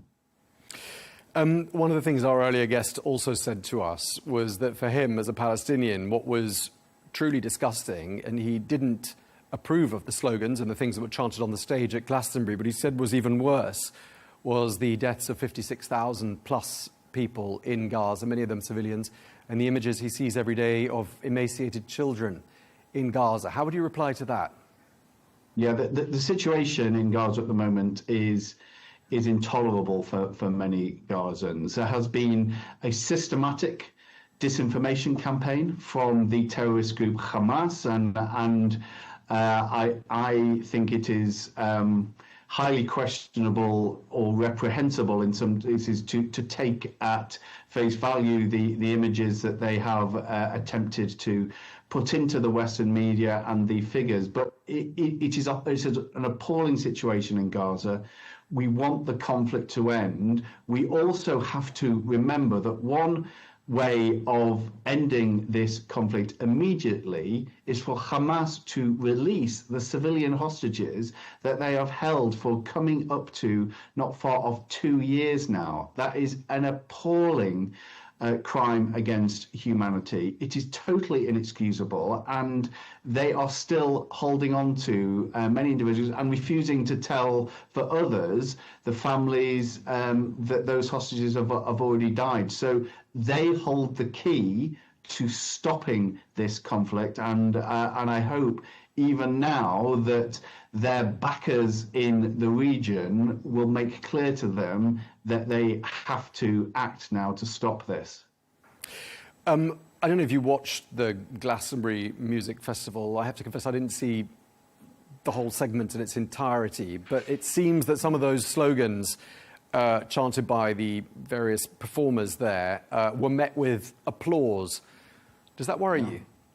Yeah, absolutely. Applause. People were repeating the calls of death to the IDF. And that shows why it is so important to take a firm line against the people's legitimate strong views and desire to protest tripping over into hate speech and incitement to violence. Because I understand the argument which says, okay, we're now discussing this and we're projecting these bans and giving them more publicity than they ever would have had otherwise. But the alternative is just to turn to a blind eye to this and allow a radicalization of this debate where it becomes acceptable at a music festival to chant for the death of individuals. It's totally not acceptable, and we need to be clearer, I think, in this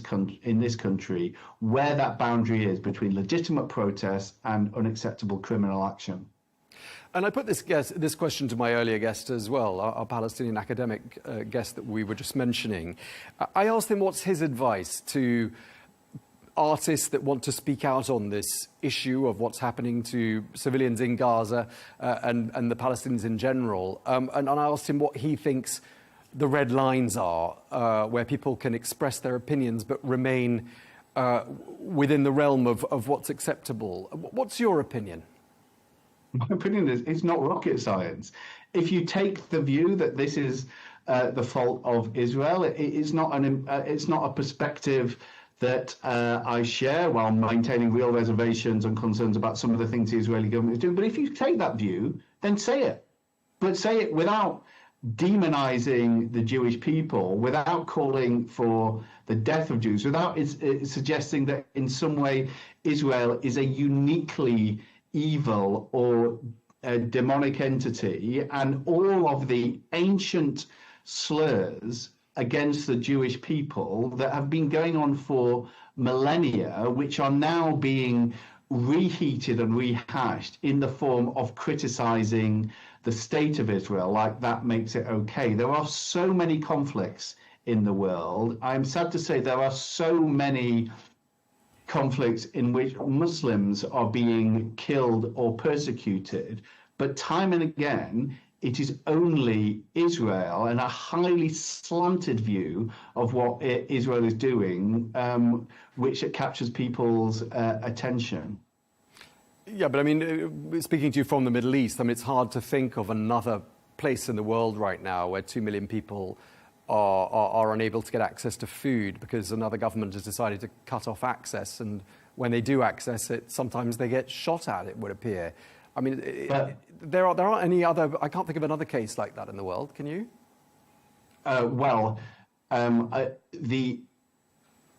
The assertion that there is no food in Gaza is one that has been actively propagated by Hamas, and they have ramped up that assertion when it was becoming clear that people were trying to circumvent the route to get aid, which they had been partially propping up their own war effort. But you talk about where else are Muslims being persecuted in large numbers.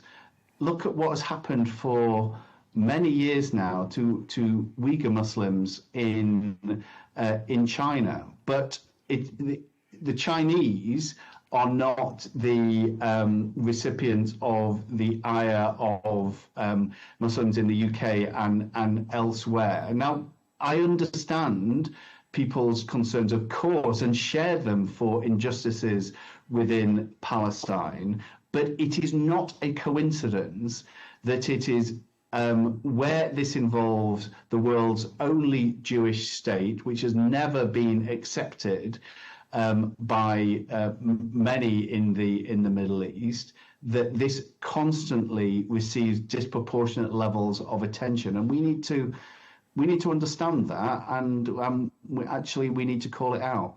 Okay, well, I'd love to talk to you for longer about this, but we're going to have to leave it there. Thank you so much for your time, Lord Welney, former UK government advisor on extremism and political violence. Thanks for your time.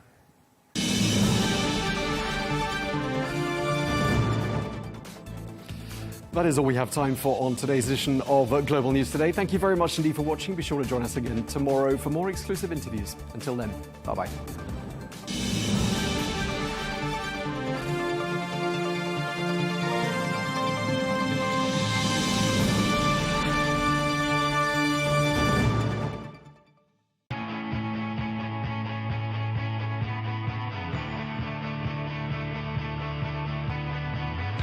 Welcome to the metropolis, the big city. This is where tech, trends, and culture meet. Meet the people. See the sights. Walk the city streets. And experience the lifestyle.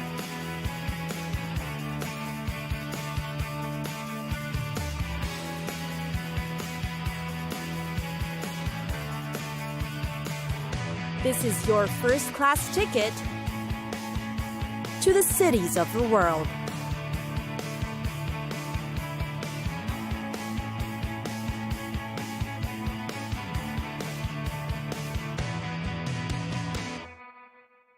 Osaka. There's just so much to learn, see, and do. Osaka has a population of about 2.5 million. Often, Osaka is considered the anti-capital of Japan, where Tokyo is its capital. It is the central metropolis of the Kansai region and the largest of the Osaka, Kobe, Kyoto trio. However way you regard the city, there are many opportunities for you to discover it. Enter the city and you'll immediately get a feel of its commercial-centric vibe. To be able to tour around it better, know how the city is divided into 24 wards. There's Kita, the newer center of the city. Umeda is where the main terminal is located. You'll find the huge department stores and boutiques there, as well as theaters for entertainment. Just look for the shops clustered around the JR Osaka Station and Umeda Station. Namba is the main railway station, also surrounded with department stores and endless places for shopping. Meanwhile, Minami is the traditional commercial and cultural center of Osaka. It is further broken down into 2 wards, Chuo and Naniwa. Shinsaibashi and Hori are the fashion wards, while Dotonbori is the best place for eating and dining. Semba is where you will find the business districts of Yodoyabashi, Duojima, and Homachi, as well as the financial district of Kitahama. Tennoji is the area around the main subway stations and rail lines. The ward was named after the historical Shitennoji Temple. You'll also find the zoo and the park here, as well as the Tsutenkaku Tower. Then there's the Shinsekai, known as the amusement area in the old days. Of course, there's the Osaka Castle, one of the most visited tourist attractions in Japan. Kyobashi nearby is where you will find the Osaka Business Park. The north includes the Shin Osaka and Juso wards, while the east houses Osaka's suburbs. The southern suburbs of Osaka, containing various districts, which has the Sumiyoshi Taisha Grand Shrine. And finally, the Bay Area is where you'll see the gigantic facilities.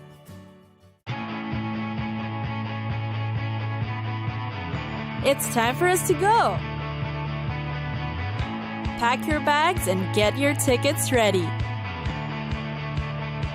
And we'll see you on the next destination. Catch us again next time on Cities of the World.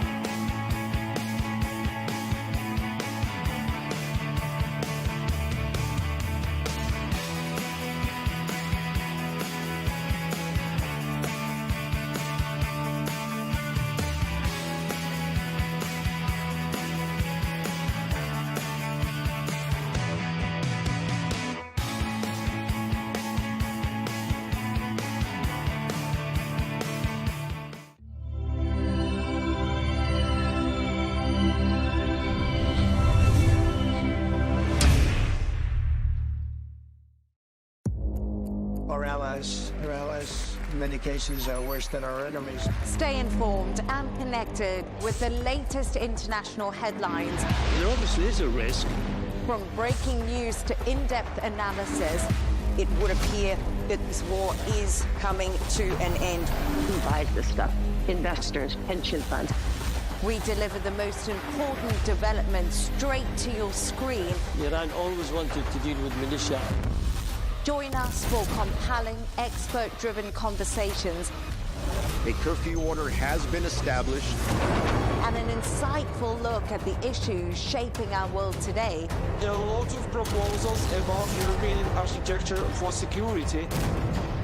I'm Leigh Ann Gerrans, and this is W News. We dealt with this when I was Chief of Staff in the first term. Where you don't just hear the headlines, you get the full story. From the White House to Gaza, Kyiv to Beijing, elections, economics and the environment compete with conflicts and other complex issues for our attention. In an age of fake news, deepfake and artificial intelligence, They've got to have a vote and a say. it's important to look beyond the loudest voice to understand the truth. From newsmakers to groundbreakers, My campaign is going very well. presidents, prime ministers, princes and peacemakers, and cultural tastemakers. As Arabs, as Middle Eastern, we're too emotional. Join me on the Riz Khan Show for empowering conversation.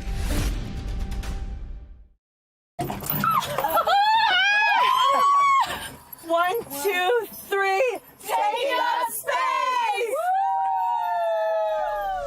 Millions of people around the world watched a crew of 6 women fly to space and back on board Blue Origin's New Shepard rocket. Much of the attention before and after the flight focused on superstar celebrities, the musician Katy Perry and TV host Gayle King. But alongside them was a rocket scientist whose lifelong journey to the stars was even more incredible. On this episode of the show, we'll tell the extraordinary story of the astronaut, entrepreneur and educator Aisha Bowe.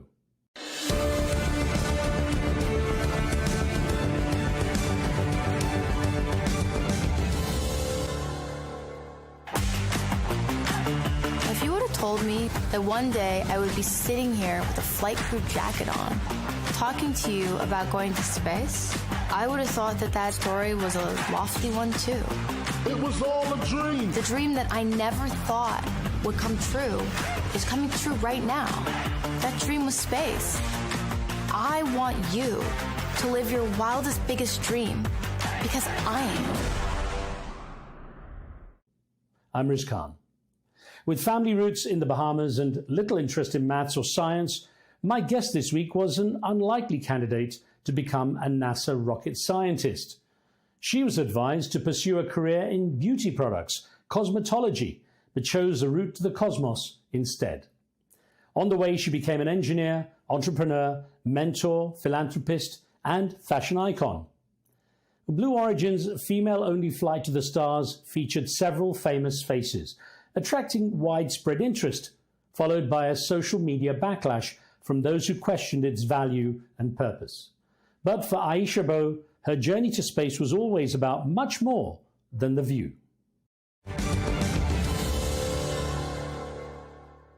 Aisha, thank you for joining the show.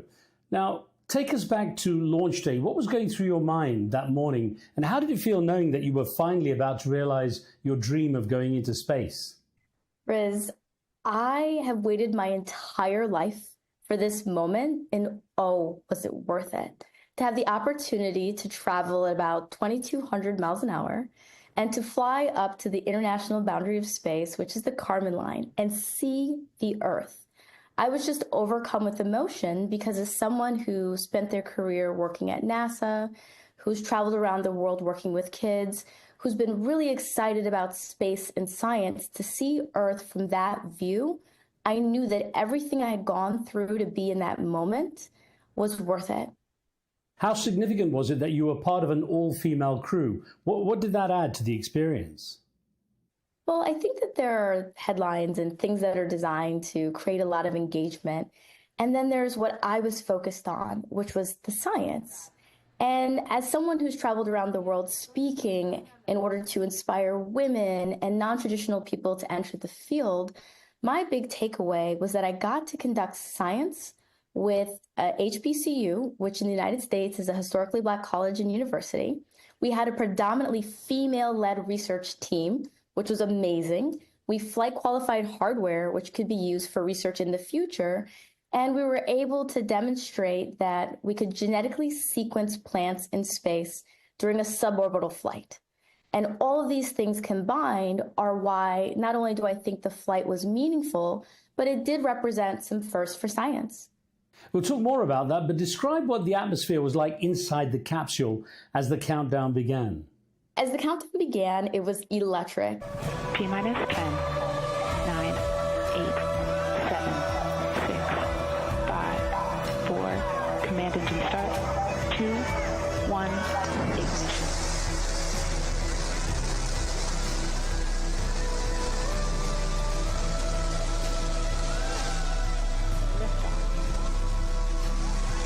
Shepard has cleared the tower.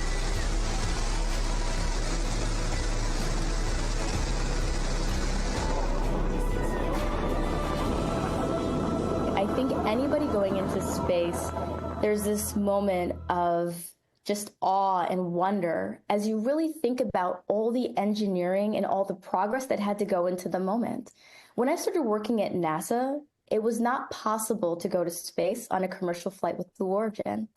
And I can remember thinking to myself that one day I'll apply to be a NASA astronaut in the astronaut corps, but that I wanted to find ways to get involved and contribute before I felt ready to do that.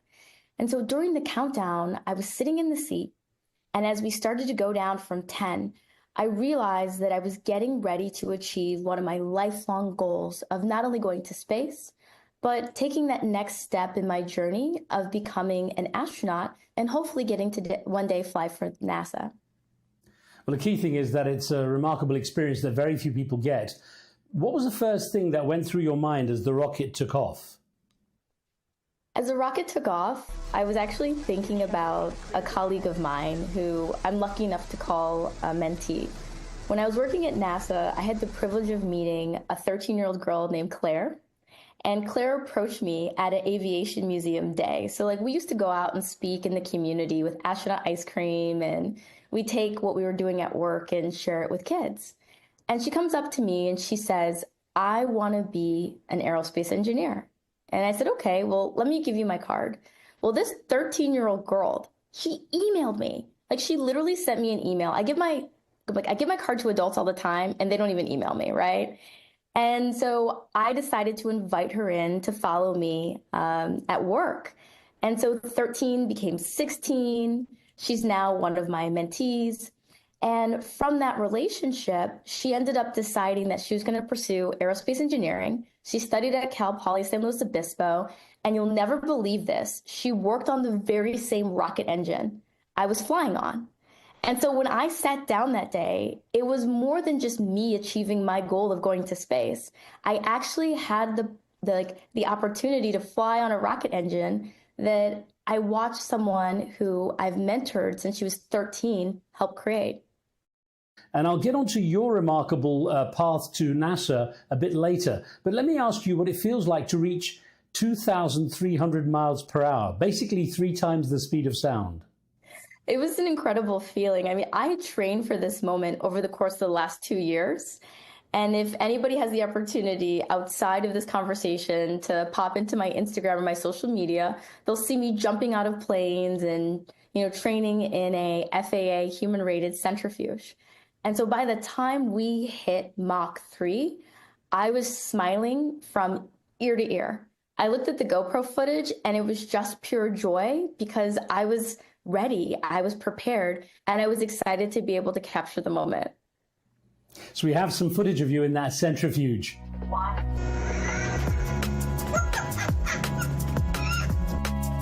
She's having too much fun.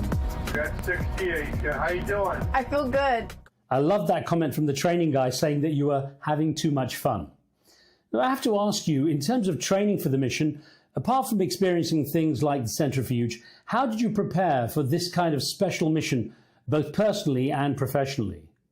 As someone who's always been excited by spaceflight, the first thing I did was go to the FAA regulations on commercial spaceflight.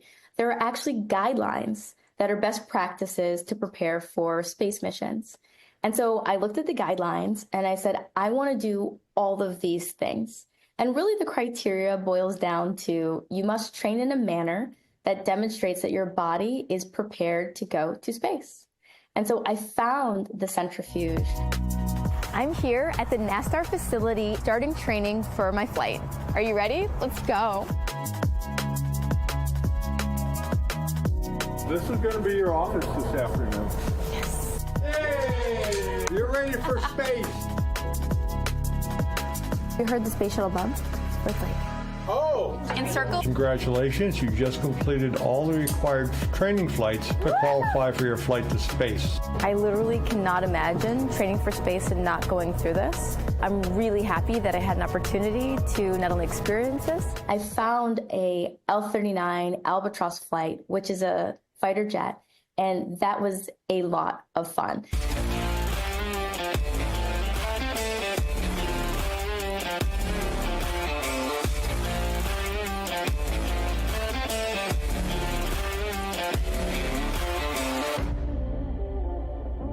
Half of the time I couldn't determine if I was training or having like a lot of fun, but I went through what the FAA kind of lays out as much as I could as a private citizen, and I'm really hoping to expand upon my training in the future and do more.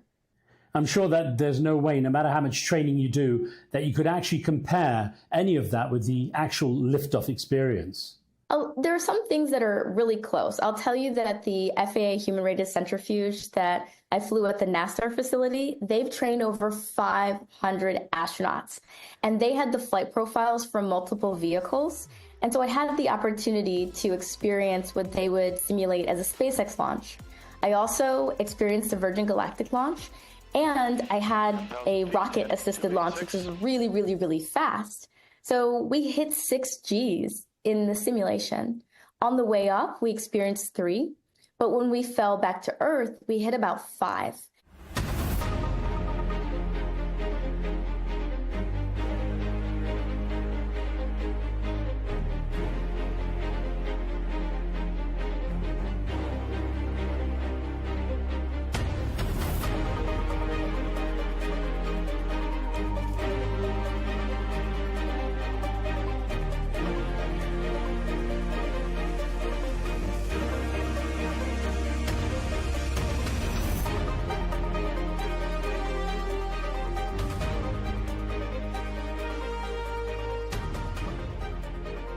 And that's when, let's just say, things got really real, because 5 times your body weight sitting on your chest is no joke.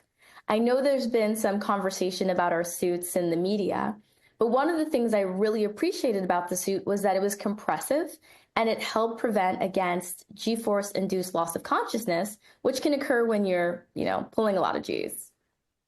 I can assure you that no kind of suit, no matter how advanced, could actually make me feel comfortable with 5 times my weight sitting on me. Now, of course, you actually get to see something that so few people get to do. So describe the view from the capsule, what you saw, and of course, how it made you feel. It's impossible to go through this experience and come back unchanged. I hope that in the future, not only do more people have the opportunity to go, but that going to space on these sorts of suborbital flights will be as routine as flying. Seeing the Earth, it was a awe-inspiring moment that took me days to process. When I came home, I walked around my neighborhood just trying to find the words to describe what it's like to look at a moving, breathing Earth. And since that moment, I have felt a commitment that some, have detailed in the overview effect, where I feel more of a responsibility to not only protect Earth, but to talk about the experience of seeing Earth from space and to champion more people going on these commercial flights, because there's nothing more beautiful than having the opportunity to see humanity from up high. Aisha, I'm sure that you're more than familiar with the famous blue marble picture, the picture of the planet Earth taken back in 1972. That was actually the first time it was seen that way. 1972 is not that long ago, and it was taken by a person, not a satellite. Now, you got to see Earth from that remarkable perspective. You also got to experience weightlessness. How did that feel, and were there any funny moments in zero gravity while you were up there? Yes. I thought, okay, you're going to pull off your seatbelt and you're going to float up lightly. Well, right before we hit the launch pad, I had the privilege of talking to 2 individuals. And so NASA astronauts, Jeanette Epps and Joan Higginbotham, were there as part of my cohort. And I asked them, I was like, hey, ladies, what do I need to know about microgravity? And they were like, Aisha, whatever you do, don't do too much. You are so buoyant. Wow. I mean, the moment you take off your seatbelt, you just float right up. And so for me, I was really nervous that I was going to hit the top of the capsule. So the seatbelt comes off, and then I immediately lift up, and there's a moment of shock where I'm like, oh my gosh, I felt like I was floating away like a balloon. And so I grab onto the handholds, and I realized that sit-ups actually help for something. And I was like, okay, I've got my hands here and I'll be able to get my feet into the toe hold and orient myself. But it takes just a small touch to move around in microgravity. It's really the most elegant sort of feeling of being able to just turn your body entirely upside down, like I did in the capsule, with just a mere turn of my wrist. That's remarkable. My knees would thank me forever if I could get to weightlessness. Sadly, it's not going to happen. Now, I know the support of your family has been very important to you, and your late father had a space dream of his own. Tell me about that and what he said to you when you were chosen for your space mission. You know, I struggled to find the words because my dad came to the United States in the 80s from the Bahamas to study science in Michigan. And it was his goal to work at NASA. And while he didn't achieve that, he instilled in me that I had the ability to do more. And when I found myself in high school, I didn't think that math or science was for me. And it was my dad that said, you can do this. And so I went from community college to studying aerospace at the University of Michigan and working at NASA. And when we lost him earlier this year, I didn't know that I was actually going to be able to do this. I wasn't sure how I was going to find the energy or the strength because I never thought that I would get to achieve one of the greatest goals in my life without my dad. And so when you look at the footage of me in the capsule, some people see me floating a patch that says Bahamas. And while that is a nod to my heritage and my father, it's also a nod towards history. The New Shepard vehicle follows the trajectory of Alan Shepard in 1961. And most people know that New Shepard took off in the United States, but they don't know where it landed. It landed in Grand Bahama in the Bahamas. And so for me to have the ability to complete his dream, to have my 92-year-old grandfather, who was born at a time where there were not aircraft on his island, fly to see me take a rocket to space, was just a beautiful full circle moment that I will forever be grateful for. Well, God bless your late father, Aisha. I'm sure you must have felt his presence with you during that profound experience. I did. And, you know, he said via text to me, when I told him that Blue Origin was going to fly and I was going to be part of the crew, he said, Aisha, all the people who have come before me who are no longer here, and all the people who will come after you that you have not met will forever be proud of the courage that you've displayed in this moment. And so during the mission, my call sign was Exuma, which is a nod to the island my grandfather was born almost 100 years ago. Well, thanks for explaining that. I wanted to ask you about the meaning of your call sign, but since you mentioned your 92-year-old grandfather, I want to refer to a comment you've made in the past about his experience with getting around during much of his early life was on a horse. Yes. Not only was he on horses, he was somebody who was really instrumental in moving the nation forward. And so from Exuma to going to NASA, my grandfather was always somebody that said, if you don't see it, create it. He was never somebody that was okay with the status quo. And I think you see a lot of that spirit in me today. Well, Aisha, apart from the Bahamas flag patch you took, what other special mementos did you take up there with you? Well, let me start with the fun one.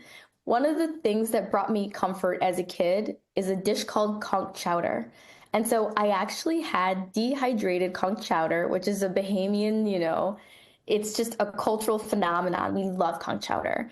I had it dehydrated and I flew it in my pocket, which I think that's the first conch that has made it to space. An artifact that I'm really proud to have on loan from the Museum of Flight in Seattle.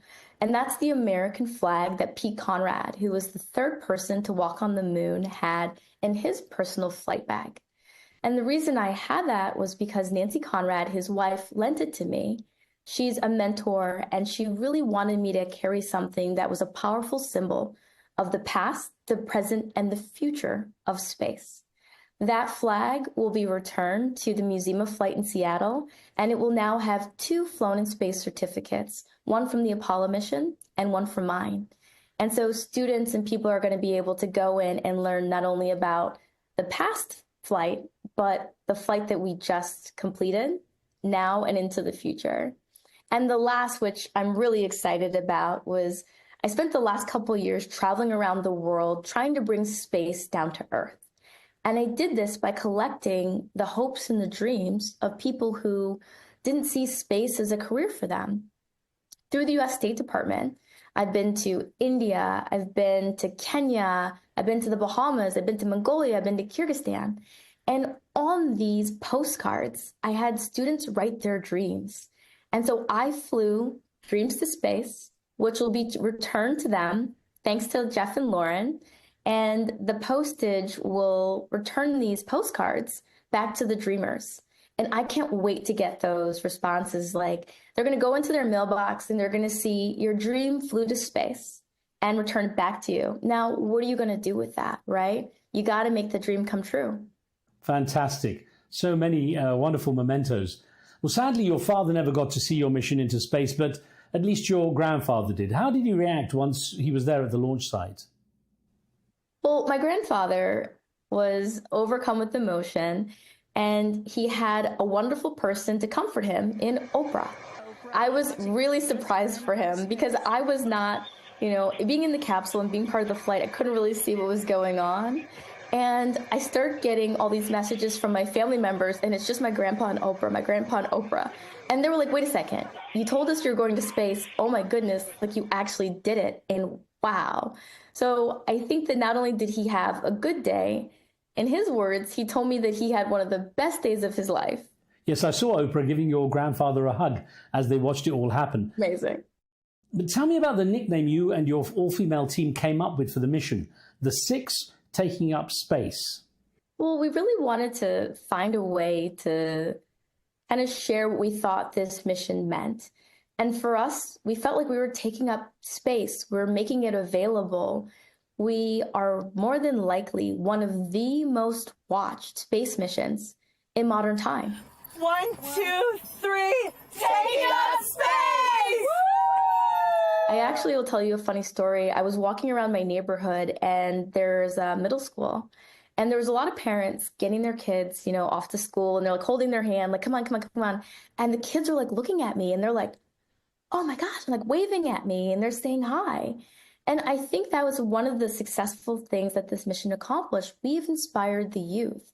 And so there's this wonderful part of me that's excited about what the students are going to do with it, because they're writing me, they're sending me messages. They're really excited to have had the opportunity to see themselves in space. And you said you loved the flight suit. Was it because of the way it protected you from the multiple G-forces you experienced during takeoff and landing? Or was it the fashion? Because I noticed you had flares on the legs. Well, on a practical kind of note, I've worn flight suits before.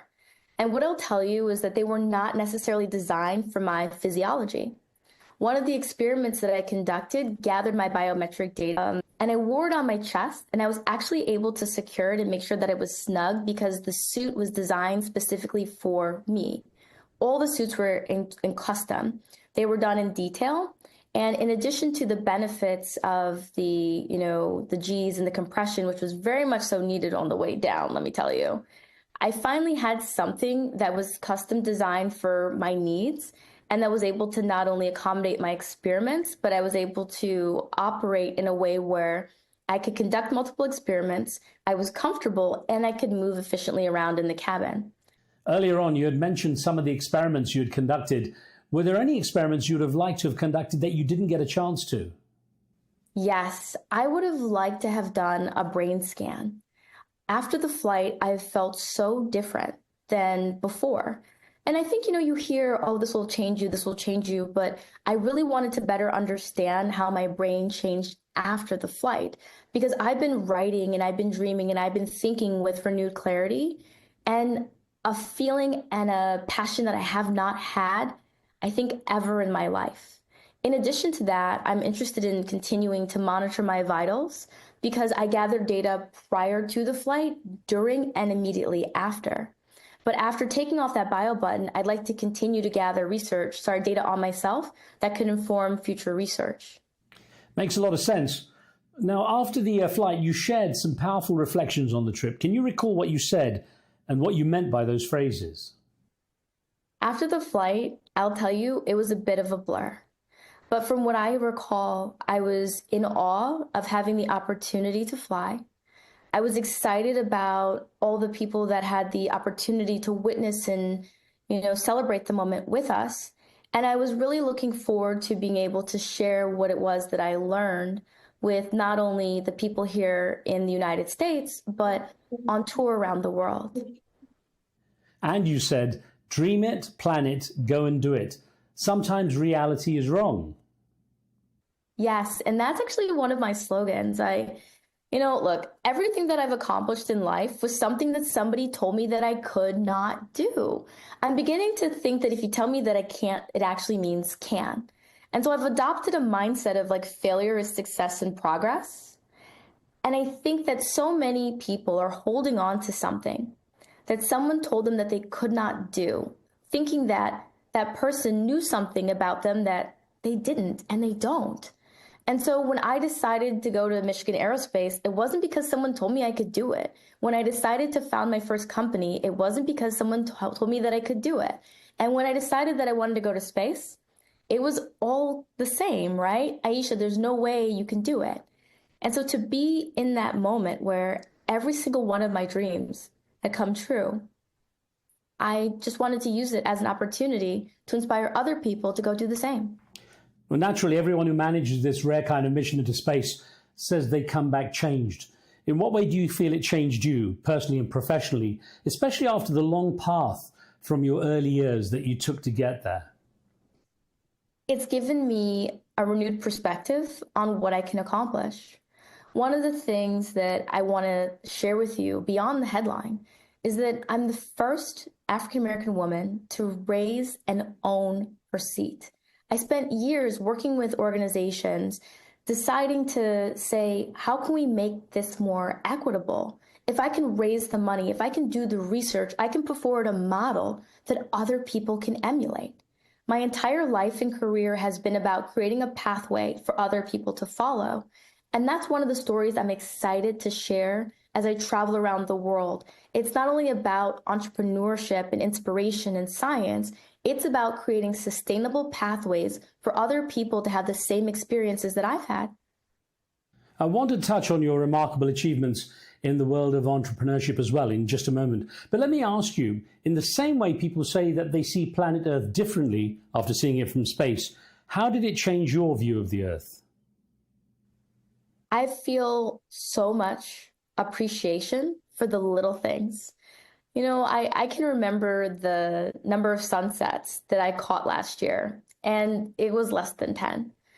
Today, I got up and I'm looking at everything, right? The plants, the animals. I just feel a sense of joy. I feel a sense of privilege, and I feel honored because there's no mistakes here on Earth. We are truly a blessing, and everybody has a purpose. And Earth, when you see it suspended against the darkness of space, it is impossible to not believe that we are all here for a reason. And we have to protect this planet. We have to share this. We have to go out and make it possible for other people to see it because it's such a beautiful thing. It's overwhelming when you get to see it from space. Well, as you know, Aisha, we live in a world of social media and global interaction that is not always very nice or fair. And as you know, there's been some talk since the mission questioning the use of the term astronaut in connection with these short flights into space. How do you regard that debate, and what does the word astronaut mean to you? Well, I think that in aerospace, there's always been a delineation between a NASA astronaut, per se, and a citizen astronaut. I think that the word citizen astronaut here is maybe more appropriate, but I think we're kind of getting into trying to classify an experience. And the reality of it is that it doesn't necessarily matter what people call me. What I feel we all are explorers.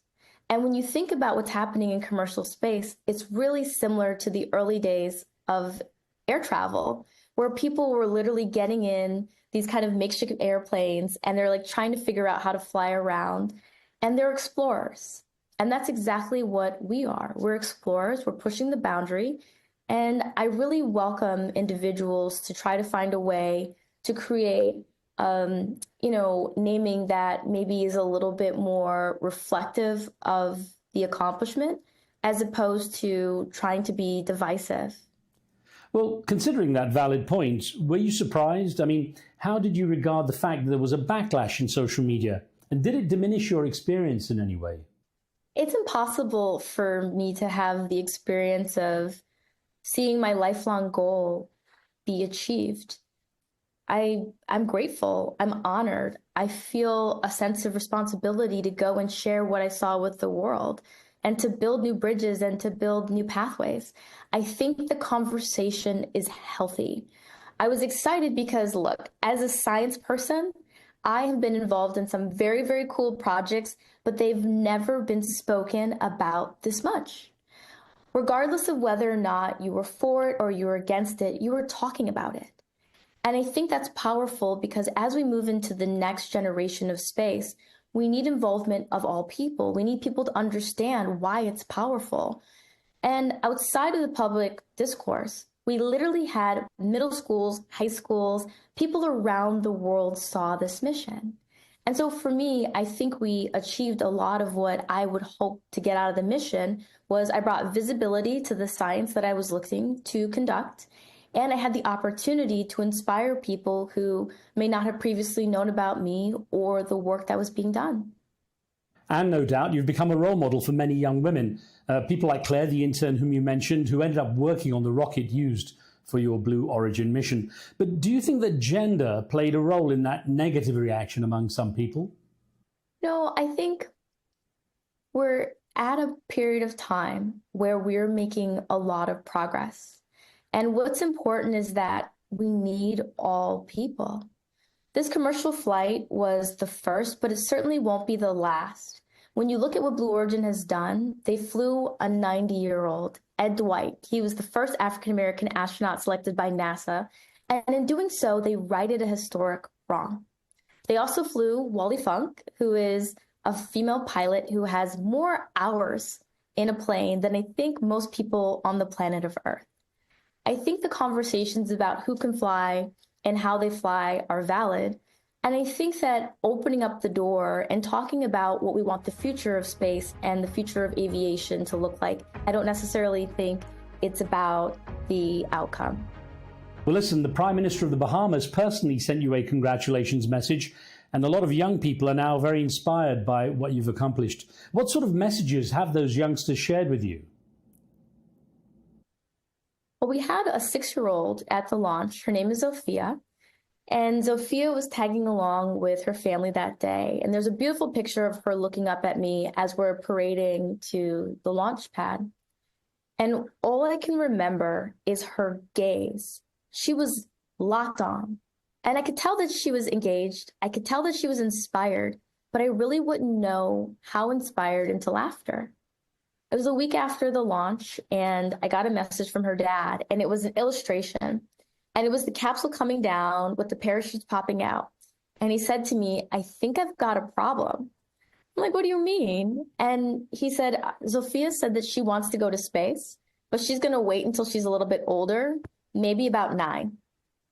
That, to me, I mean, it really sums up what's happening in my inbox and on my phone. There are so many people telling me that not only were they proud and they're excited, but that it renewed their dreams.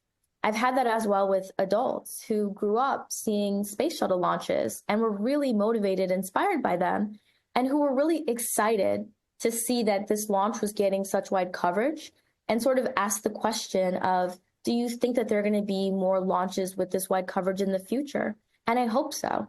I hope so for NASA missions. I hope so for Blue Origin missions. I hope so for Virgin Galactic missions. I hope so for all missions. And your trip into space was also celebrated with a viewing party by staff and students at Washtenaw Community College, where your academic journey began. Looking back at that time, how far away did the dream of space feel then? I mean, it felt like just that. It felt like a dream. Washtenaw Community College was where my life began because I met a lot of individuals who They didn't care about what I demonstrated on paper before.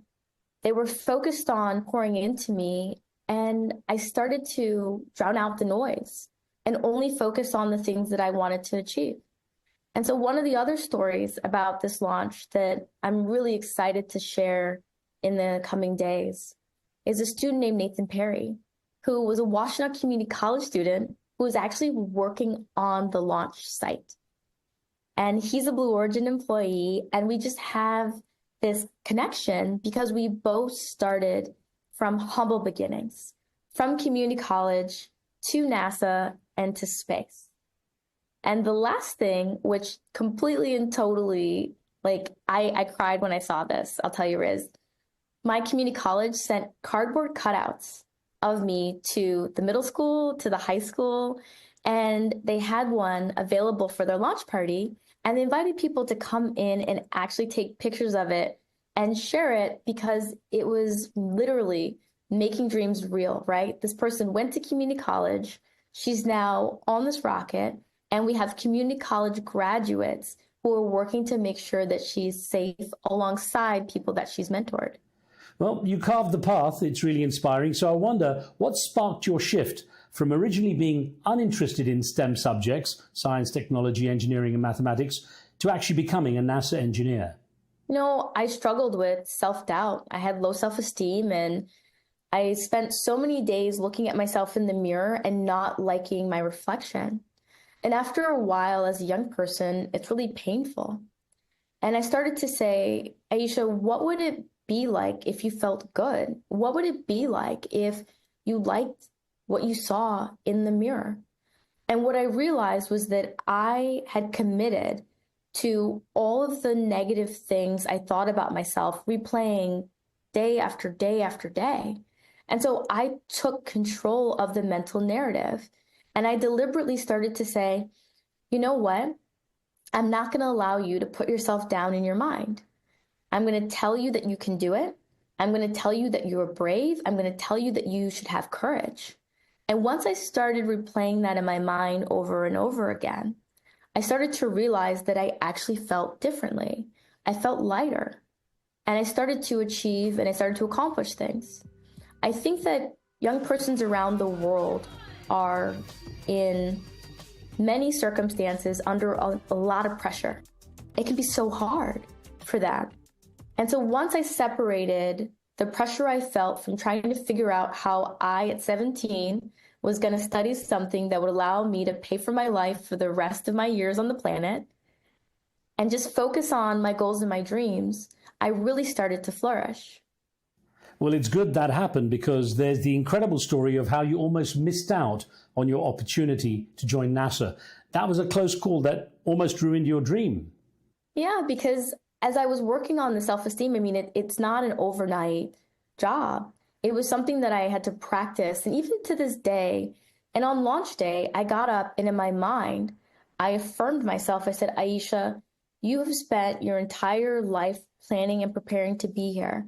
Today, you are going to get up, you are going to be present, you are going to do good science, you're going to be focused, and you're going to get everything out of this experience. It took me years to get there because as a college student, I didn't realize the power of being kind to myself. I didn't realize the power of finding a community that could pour into me. And so I had to build those things over the years. And as I've traveled around the world with the State Department or invited talks, I think that a lot of individuals have potential that is just untapped because they have not been taught how to harness the noise that can be in your mind and how to affirm yourself and how to make sure that you give yourself the best possible foundation for success, which is optimism and self-love. And Aisha, I want to discuss how your story progressed, because when you left NASA, you founded your own company, STEM Board, that advises the US government. What drove that decision, and what kind of impact has it had? Well, it started with people like Claire. I was meeting students, and I was realizing that I had more to give. I loved working for NASA. It is a dream job, and I highly recommend it to anybody who's thinking about it. But in my job, my focus was engineering. I didn't have the opportunity to travel around and talk to students and share my journey as much as I would have liked to. And what I realized was that people thought that I was in my job because I was a genius, because everything was perfect, and because I had the best upbringing. And the reality of that was it wasn't quite true. I had a lot of challenges. I had a lot of failures. I had a lot of setbacks, but it was how I chose to look at them that made the difference in the long run. And once I started doing this, I said, what if I created a company? And once again, people laughed in my face, but I was dog sitting this dog who was amazing. And the dog told me I could do it, right? So I was like, animals, they're your friends, like, go do it. And so I said, well, wouldn't it be really cool if I actually built a company from scratch and it worked? Wouldn't other people maybe feel inspired and do the same? Well, 12 years ago, I built Stemboard. We're an engineering firm. We've twice been recognized by Inc. 5000 as one of the fastest growing companies in America. We have been also recognized for hiring and retainment of veterans in the United States and the good works that we've done around the world. And it was all because I just decided that I would make it up, right? I made up the logo, I made up the company. And today I have engineers who work for me full time in multiple states. And that's what we do. We make dreams reality. And we really stand as a model for what other people could do with their potential in the future. And if that wasn't enough, as a young woman starting and running such a successful company, you had to go and start another one called Lingo. What are you hoping to solve with that business? Well, I'll tell you, Lingo was a mistake, but it was a wonderful mistake. Running one company is enough. It's definitely a lot of responsibility on a day-to-day basis. But Lingo came as an act of love. We as STEMboard engineers were donating our time to help nonprofits in the community.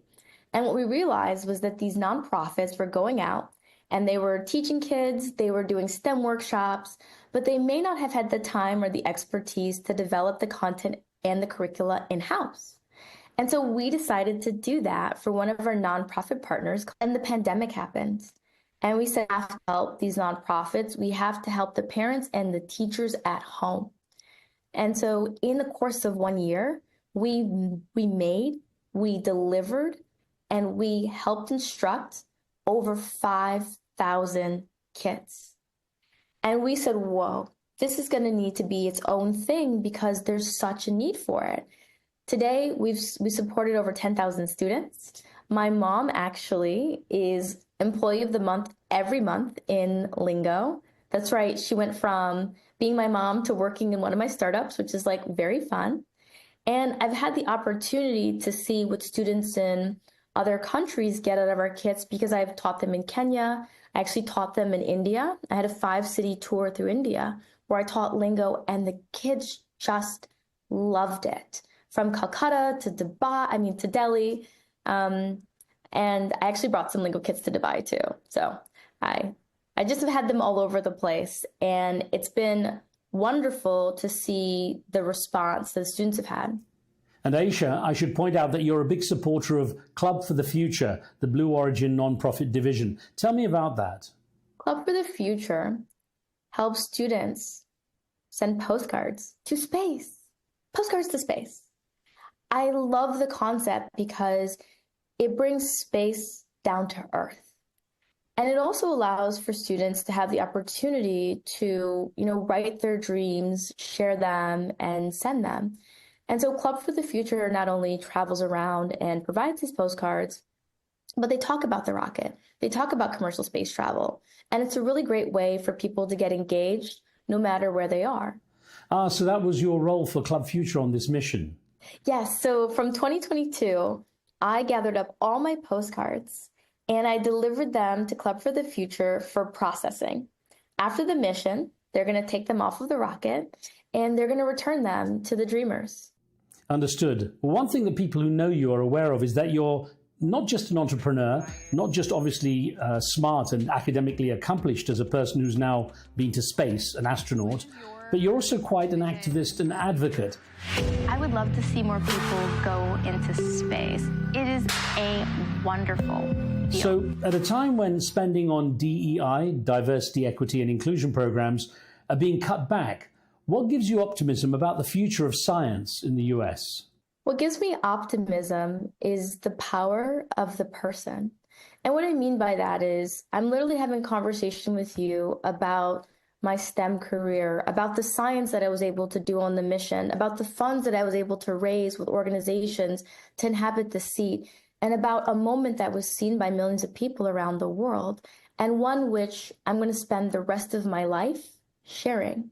And I'm just one person. Imagine the power that comes from this conversation and other people deciding that they have the power to shape the future the way that they want it to be. And that's really what I want to leave people with, right? I dreamed it, I planned it, I did it, and so can you. I understand that there are a lot of things happening, not only in the United States, but around the world that will be discussed for years to come. But I think the question is, what can you do in order to shape the future that you want? And of course, times have changed. And from a time when you couldn't imagine the opportunity to travel to space that has been developed through projects such as Blue Origin, it's now become a possible dream for many more people, something for which you advocate. But given the huge cost, is such an ambition even practical? You know, I wonder if when Henry Ford designed vehicles, he thought that they would be as popular as they are today, right? I mean, I wonder the same things about the Wright brothers. I think with all great inventions, whether it's ships or aircraft, submarines, I mean, they all kind of started being initially fairly expensive and somewhat out of reach. And you had the individuals who became the early adopters, many of whom were more affluent in society. And then these things became more common. I mean, I still remember getting my first cell phone. I had only seen cell phones on other people. And I know you're probably laughing because you know exactly what that was like, right? When you get your first phone, I'm from the generation where we had one phone, it was in the kitchen, and it had a long cord, and you better hope that your mom cared to give you the message. But now there's more computing power in cell phones than we're on the space shuttle. And so when we talk about innovation, we talk about spaceflight, what we just witnessed is what is going to eventually drive down the cost so that this will be affordable to all people. And it follows the natural cycle that happens with innovation and early adoption. Aisha, let's put this into context. I was excited when I saw my first electric typewriter. Well, looking ahead, what's next for you on Earth or in space? And what's your newest dream? 1 million students with hands-on STEM learning through our Lingo STEM coding kits. In honor of this mission, I actually spent the last year working with my team to develop lessons that bring some of the same space concepts home. We're piloting them here where I live in Virginia, and we just actually partnered with a local school district to roll them out into the schools, which I'm so excited by. And I can't wait to be able to share the joy of space and the skills that are needed to be employable in the future with millions. Aisha, fantastic. Now, I'm going to end this wonderful interview with something that we like to do with cool people on this show, and that is to ask you around 10 quick-fire questions where you can just answer in 1 or 2 words. You just have to think on your feet. Are you up for that? I'm up for it. Cool. Okay. The first one. What's the biggest discovery you'd like to see in space exploration? Another habitable planet. Number 2, what's the most important thing an alien should understand about humans? Humanity is just beautiful. It's compassionate, it's wondrous, and it should be protected. Number 3, is there anything you would do differently on a second trip to the stars? I would spend much more time. Number 4, would you rather return to space yourself or inspire a future astronaut to travel to Mars? Can I do both? Both. Why not? Okay, there you go. Number 5, will women close the gender gap in the space workforce within the next 10 years? I certainly hope so. Question 6, who's your favorite astronaut and why? It's hard to pick just one.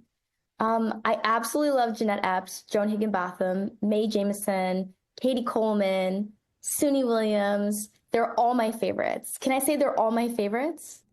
Of course you can. Well, 7. What's your favorite Katy Perry song? My favorite Katy Perry song would be Firework. Nice choice. Question 8. Considering you were told to go into cosmetology and fashion, and considering you've actually become something of a fashion icon, what's the choice? Cosmology or cosmetology? Cosmology. Number 9. Spacesuits. Fashionable or functional? Both. I knew you were going to say that. Prada's designing the newest spacesuits. I mean, it's both. Fair enough. So then, question 10. Do joyful tears float in zero gravity? Yes. Well, I'm going to squeeze out one final question. How would you sum up your experience in space in a single sentence? The most meaningful thing that has happened to me ever.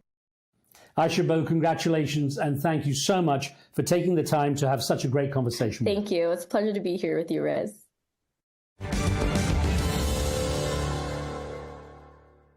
The remarkable astronaut, Aisha Bo. That's it for now. Don't forget to subscribe and leave your comments and thoughts. I'm Riz Khan. From me and the team, thanks for watching. We'll see you next time.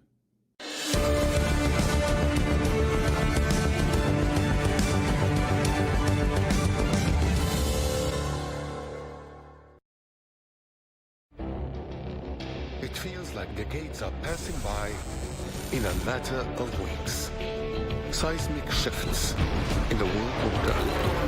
Never, ever will be part of America. With so much happening and so much noise. Whether it's political upheaval, Canada has been ripping us off for years. economic shifts, or social movements, And no one wins from tariffs. I think America can be more friendly to the rest of the world. For in-depth analysis and all the latest developments across the globe. To have an inclusive policy together. The meetings with Hamas gave me some hope. We're in another nuclear arms race. the most important developments straight to your screen. Welcome to the dressing room. I'm on my own. I need backup. And an insightful look at the issues shaping our world today. It was not going to happen, that war, and it happened. Join us on Arabiya News, where the world talks.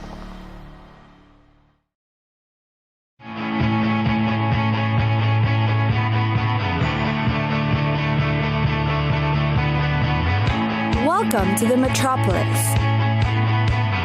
the big city.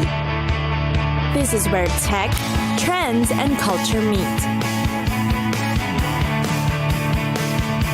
Meet the people. See the sights. Walk the city streets. And experience the lifestyle.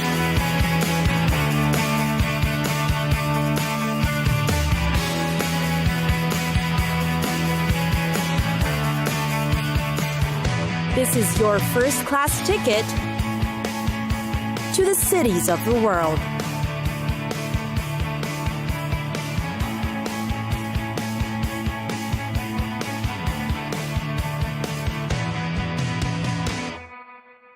Honolulu, a journey that'll give you history, food trips, and adventure.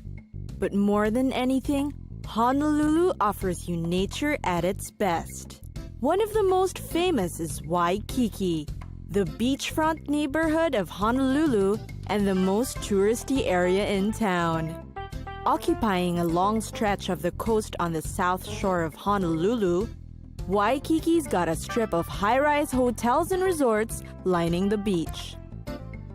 Other famous spots on the historical side include the Lolani Palace, a historical landmark in downtown Honolulu originally built in 1879.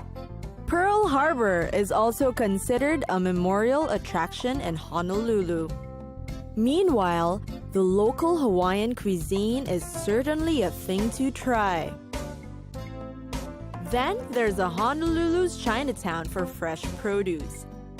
The busy market section of Honolulu smells of fresh fruits and veggies and meat and fish. Here you can buy produce at great prices. And finally, here are Honolulu's well-known nature trips. The Hanayuma Bay is one of the most famous places on the entire island for snorkeling. It's a nature reserve and marine sanctuary. Hiking is one of the best things to do in Honolulu. There are quite a few good hikes right in the Honolulu area. Some of them a bit outside of the city limits, but others are just right in the city. Take your pick. Then, of course, there's the Diamond Head, which is the iconic former volcano that's an emblem of travelers visiting Honolulu. People often like to take photos with it as a backdrop, but the view is in fact so much better when you're on top of it. Then, there's the Manoa Falls that offers a lush green jungle hike. It's a good way to appreciate the greenery and plants and trees of Hawaii. The north shore of Oahu is also great for surfing, or try the bodyboard, stand-up paddleboard, and other ocean activities. And then there's the Honolulu Zoo that's home to 905 different animals. Along with the diversity of different animals at the Honolulu Zoo, also neatly designed with many different lush tropical gardens. And finally, the Waikiki Aquarium is a good place to learn about the marine life of Hawaii.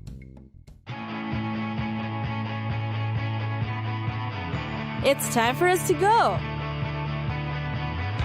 Pack your bags and get your tickets ready. And we'll see you on the next destination. Catch us again next time on Cities of the World.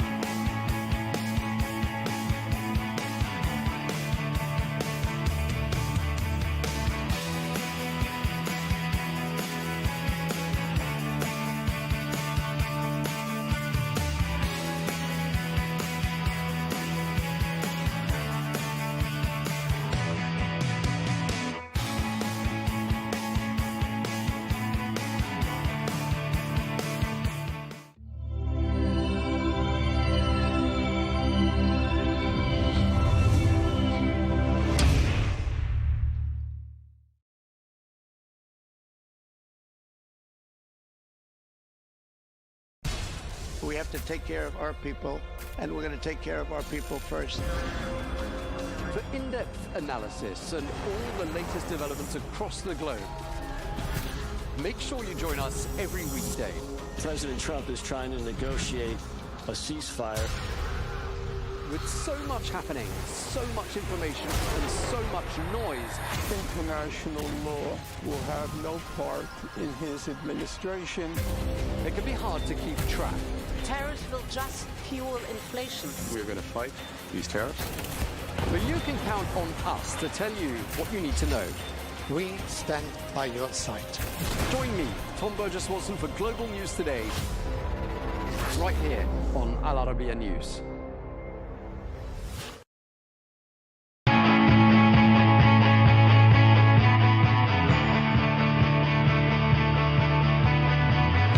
Welcome to the metropolis,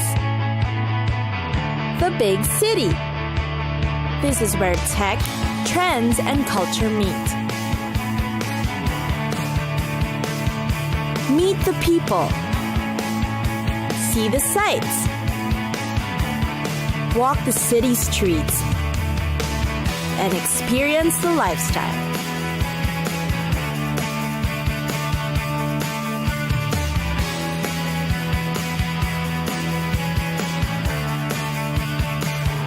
This is your first-class ticket to the cities of the world.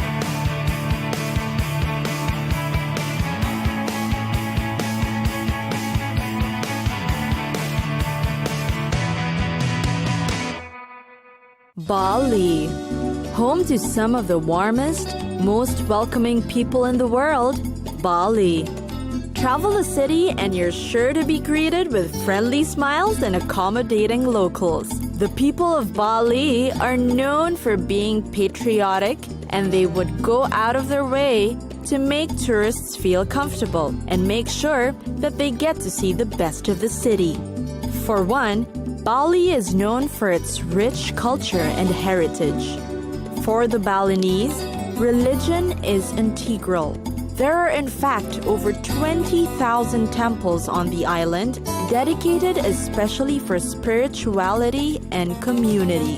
The city is also alive with festivals and ceremonies characterized by traditional Balinese dance, music, drama, and local cuisine that every tourist would definitely want to be a part of. Bali is also known for its breathtaking natural resources. You should see its picturesque rice terraces, soaring volcanoes, pristine crater lakes, sacred caves, and lush tropical forests. Many visit Bali for its tropical beaches, while its dramatic coastline never fails to impress. Waterfalls are also popular in Bali, as the city has a lot to explore. Visitors also like to try whitewater rafting in Bali, try the high ropes courses, or visit the Kintamani volcano. Kuta is a mecca for surfers and backpackers looking for lively nightlife and great waves. The botanical garden is also said to be one of the best in the world.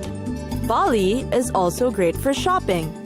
Popular marketplaces are found in Kuta, Ubud, and Sukawati. You're sure to find endless rows of stores selling a variety of knickknacks. For more unique finds, you should visit Seminyak. Seminyak is Bali's answer to the hipster movement, where eclectic bars, cool cafes, and chic international boutiques fill the streets. Food in Bali is just as amazing. Almost every warung or local eat shops offer the best local dishes, from satay ayam to soto ayam to nasi goreng. It's where you get to eat delicious meals for very affordable prices. But there are also fine dining restaurants in Bali that will serve all kinds of food. The city, after all, takes on many influences from all over the world.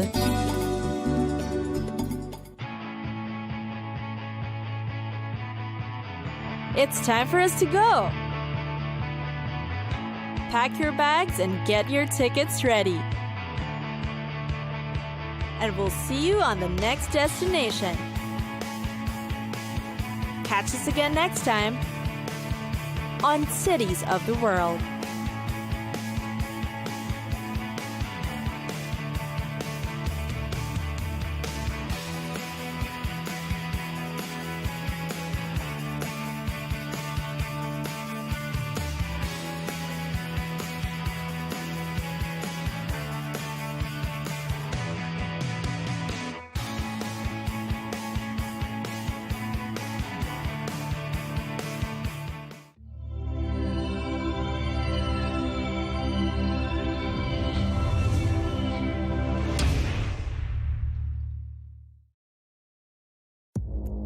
Our allies, in many cases, are worse than our enemies. Stay informed and connected with the latest international headlines.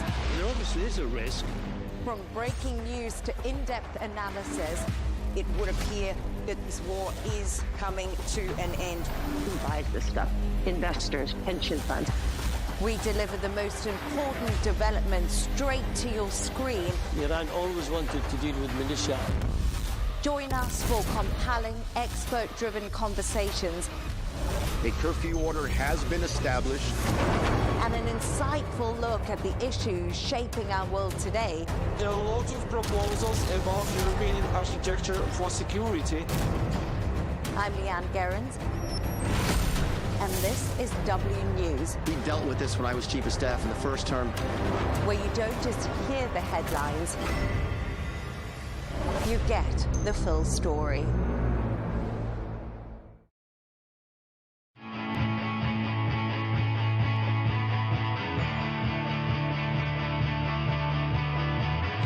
Welcome to the metropolis, the big city. This is where tech, trends, and culture meet. Meet the people. See the sights. Walk the city streets. And experience the lifestyle.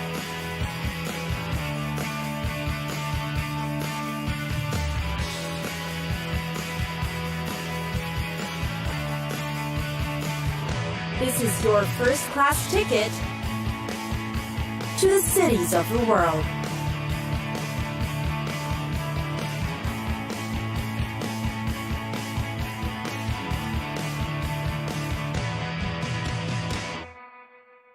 Rio de Janeiro.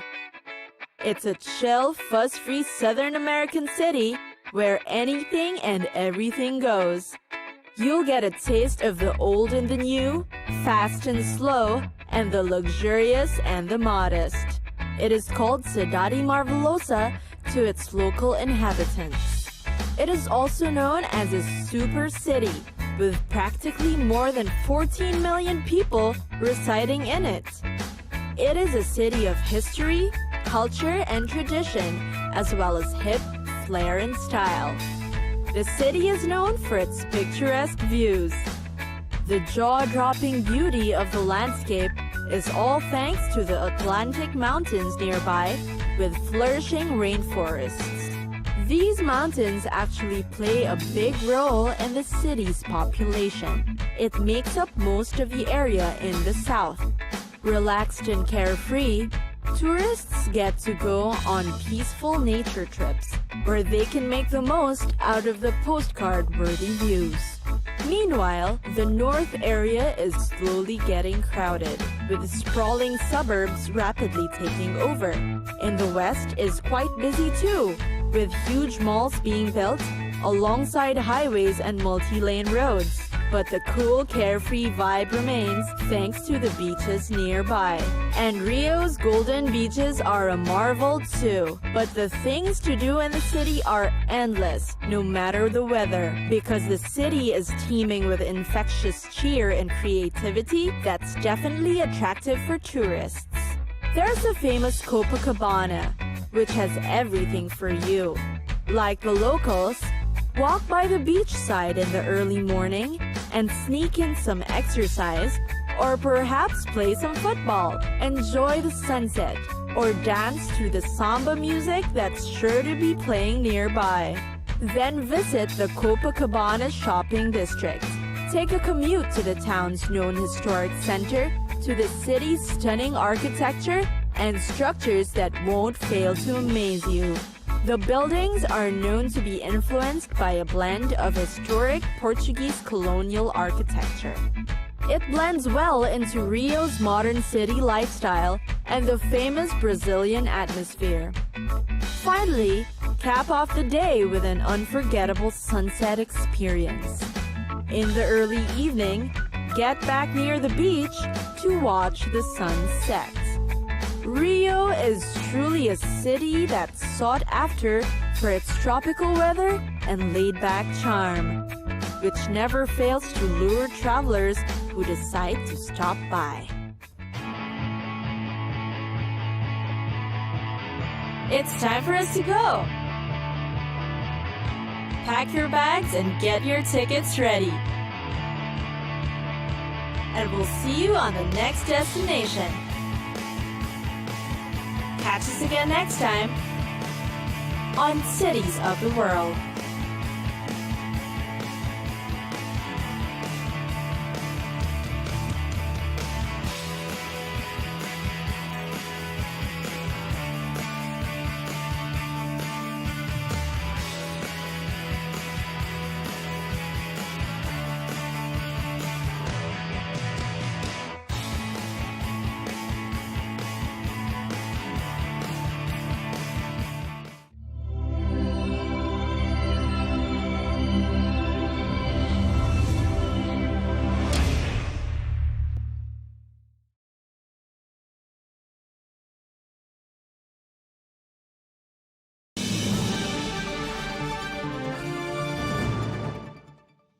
In the aftermath of the 12-day war between Iran and Israel, I'm going to be speaking to the former CIA Director, General David Petraeus, to get his view on the extent of the damage that's been inflicted on Iran's nuclear facilities by the United States. And I'll be asking him what Iran's options now are and what scope there is for diplomatic engagement between Tehran and Washington. Do join us tomorrow for that exclusive interview with the former CIA Director, General David Petraeus, right here on Al Arabiya English.